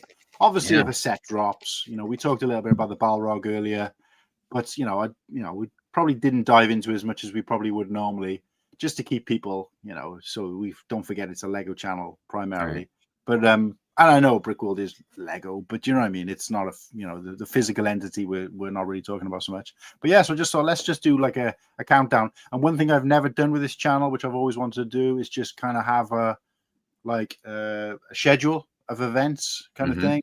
I have next week. So what I'm trying to do now, because this week was a bit kind of last minute, short notice, and I tried to get Kennedy on, but I forgot about Mother's Day, so it kind of fell apart. And then both Whittaky and Slurpee were unavailable, so it just became a bit of still been a great episode. Don't get me wrong. Hopefully the chat will agree, but there was no real it was just general chit chat about it. But I want it to be more structured. So what we've done now is I've lined up the next 4 episodes with there's a guest on who has not been a guest on the show before in all cases, but also might have popped on the show before, but has never been the guest on the show, but also is going to Brickworld or has been to Brickworld and can offer some kind of insight for us. And I'm happy to announce here that one of those people is Rick Hive himself. So don't ask me which date it was. I think it was the 11th. This is one of my favorite things too from that year, Brickworld, that hot dog poster. I was there in 2023. Yeah. So, it was man, it's a really, really good time. I'm going to be driving. I'm going to leave here Tuesday, and I could drive straight through it, but it's like 14 hours. And I don't know, man, I start getting really tired after driving for a long period of time. So I'm going to stop about after, I don't know, it's about 11 hours or so, 10 hours maybe. And then I'm just going to probably stay the night. Where will that put you? I'll stop in Ohio, on the outer edge of Ohio. So, I'll be really close. Like I said, I'll only be like about 3 hours away, probably after that, maybe 4, depending on traffic. And that's okay, because then I'll get there, early in the morning, on Wednesday. Yeah. So, because Wednesday's when everything opens anyways.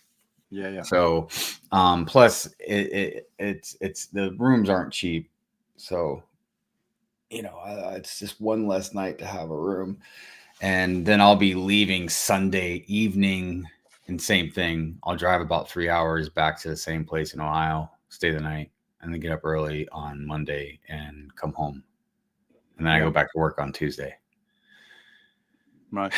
Yeah. Well, yeah, so we're going home the Sunday night as well. We're getting there Tuesday, but I said by the time Austin picks us up, gets us to Schoenberg, and we kind of settle in and unpack our stuff and check in and whatever. You're probably talking like Tuesday evening, so we'll probably have time to maybe go for dinner and probably want to get a good night's sleep that night before things really kick off. I know the temptation will be to kind of, with whoever else is there, we'll kind of rock those late hours, but. For me, I think, right, we're going to have some jet lag. It's not as bad when you go over there because you gain some time, but I think I'd rather just get a good night's sleep then, just in case I know I don't get another one for the next kind of 6 days. But I guess with the excitement, once I get there, I'll be like, no, I don't want to go for sleep. I know. Let's get this party started. That's the thing a lot of people don't think about, because I know it hits a lot of people because you're so excited and adrenaline and everything else, man. Like you just don't really sleep that much, so it catches up with you eventually. You know, something else I'm really hoping I'll be able to do again is get, I don't know, remember it's going to be a lottery or whatever to win a spot for the garage sale. Because, man, I've got a lot of stuff I'm going to be selling, dude. All right. Okay. Yeah. So I guess if I don't do it at the garage sale, I guess I'll be selling stuff out of the room. I was going to say, Kennedy mentioned earlier, because he was like, oh, you could take some sets and sell. And I'm thinking, wouldn't you have had to have kind of registered all that? And he said, oh, no, these are what they call bro deals, where you're just kind of dealing under your mark, or you're dealing kind of in the, in the lounge areas, or, in your room, like you said. So that's pretty cool. I didn't know that kind of thing existed. So, dude, I made I think around $800 or more last time. It was pretty great. Yeah, it helped pay for a lot of stuff. Well, obviously, I ain't got the option to do that because obviously we only got carry-on luggage. But yeah, I be interested to check out some of these deals, because if we can get a good bro deal on something, then it saves me, because I hate, even though I work in retail and I have done for nearly 30 years, because you're working for a company where the price is the price. Right. And weirdly, for somebody who's worked in sales, and whatever, it's really, really uncomfortable bartering with people. I'm just not comfortable with it. Like, I'd rather know the price and pay the price, but then I know if I don't barter it, I want to got my money's worth. So like that whole thing kind of puts me off, believe it or not.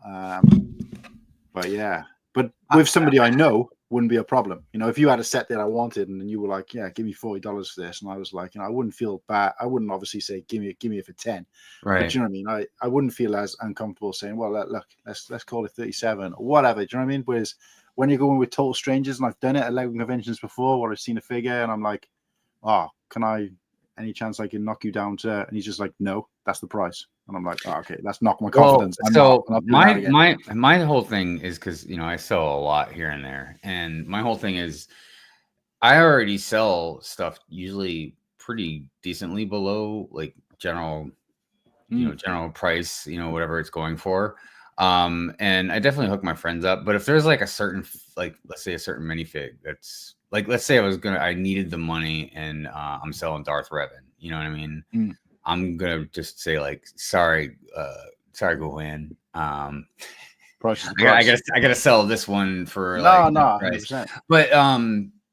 But yeah, I mean, I don't expect to have any issue selling all my stuff, because I usually, like I said, sell at least several to a few dollars, depending on what it is, below the whatever the price it's going for. And I usually just look up the average price on Bricklink. Yeah, I think for me, I got to take into consideration the fact that I can't bring a lot back. So I've got my eye on, like, I think I got 2 sets, possibly 3 on my list to look out for. But if I don't come back with them, I don't even see them. It ain't the end of the world. And of course, I'm not looking for sealed sets anyway, so it won't be a huge deal trying to get into my case. So, and the other great thing is you're not paying for shipping and all that either. No, that's it. So that's you're saving.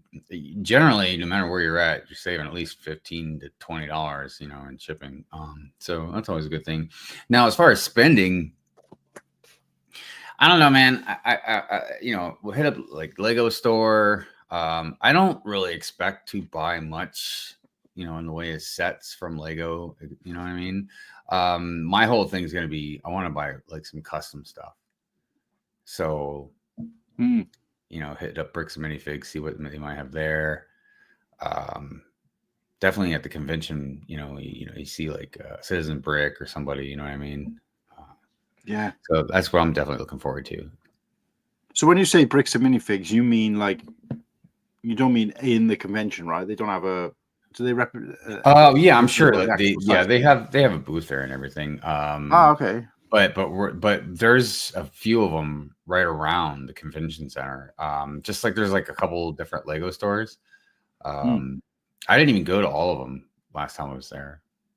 I went to like 1 or 2 Bricks and Minifigs, and I only went to like 1 or 2 Lego stores.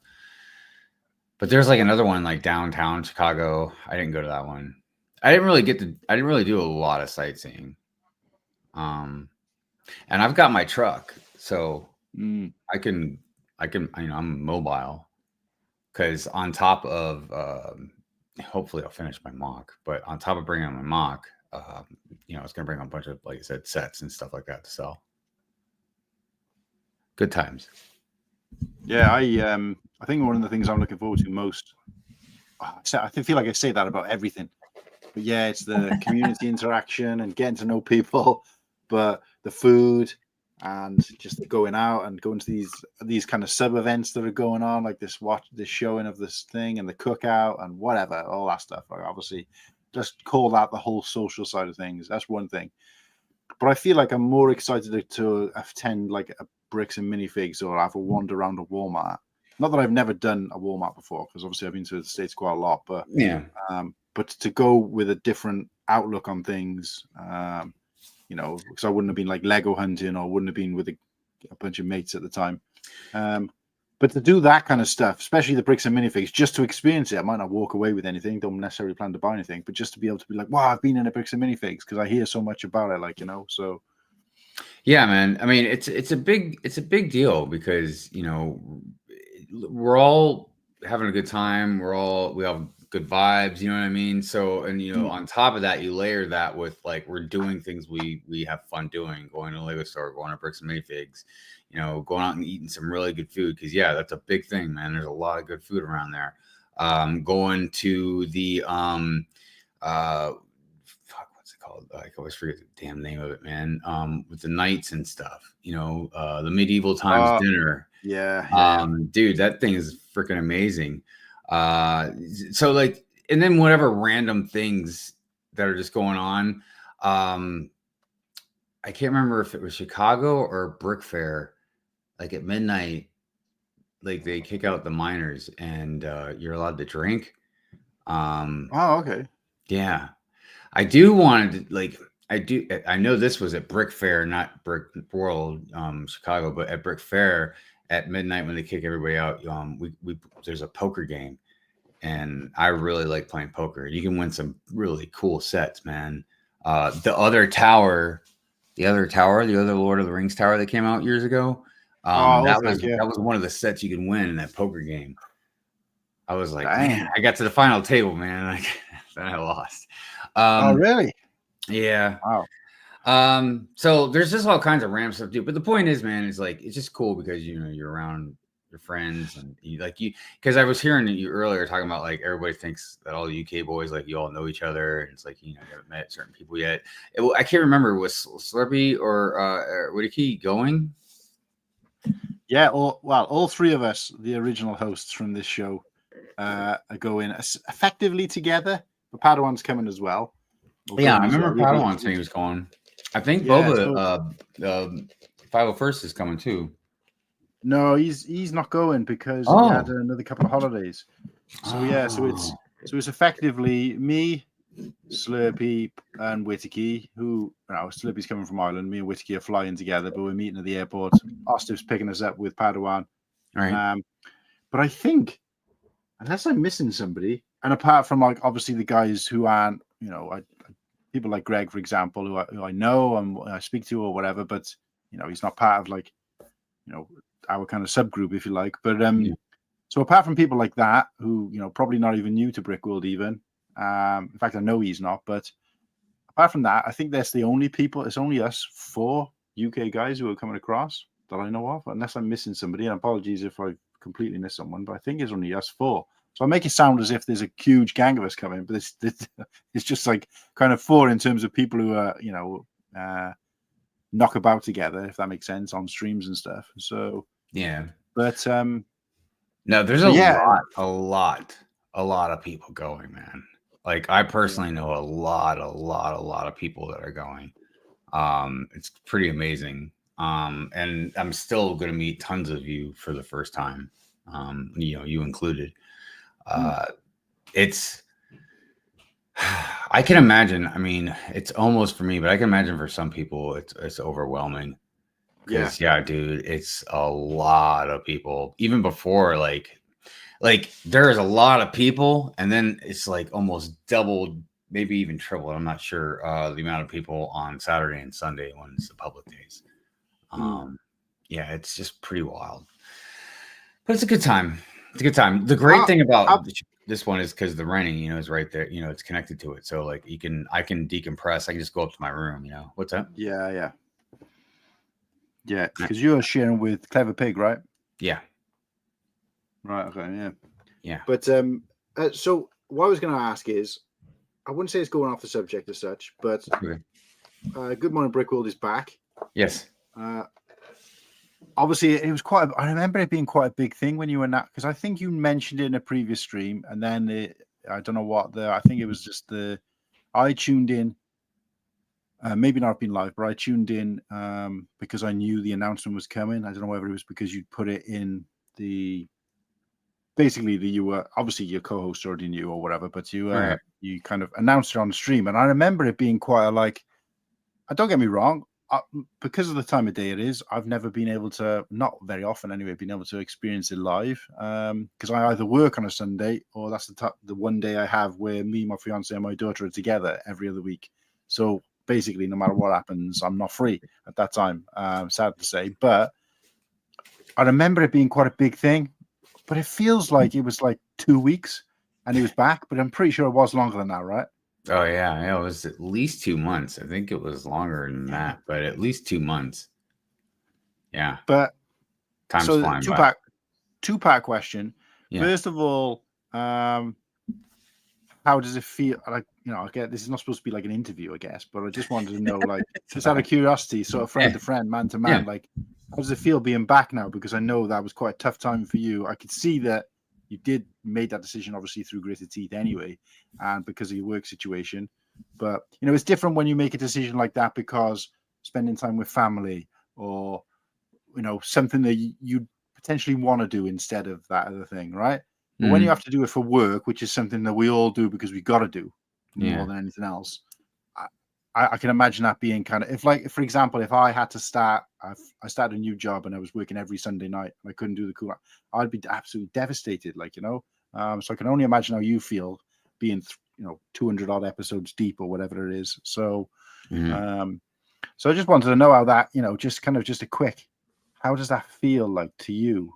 The fact that it's back now, how did it feel having to stop it for a couple of months? Yeah. Well, I mean, it's kind of complex, but overall, I was getting kind of burnout because,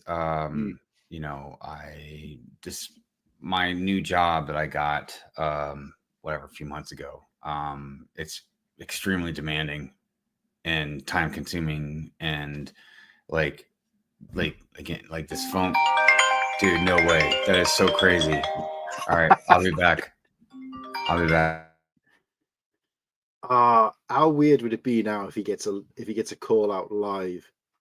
I mean, it'll be a great exclusive to the channel for him to get a call out live, but also feel like I kind of willed it into happening by talking about it when we're supposed to be talking about Brickworld hype. So I do apologize if that ends up being a call out, especially to Hive, but hopefully he doesn't believe in all that kind of stuff. So, but wow, crazy. Couldn't make it up, guys. Couldn't make it up. But yeah, just interested. Like I said, just having a small experience with a channel and a show that's become like a regular thing for at least a handful of people. To have to say goodbye to that, even for a couple of weeks, would be tough. So purely out of curiosity, not because I think the world necessarily wants to know, or because I want him to sort of relive any pain or whatever, but just because out of curiosity, I wonder how it feels on such a essentially a much bigger scale.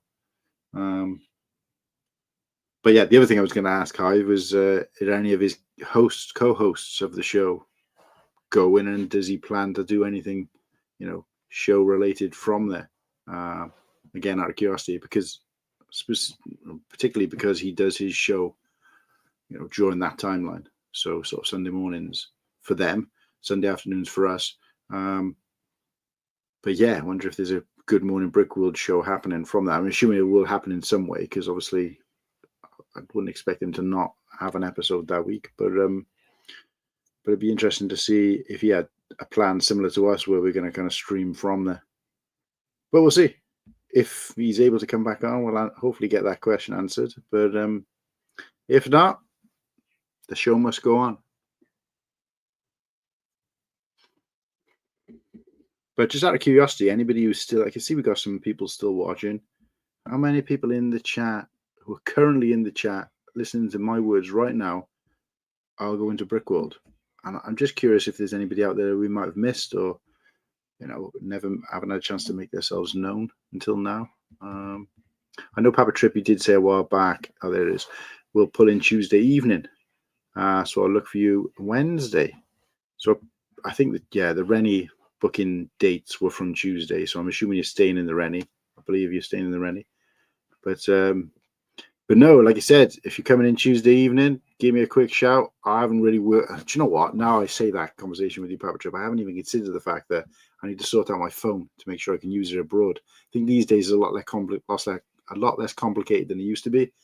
Going to a different country and using your phone. But I still got to, at least let them know, I believe, and see if it'll work out there.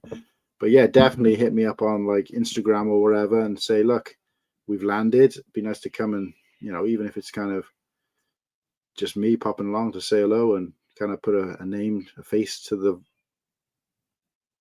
name, and just kind of meet you. Whether that makes it easier for you or me or for both, I don't know. But I really like to, pop along, see how it's going. And I assume with your situation, you want to get settled in and just kind of take the night for the evening for yourself, which is understandable. But yeah, just putting it out there. All right. Okay, dokie. Did you get a call out?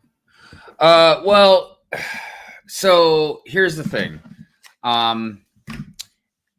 If I was just like a regular maintenance technician, I would be on call for like a week, and then I would be off of this call for a month. So you're on call for a week, you get off for a month, then you're on call for a week, and then you go on, you're off for a month. But since I'm the boss, I never am off this phone. Oh, okay. Now I don't get it the same amount of time that the other guys would get it. You know what I mean? Because I'm not out there physically doing a call unless they either need help or for some reason they can't make it out. Okay. Which has happened, a lot.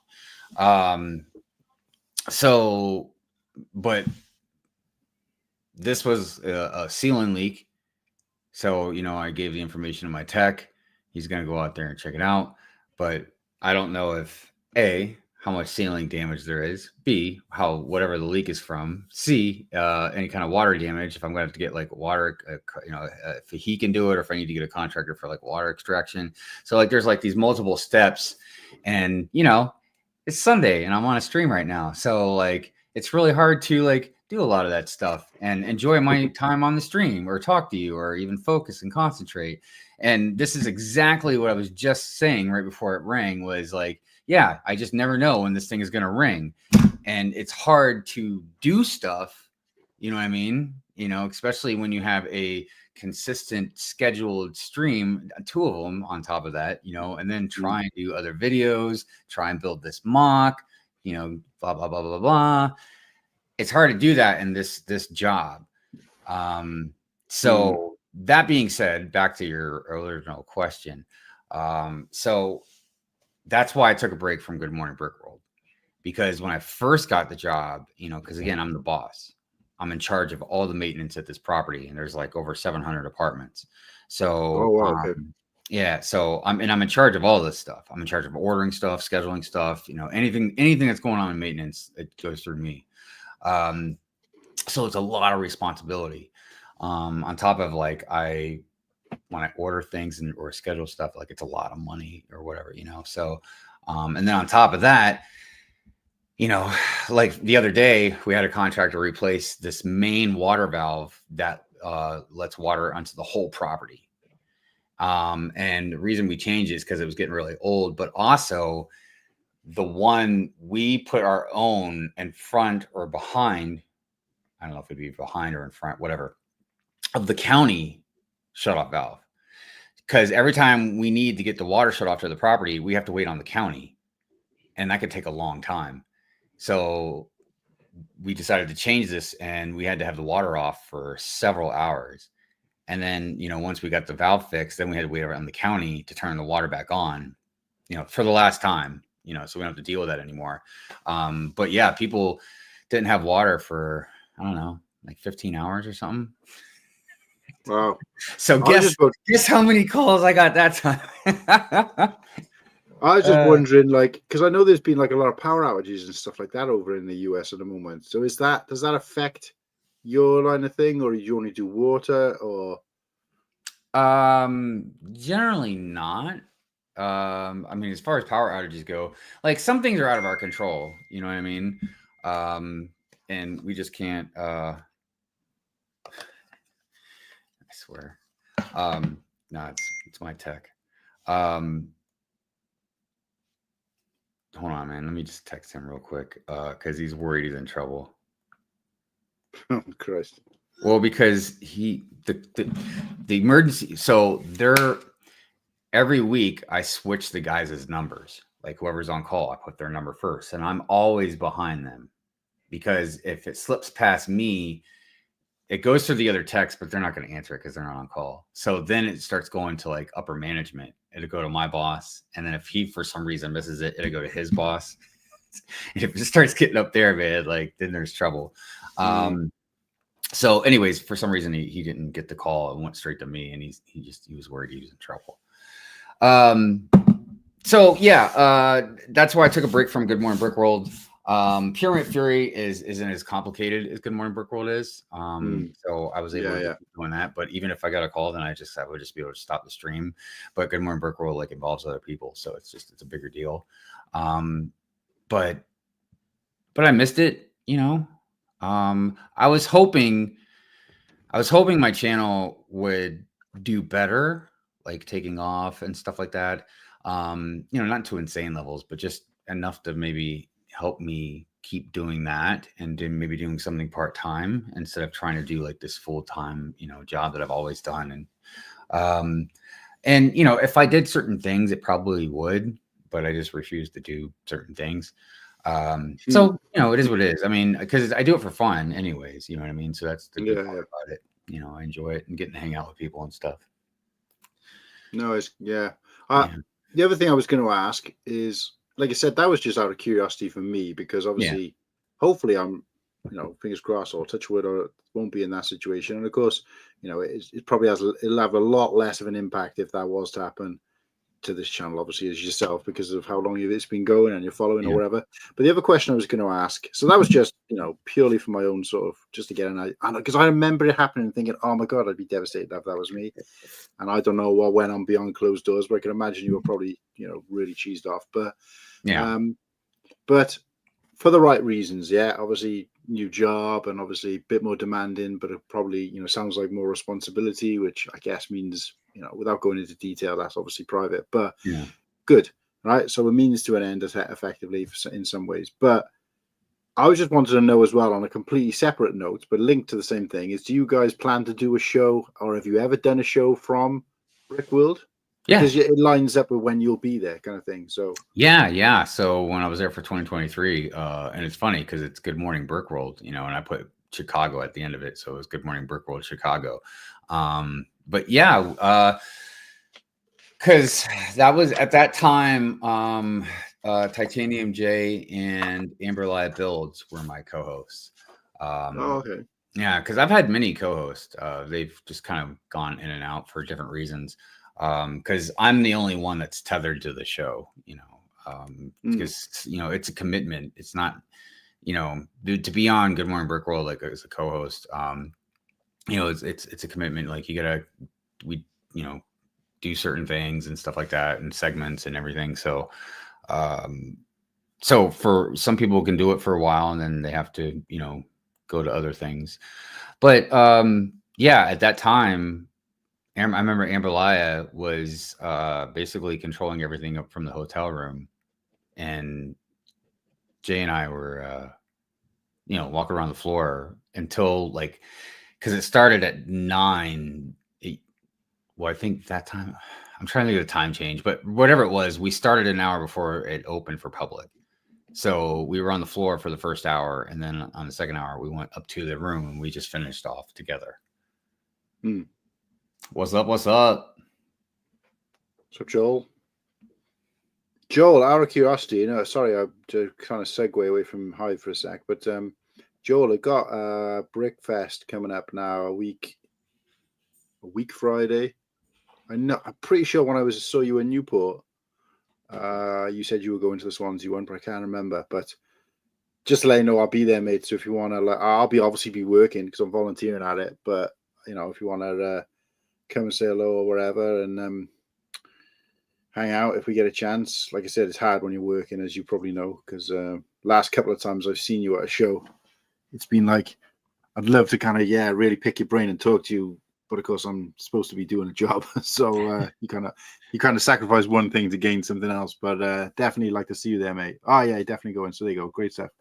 But and I'm still waiting for that episode of your vlog to come out, mate, which I appear in. But yeah, Joel. Weirdly enough, Joel is like the guy in the Lego community who I've met the most times. I've only met Whitkey once. That's it in terms of people in person. Whereas Joel, I've now met him twice. So it's really bizarre, man.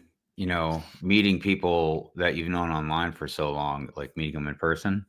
Everything from just like, I don't know, like how tall they are to just all kinds of stuff, man. Just being around them in person. Like going out to eat and stuff like that. We did the like an 8-hour stream I did the other day. I know I spoke to you about it briefly. Obviously, you weren't free or whatever, but that did really well. And I've had some, some of the guys have reached out to me. So there's a couple of guys from there who have been in like chats and stuff, particularly in ACOB or even in our chats, but have never, and I go into Brickworld, but have probably had this feeling of like, I don't really know anybody else. I'm going on my own. I'm not kind of active in the community as such, above like commenting, and people know my name but don't have a face for the name.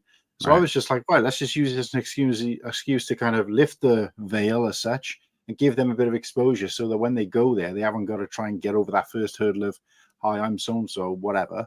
So, yes, we did that. So we got, again, you might recognize the names, you might not, but Torso Cracker was on. So he showed his face, so we kind of know what he's about. And who else was on there?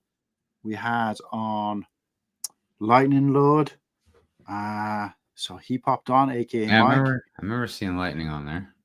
Yeah, and I want to say there was at least one other, but I can't remember off the top of my head. Apologies if whoever you are, you're watching and I've missed your name. But the point I'm trying to make is that it was nice to be able to do that and offer that as a service, albeit it wasn't meant for that, but also just to kind of get a few other people on the screen at the same time, because I was lucky enough to have the premium stream ad for the week where they'd never been on stream with each other and never met each other. Oh, okay, I'm so-and-so, I've never met you. And I think I had Keith from Beyond the Brick as well. And he was kind of like, right, I'm going to Brickworld, but I don't really know this community and, that kind of thing. So it was like, that was quite good. It was almost like, a pseudo meeting room prior. I was feeling I believe it was Brick by Brick earlier. It was on. I was feeling what he was saying about like he was wanting to get on streams and kind of get to know people and stuff like that. So like it's easier at a convention, you'd recognize somebody and you can say hi and stuff like that. I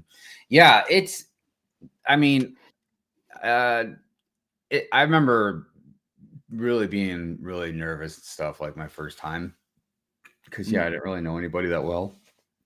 Now I don't know. Part of it's just, I don't really care anymore, but I know so many people now. Yeah. Because I just got my 6-year anniversary. I found out for my YouTube channel like the other day, as far as like, making videos and stuff like that. But yeah, it gets more natural after a while. I'm more nervous about like trying to finish my mock, and Sean the Right Way asked me if I wanted to stream while during Brickworld, and I was like, yeah. And he's like, what time? And I was like, I guess Friday night, late Friday night if possible, I guess, kind of in line with Pure Rant Fury. But I, you know, obviously I can't do like a normal Pure Rant Fury there. I mean, all the people who've pissed you off so far at Brickworld, like, hopefully I make the list. Oh man, yeah, So we'll now see how that goes. Because there's definitely some people. I mean, look, I'm obviously not gonna like start, you know, any trouble with anybody, but there's definitely some people. I never even thought about that. I hope they don't talk to me.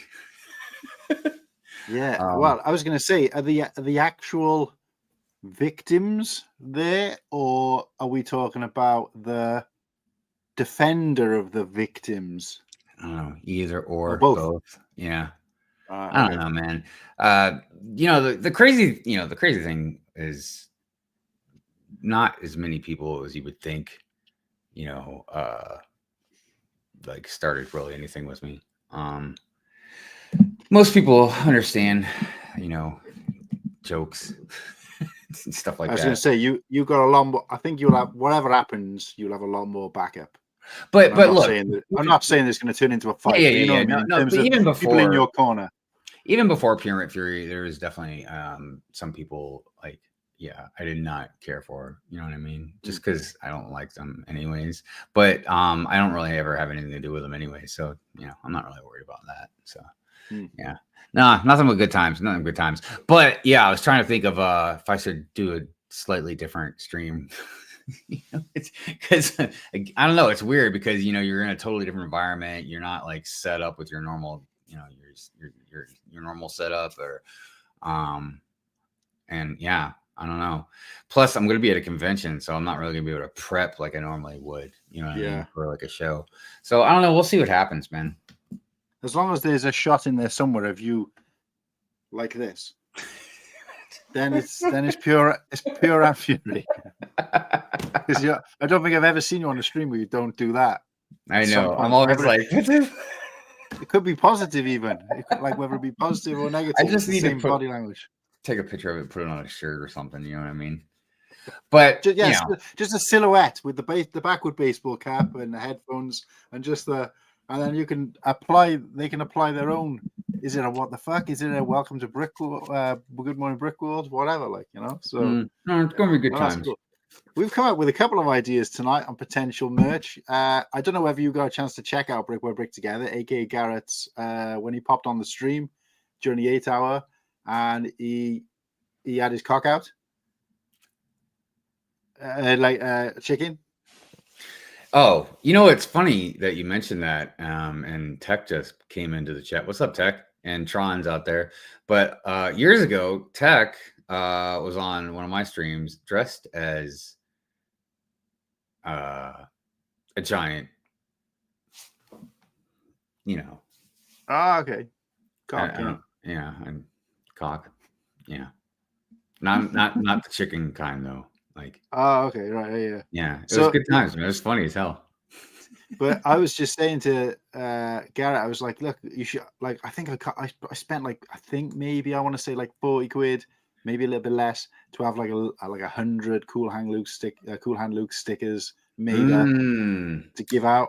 And I was thinking, how it wouldn't be that hard for me to get a picture of you with your chicken if I can clip it from the stream, because he actually brought his chicken, just a cockerel, a quite big thing, into his bedroom, and it was just kind of like looking a bit evil, and then eventually it did try to fly off, and it was just kind of, and we were just like, this is absolutely pure gold. So if I can clip a picture of you with a cock and then get a sticker made up for you to give out with just the initials for if you know, you know, or something like that, you know, I thought that'd be pretty cool. Actually, some people would be like, what the hell is this? I designed a tattoo for a buddy of mine of literally the bird, a cock, and hanging from a noose, and he had it tattooed on his leg for probably obvious funny reasons. But yeah, you know, it's a gag that just keeps on giving, man. You know what I mean? It's just one of those gags. Joe Brick, I kind of had a similar-ish experience going to Manchester. Felt like I knew everybody, but barely. Oh, so you're talking about Bricktastic, I'm assuming. For anyone who knew me, I met quite a few people who knew me from the community. But yeah, so Joel is the guy who approached me at Brickfest, and I recognized him from Oaktown's stream. And I remember I was in the chat and realized that he's another Welsh, there's not many of us because the country's so small, but a Welsh YouTuber. And I kind of, I was in the chat and I was chatting to him, like, whereabouts he's from, Wales, whatever. And then I recognized him at the Brick convention. He'd recognized me, and it was like, oh, how's it going? And it was a bit awkward, but right, okay, yeah, great. He was displaying a mock. And then later on, while I was because I was volunteering as a steward at that, like organizer at that event as well, he came up to me with like a white 1x8 brick, I think it was, and a Sharpie, and he was like, oh, can you sign my brick, please? And I'm like, me? Like, I'm nobody. Like, well, somebody's asking for my signature, and I was just like, wow, this is really good. It's a really proud moment. I mean, it's the first and the last time that happened, but still, It was like, this is good. This felt nice, like, but obviously, the only thing I remember about him more than anything else is the fact that he gave me a Sharpie and the nib was chopped off, so it was completely flat. Like, what the hell am I supposed to do with this? But yeah, eventually he came on the show way back within the first 10 episodes as a guest, and we talked a little bit about mocks and different things, and he showed off the brick, and it was like fantastic. And we've obviously stayed in touch since. So it's another example, even though he's not going to Brickworld, it's another example of somebody you connect to and probably would never have met in the real world. Nothing, perhaps apart from Lego in common, different age group, different generation, whatever, but still, the love of the brick, like, kind of thing. So fantastic. Yeah, man. It's a great hobby to connect with, with people. A lot of people. Oh, I was reading that. Which one? No, I was just reading the comment you just put up. A lot of people are aware of you, Joel. Don't worry. Yeah. But he makes it. Go and check him out on YouTube, guys. Joel Bricks. He's makes some fantastic mocks, and recently reached out to me to say that he's going to do a series. I'm sorry if I get this completely wrong, Joel, because obviously I, took in like everything in life. I take in like a percentage of the information and forget the rest. But he's doing a mock a day for a month. Don't know when he's starting it, and he wanted ideas. So I'm guessing he probably reached out to. I don't think the message was specifically for me. Probably sent it out to like a bunch of his contacts and wanted a response back. So I came up with. Obviously, I didn't want to just go down the Star Wars line because he's not necessarily a Star Wars guy himself, right? Which again makes it strange that I've connected so well with him because he's not a Star Wars guy so much. But because he's the guy who, when we did the Battle Packs episode, if you remember, he's the guy who came on and his number one battle pack was the Monkey Battle Pack.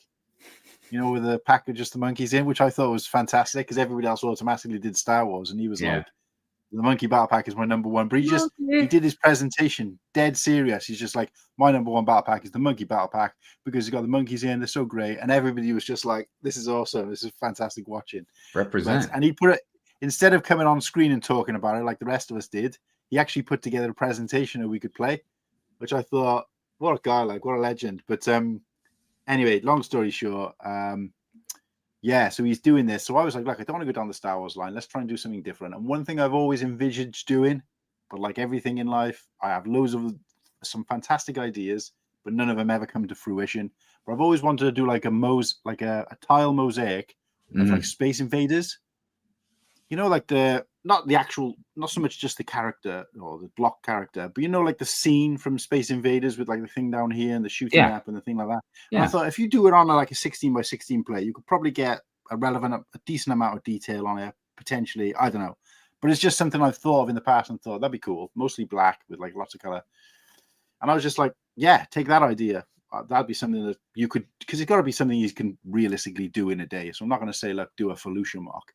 This is unrealistic. But if he wants to do a mock in a day, I thought that's quite simple, straightforward. But of course, he also doesn't connect with Space Invaders, so we had to Google it because probably his age group, which is like below 20, I believe, he's not doesn't know what Space Invaders is. So I was like, do Space Invaders, and then he sent me back a picture saying, "Do you mean this?"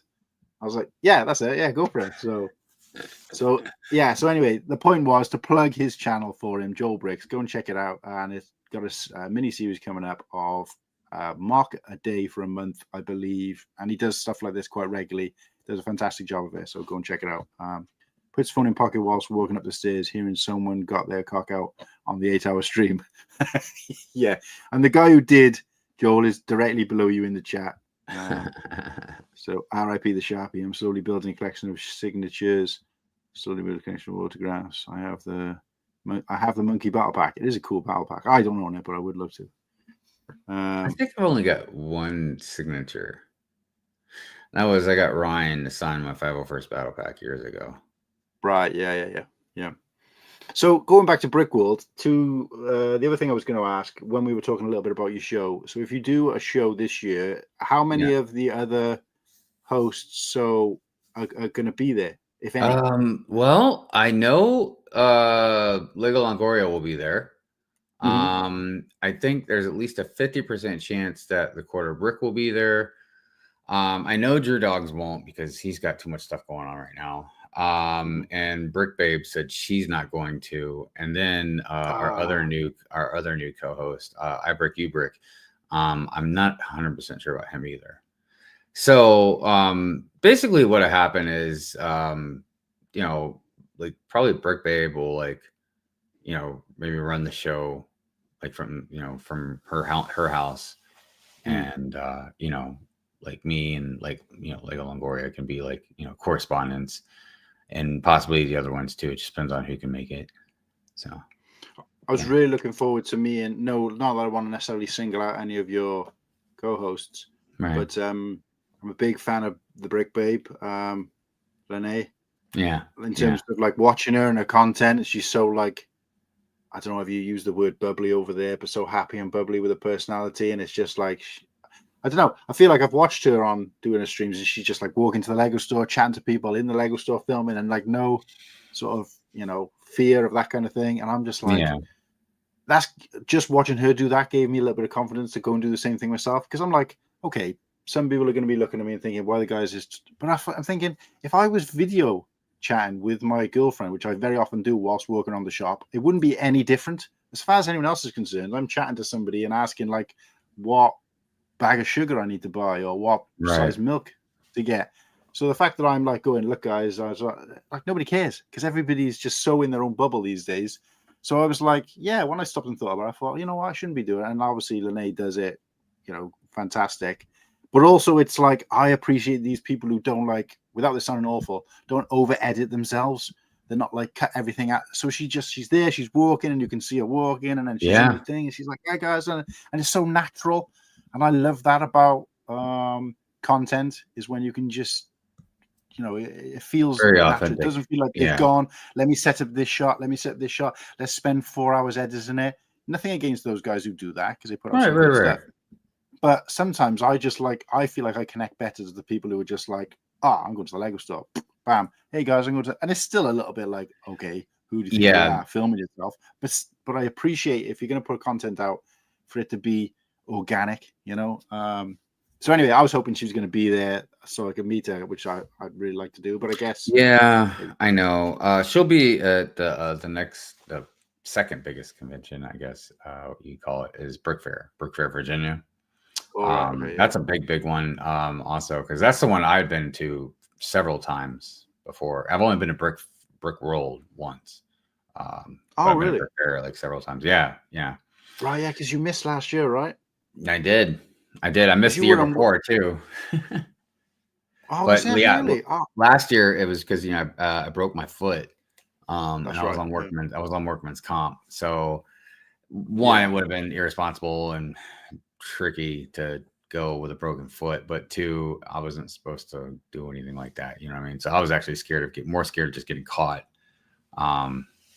And now I'm not 100% sure. I haven't had it checked out yet. I think I just might have hurt it really bad, but yeah, I wasn't like, I thought I might have broke my toe. I'm still not 100% sure about that. So, but whatevs.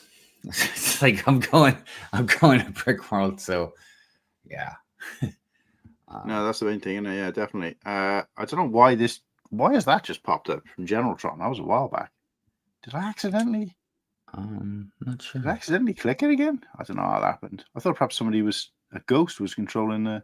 Anyway, I just wanted to pull this one up because Planet Tech is saying, and welcome to the chat, Planet Tech. I don't believe you've been in here before, so appreciate you popping in. Yeah, it's a bit of an Avengers Assemble situation of the UK Lego YouTube scene, right? I don't know whether I go as fast to say it's Avengers, because that makes it sound like we're.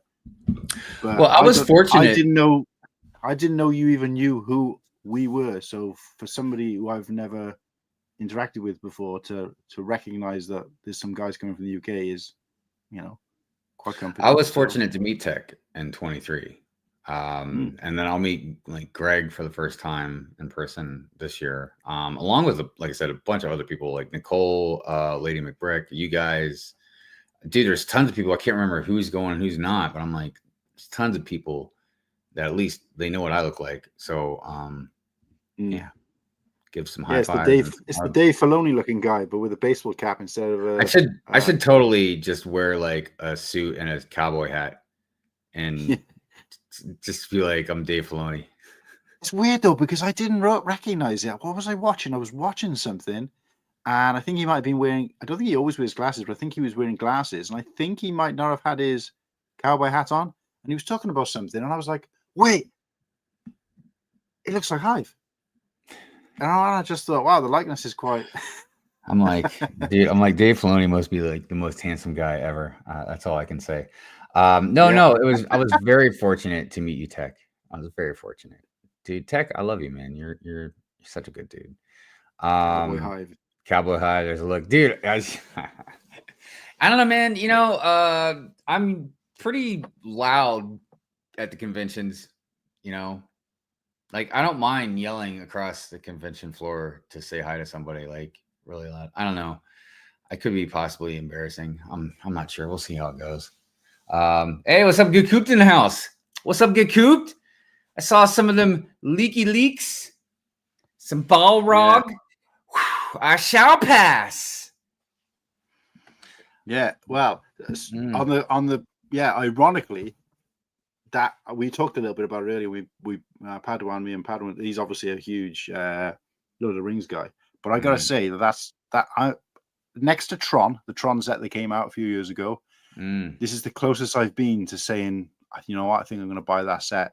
That's not Star Wars, obviously, but really, and I like the idea. I love that scene. I think it's been well done. It looks strong. Obviously, be interesting to see because the pictures for quite an early preliminary leak, the pictures are relatively good and clear. But the detail of it, we were trying to work out if the head was brick built or if it was a mold, and it turns out it is brick built. When we've done a bit of dissecting, we could work out what kind of pieces we used for it. And the wings from the whatever the thing, the GWP thing, right? Oh, look, I'm a GWP. What was the freaking thing called that came with the black thing that's behind you? I know. What the freaking was it? Coop will know. Coop, tell us what the hell are you talking about? I'm having a brain fart. It starts with a D. Fell Beast.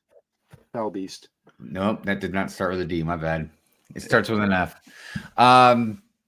Yeah. No, it's all right.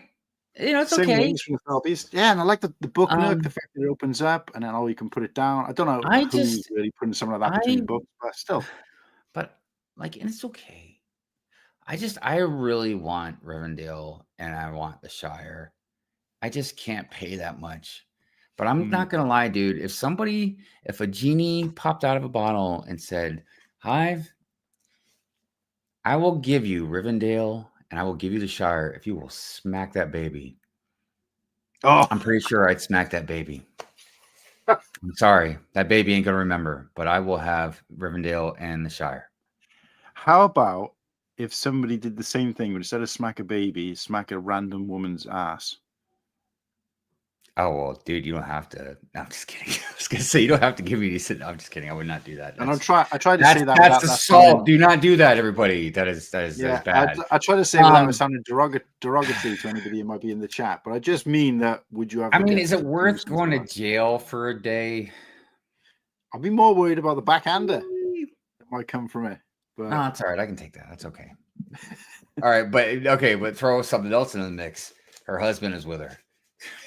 Yeah. Shit. And he's a beefcake as well. Yeah. Now I'm going to go to jail again. I might get my ass kicked or shot. depending on where you live. But I tell you what, though, talking about husbands, right? I don't know Yeah. if you saw this. I don't think I don't actually know. You wouldn't have seen it because I don't think I even posted the frigging thing. But let me see if I can find it. Where is it? Where is it? Where is it? Where is it?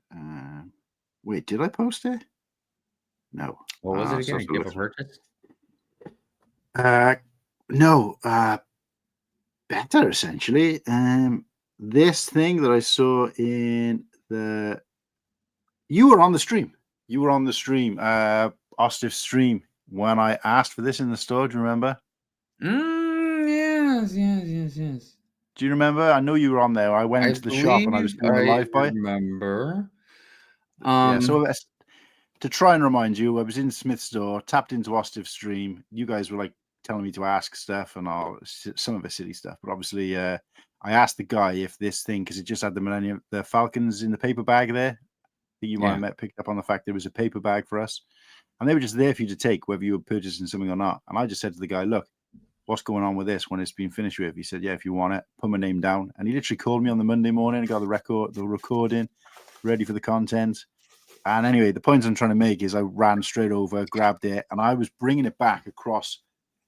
I don't know if you guys have like retail parks out there, so probably slightly different, but I work on one retail park, and the retail park across a busy road is where this place is. So it's probably about a half an hour walk, but it's mostly trying to circumnavigate the cars and roads to get across. And as I was making my way back, the amount of looks I got, lustful looks from the majority of it was middle-aged blokes, but also some, guys who were with their girlfriends, and you can see the girlfriends kind of like, and it reminded me of that meme, where the guy's with the girlfriend, but he's looking around and he's going, whoo, at some of them walking past. But I felt like I was the thing. I was walking with this stand thing across, and you could see guys with their girlfriends, and he's like, ooh, damn. So like, that's hot. Where'd you get that from? And it just made me realize that there was a time where if I'd been walking just with a Lego set a long time ago, but certainly like in the last maybe 5 to 6 years since I've been in the game, it's more than 6 years. What am I talking about? 8, 9 years since I've been back into sort of Lego and Star Wars Lego, would I'd probably be embarrassed to even carry a Lego set. Whereas now, brazenly walking with this thing and getting people looking at me clearly like, oh my God, I want one. It's just a cardboard thing, but it's rare, obviously. Like, not everybody's got one. So I was just like, I contribute that. I take partial credit in contributing that is from Generation X. Because I could be mistaken, but I do believe we were the first generation to carry our nostalgia and pop culture and toys and everything that we love, Star Wars and stuff, and pull it into our adult world. And then it made it more and more as generations went by acceptable to, like these things. Like I remember, being a skater wasn't cool, you know what I mean? Like, and now we got like the X Games and all this other stuff, you know what I mean? Being a nerd, you got made fun of or got your ass kicked, you know what I mean? Like liking Star Wars wasn't cool when we were growing up, So, but it's really awesome. I'm glad that, because it makes life, fun, bearable. No, you're right. And as it happens, I'm Generation X as well. But I feel like, for me, I remember there was a good friend of mine who I worked with my first job. And I was a young guy. I was like 17. And it was like the late 90s, mid 90s, should I say. And being a Star Wars fan, but like I say closet, but obviously, I got out of Lego by this point, but I was always a Star Wars fan. Never stopped. Never had a dark age with Star Wars as a fan, right? And there was a guy who was a lot older than me. He's about 9-10 years older than me, working in this place. But he found out somehow that I found out he was a Star Wars fan. He found out I was a Star Wars fan, and we were just kind of like, it was nice then to have somebody who was an adult. First time I'd met an adult who was into Star Wars and was like happy to talk about it. That was it. Then we connected. Still friends now. I don't see him as much. He's a policeman, but so both our lives have completely changed. But such a great guy. Went on his stag, went to his wedding, and obviously, and it was just like, I think for him, I might have done the same for him. I don't know, but it just really helped me to appreciate Star Wars and be a bit more open about it. But even then, I remember the two of us went to a convention, and it wasn't a Star Wars convention, strictly speaking. It was a sci-fi convention, effectively. But Star Wars obviously overtook everything, you know. And you're talking, I think, 1997. So the special editions were coming out, I believe. There was no rumblings at that point of the prequels. And we met Jeremy Bulloch, who was obviously the guy who was in the Star Wars inside Boba Fett first time. Yeah. And I remember there was a queue of about 10 people to see him. I paid £5, which is probably like, I don't know, $7.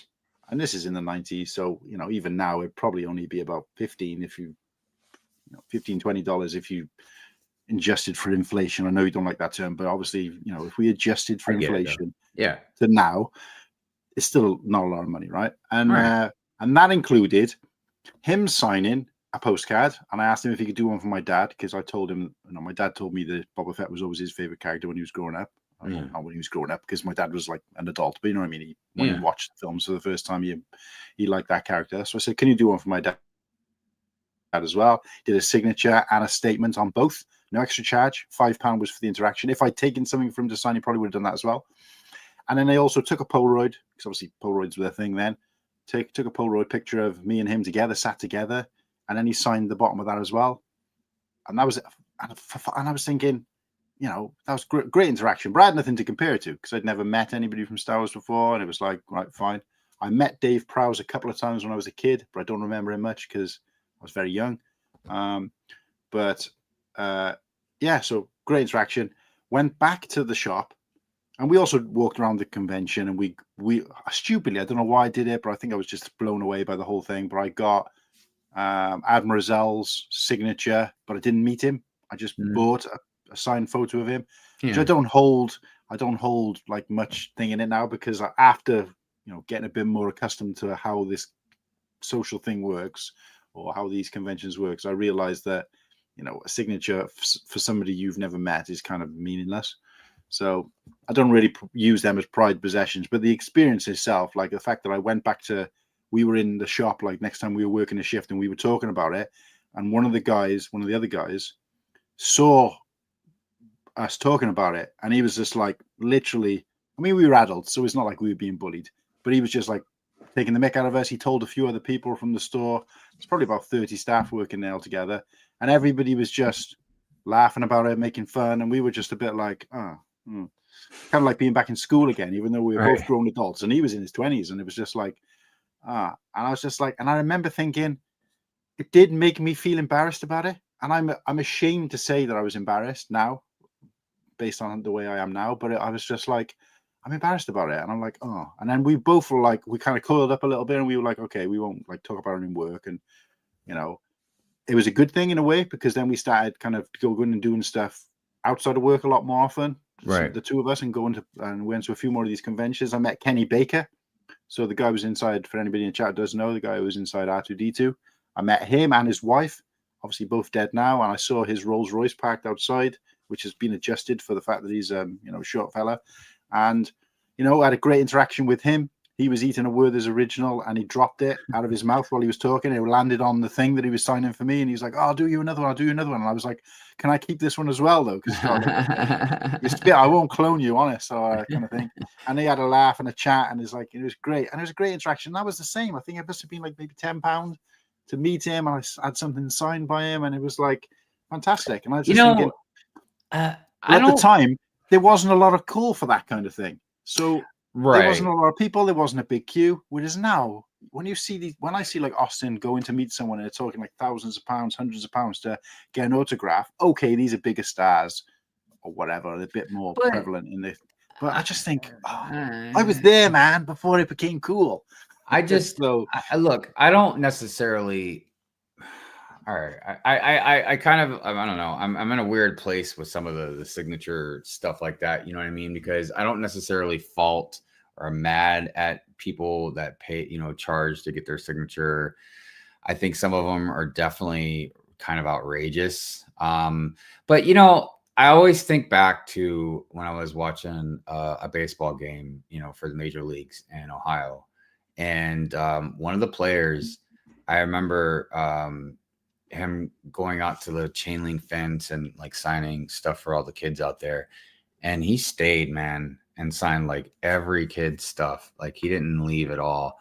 And I remember thinking like, dude, that's such an honorable thing to do, because again, just like with what we're talking about, you know, especially younger kids, man, they look up to these artists and stars and stuff like that as heroes or icons or inspiration. Because I remember going back to the conventions, you know, because when I never had an issue about feeling embarrassed, you know, as far as like the Lego thing or whatever, because I'd always collected comic books and toys in general and stuff like that. Just not hardcore, because I just never had enough money to really collect a lot of stuff. But I always collected comics. So before like Lego conventions, I always used to go to comic book conventions and stuff like that. And I remember for years, you'd see an artist and yeah, you'd have to wait in line, but you didn't have to pay, you know what I mean, to get an autograph or anything. And some you still don't, but like a lot of them, yeah, now you gotta like pay, you know, money to get autographs and stuff. So it's kind of weird. Holding a paper Lego bag low-key feels like more of a flex than a Gucci bag. I know, right? I still got a couple of the huge plastic ones, like the huge ones. Oh, it's good you say that. Sorry to kind of detract from what you were saying, but I want to try and get. I wonder if they'll have that Brickworld. You know where they had the paper bag, which has got the kind of Oberish. I'm assuming for the Lego, and I know a couple of people who've got it. Life Bricks has got a few of those for sale. Oh, really? You're not, because yeah, I mean, obviously you're only going to be able to find it now, like on the aftermarket, but yeah. Be reasonably easy to, you know, obviously I haven't got to worry about size of my suitcase for something like that. So I'm thinking of things like that, but I just like the look of that. I thought that'd be amazing to get that framed and put it up. Yeah, I know. I still can't believe I've got it sitting over there that my anonymous donor sent me not one, but two of those Lord of the Ring prints that you can get at the Lego store. Oh, right. Yeah. So I'm going to give one away to like a member, you know, soon. I don't know when, but soon. But then, yeah, the other one I'm keeping, and I'm going to frame it and hang it up. I've got some pretty nice stuff, man. I love art. So I've always tried to get pretty nice stuff. Like I got a couple comic books back there autographed by the artist. I've got me a really nice Rogue One print that I got when the movie came out, and I framed that. I don't know. And especially movie posters. Like, yeah, I really like stuff like that. I've got tons, and I've probably got a small percentage of them framed or actually up until I finish doing what I'm supposed to be doing in this room. Probably won't see the light of day, but I do need to get that sorted. If I had the money, I would have got more of the mosaics, because like I got the Hulkbuster armor right there, but you know how like you could build like 3 of them in a row and make them like with this handout. Plus they had the ones for like Darth Vader and stuff like that. Dude, I'm eventually going to do a rebrickable of Commander Cody, because I saw a really nice one that I wanted to do. I'm pretty sure Josh builds stuff. Also, yeah, because apparently those are really, well, I say really cheap. Depends obviously the size, but because it's just studs effectively. You know, it's relatively easy to do. I've been looking at a couple as well. I gotta go for a second. Hold on. No worries, man. No worries. But I'm coming up to 5 hours. 5 hours. I need to probably close it off here, guys. Let Hive know when he comes back on. You can hear Kirsty coming down the stairs, probably telling me to shut up. She's trying to get sleep. So we'll have to call it.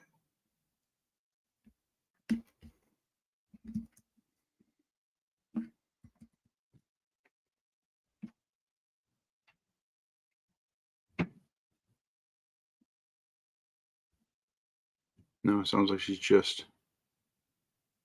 It sounds like she's just going into the toilet upstairs. That's the bathroom upstairs, should I say? Yeah, Garrett was still going, mate. Well, look, Hive came on, and it's been a while since I shared the screen with Hive.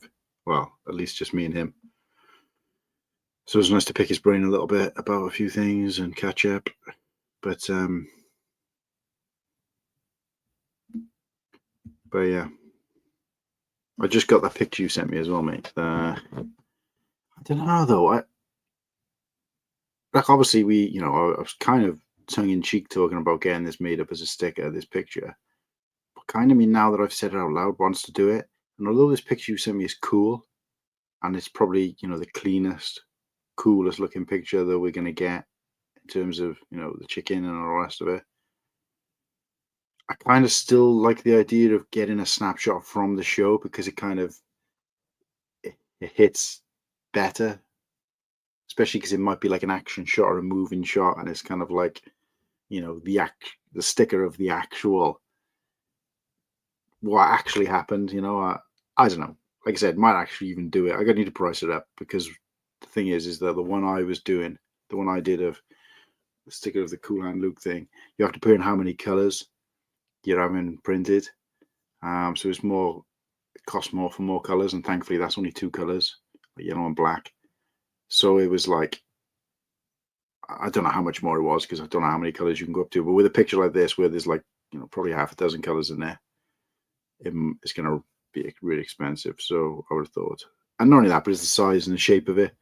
The one I had was kind of like and not only that, but it's like it's only going to be about that big, and the detail, because it's quite a simplistic design, it'll still work.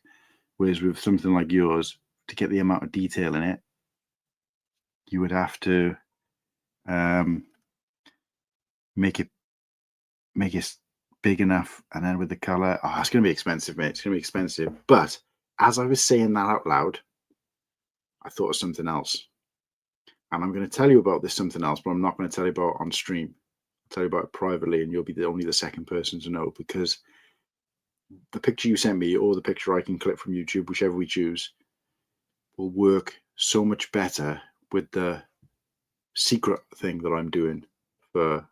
I believe you were on when I was talking about it. Yeah, it must have been you. When you were talking about that, there's one thing that I'm keeping to myself. That one thing will work really well with that picture. Kind of gives the game away a little bit to anybody who really cares or is guessing. But long story short, I'll reach out to you in private chat. I'll tell you, so you'll know what I'm planning, whether you decide or not, and then we can have a look, because that was a good price as well.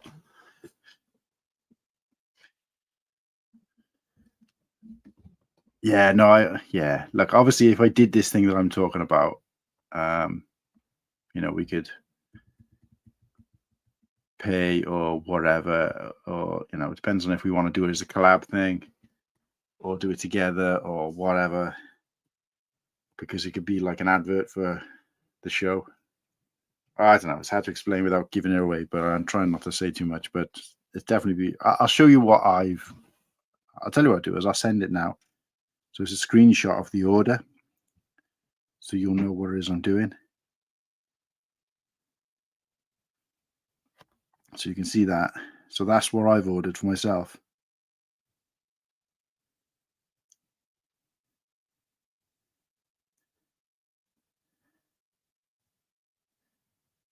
And it's something I can carry around with me and utilize on people or on items potentially. You know what I mean? I feel like I've already given it away, but I don't think anybody else is really paying attention. But yeah, so that would work, because obviously it would be void of detail and color, but it would still work. And it was relatively cheap. Oh, well, I say relatively cheap. It was the one I ordered was £40, which you're looking at about, I don't know what that is, almost $50. So up to you, mate. We'll talk about it privately anyway, and we'll sort something out. All right. Wow. All good. So far, we'll see. My tech has the leak under control. I just contacted a contractor to get over there and extract water. And hopefully, that's all that will come out of that, man. And the rest of the night, just crickets. Nothing else. Man. Yeah. It's not. I mean, look, and I don't want it to make it seem like because I get paid well. You know what I mean? Like, so it's at least the compensation is nice. But I always tell people, like, you can't put a price on a peace of mind. It's that's right. It's not really worth it in a way. So Gandalf has a right nice staff this time. Oh, I didn't. Yeah, you can't get a really good look at the Gandalf fig, but you can see the staff. I was gonna show you something before we got all distracted and stuff. I don't know if this is true or not. This could be fake, but I saw a leak for the Simpsons gift with purchase. Wait, it's supposed to be the living room set, but I feel like it might be fake. Oh, okay. I thought I'd seen somebody. I mean, I didn't even. We took. What is the set? Is it like the Quickie Mart or something like that? Yeah, it's. Oh no, the Krusty Burger, I think. Krusty Burger. Sorry. Yeah. But I thought I saw something where it was like I don't know if it is like a mosaic as such. The GWP was like Homer disappearing backwards into the bush. Well, that might have been a brick idea. That might be something else. Pretty good.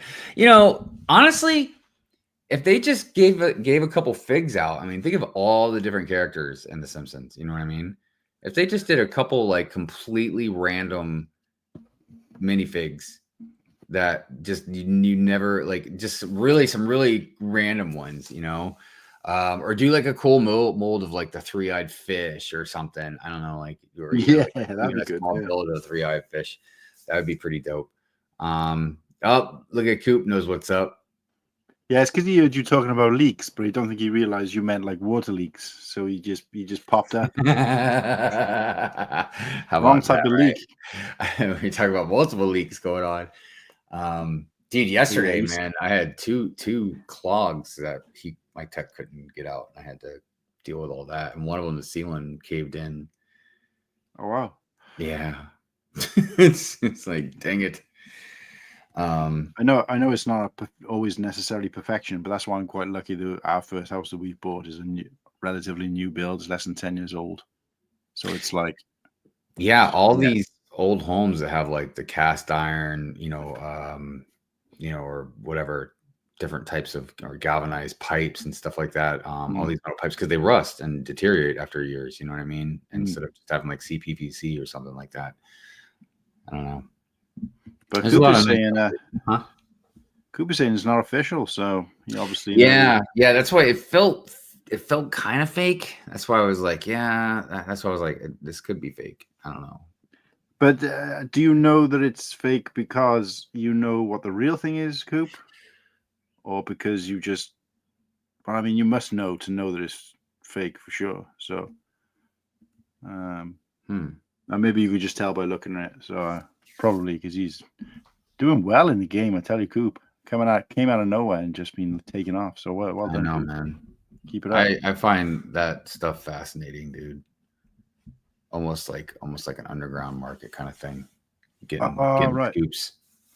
Okay. So the GWP will be the living room. The image just a stand-in. Okay.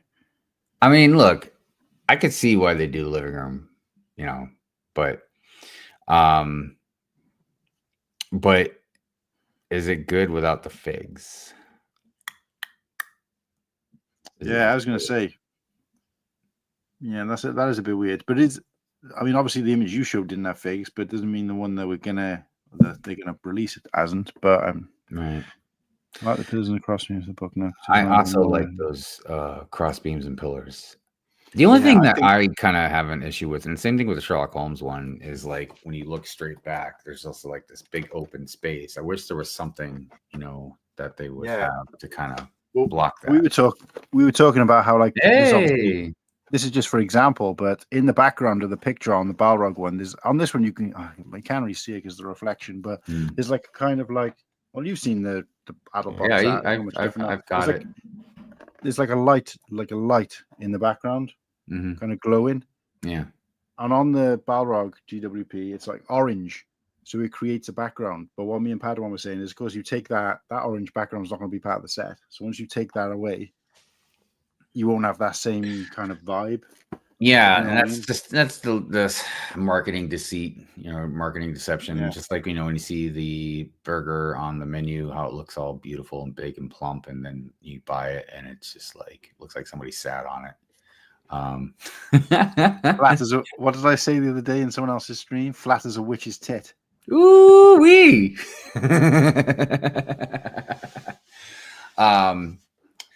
Oh goodness, I think I gotta go eat some dinner, man. Same. We ordered pizza yesterday, and we always do a Joey special when we order pizza. Me and my fiance. If you don't know, guys, what that is, that means 2 pizzas. So we ordered 2. So we've got takeaway for one night and a takeaway for the following night, just because it works out cheaper. But anyway, so I haven't had the second night's pizza yet, because when I was starting the stream, I wasn't particularly hungry. And obviously, I didn't expect to go this long, so I'm starving. So it's like midnight here, and I'm going to go and eat my pizza and watch the last episode of Andor. There you go. That sounds like a good time right there. But I appreciate you popping on at short notice, mate. And obviously look forward to the upcoming show where you will be the official guest. But obviously the underlining theme will be Brickworld hype, and hopefully be a bit more organized for that one. So we'll have some proper topics and stuff. And I'll be buzzing, man, because that's like a week or 2 or whatever before Brickworld. So yeah.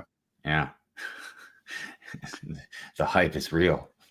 Yeah, the hype is real. I'm really enjoying. Oh, there he is, enjoying an amazing episode. Thanks, What's Lightning. up, Lightning? It was nice to meet you, aka Mike. Hopefully, you don't mind me saying your real name when you're not here. But Mike, looking forward to seeing you in the flesh, and hopefully, we helped out to lift the veil. So it's a bit of like, we've broken down some. I have to keep reminding everybody too, in case they're sort of new to me, like, just come at me. I don't mean that in a bad way. Like, come at me, bro. I mean, like, come at me, man. Like, I shake your hand. I'll give you a high five. I'll hug. Whatever, man. Whatever. It depends on what you're comfortable with. So yeah, definitely. Man. And I like the fact that Lightning Lord's another red. I like being called a ginger. I don't assume everyone else likes it, but he's another redheaded guy. And he does have a bit of a beard, but I warned him not to grow the beard too long, because at the moment it's the only point of difference. It's the only, what I call it, unique selling point I've got. So do not grow that beard. Yeah, I've dude, got to be the only guy there with a big ginger beard. So everybody's gonna start calling me Gray Bush. Yeah. I was gonna say, and the thing is, it's not even gray. Yeah, but you got almost like the cool stripe thing going. See, mine's just too much now. You know what I mean? At first, it was kind of cool. It was like, but now it's like. I was explaining it to somebody the other day. They were saying this. I know gray hair isn't necessarily gray. They call it gray. Mine is, because it's growing from a ginger beard. It's not like dark, so it looks white. It's white, right? It's white, bright white. And every now and then it'll just kind of be like in a completely different angle, like an eyebrow hair. You get a random eyebrow. Dude, hair. I get a random one. And they're trying to brush it down, and they just don't want to stay. So in the end, I'm like, right, I'll pull it out, and you could just pull them out really easily. But when you pull it out, it looks like, when you accidentally pull out a bristle from your toothbrush, it's exact same consistency as that. It's like a piece of like plastic, like nylon kind of wire. And I'm like, how the hell is this hair? How is this growing out of me? And it didn't hurt. But anyway, not that anyone wanted to know that detail. Don't get old, people. Don't get old. But I can't challenge your beard. Yeah, thanks, mate. Don't try, because like I said, it's my USP at the moment. So I don't want to look like anyone else. But no, appreciate everybody in the chat. Apologies, the Whittaky and Slurpee weren't here, and we didn't have almost none of the co-hosts for most of the stream. But we did have some fantastic guests pop in and help out and support. So appreciate that, and obviously for the band itself, Hive, closing out the show with us. But guys, keep a lookout. I've got some people lined up for shows. I don't want to give away too much here, but check out on Instagram, and I've got a schedule coming. So it'll be like 4 weeks out, we got so and so. 3 weeks out, we got so and so. 2 weeks out, we got so and so. And we'll build the hype for the hype, if that makes sense. We'll build the hype for the hype for the hype. So it's a lot of hype. Yeah. So look forward to that, guys, and appreciate your time. Don't forget to like, subscribe. I never say that, but since I'm here on my own, may as well. And it's a great stream. Thanks, Hive. Yeah, man. Thanks for having me. Peace out, chat. It was good. It's good chatting with everybody. Take care. All the best. No doubt. Bye. Laters.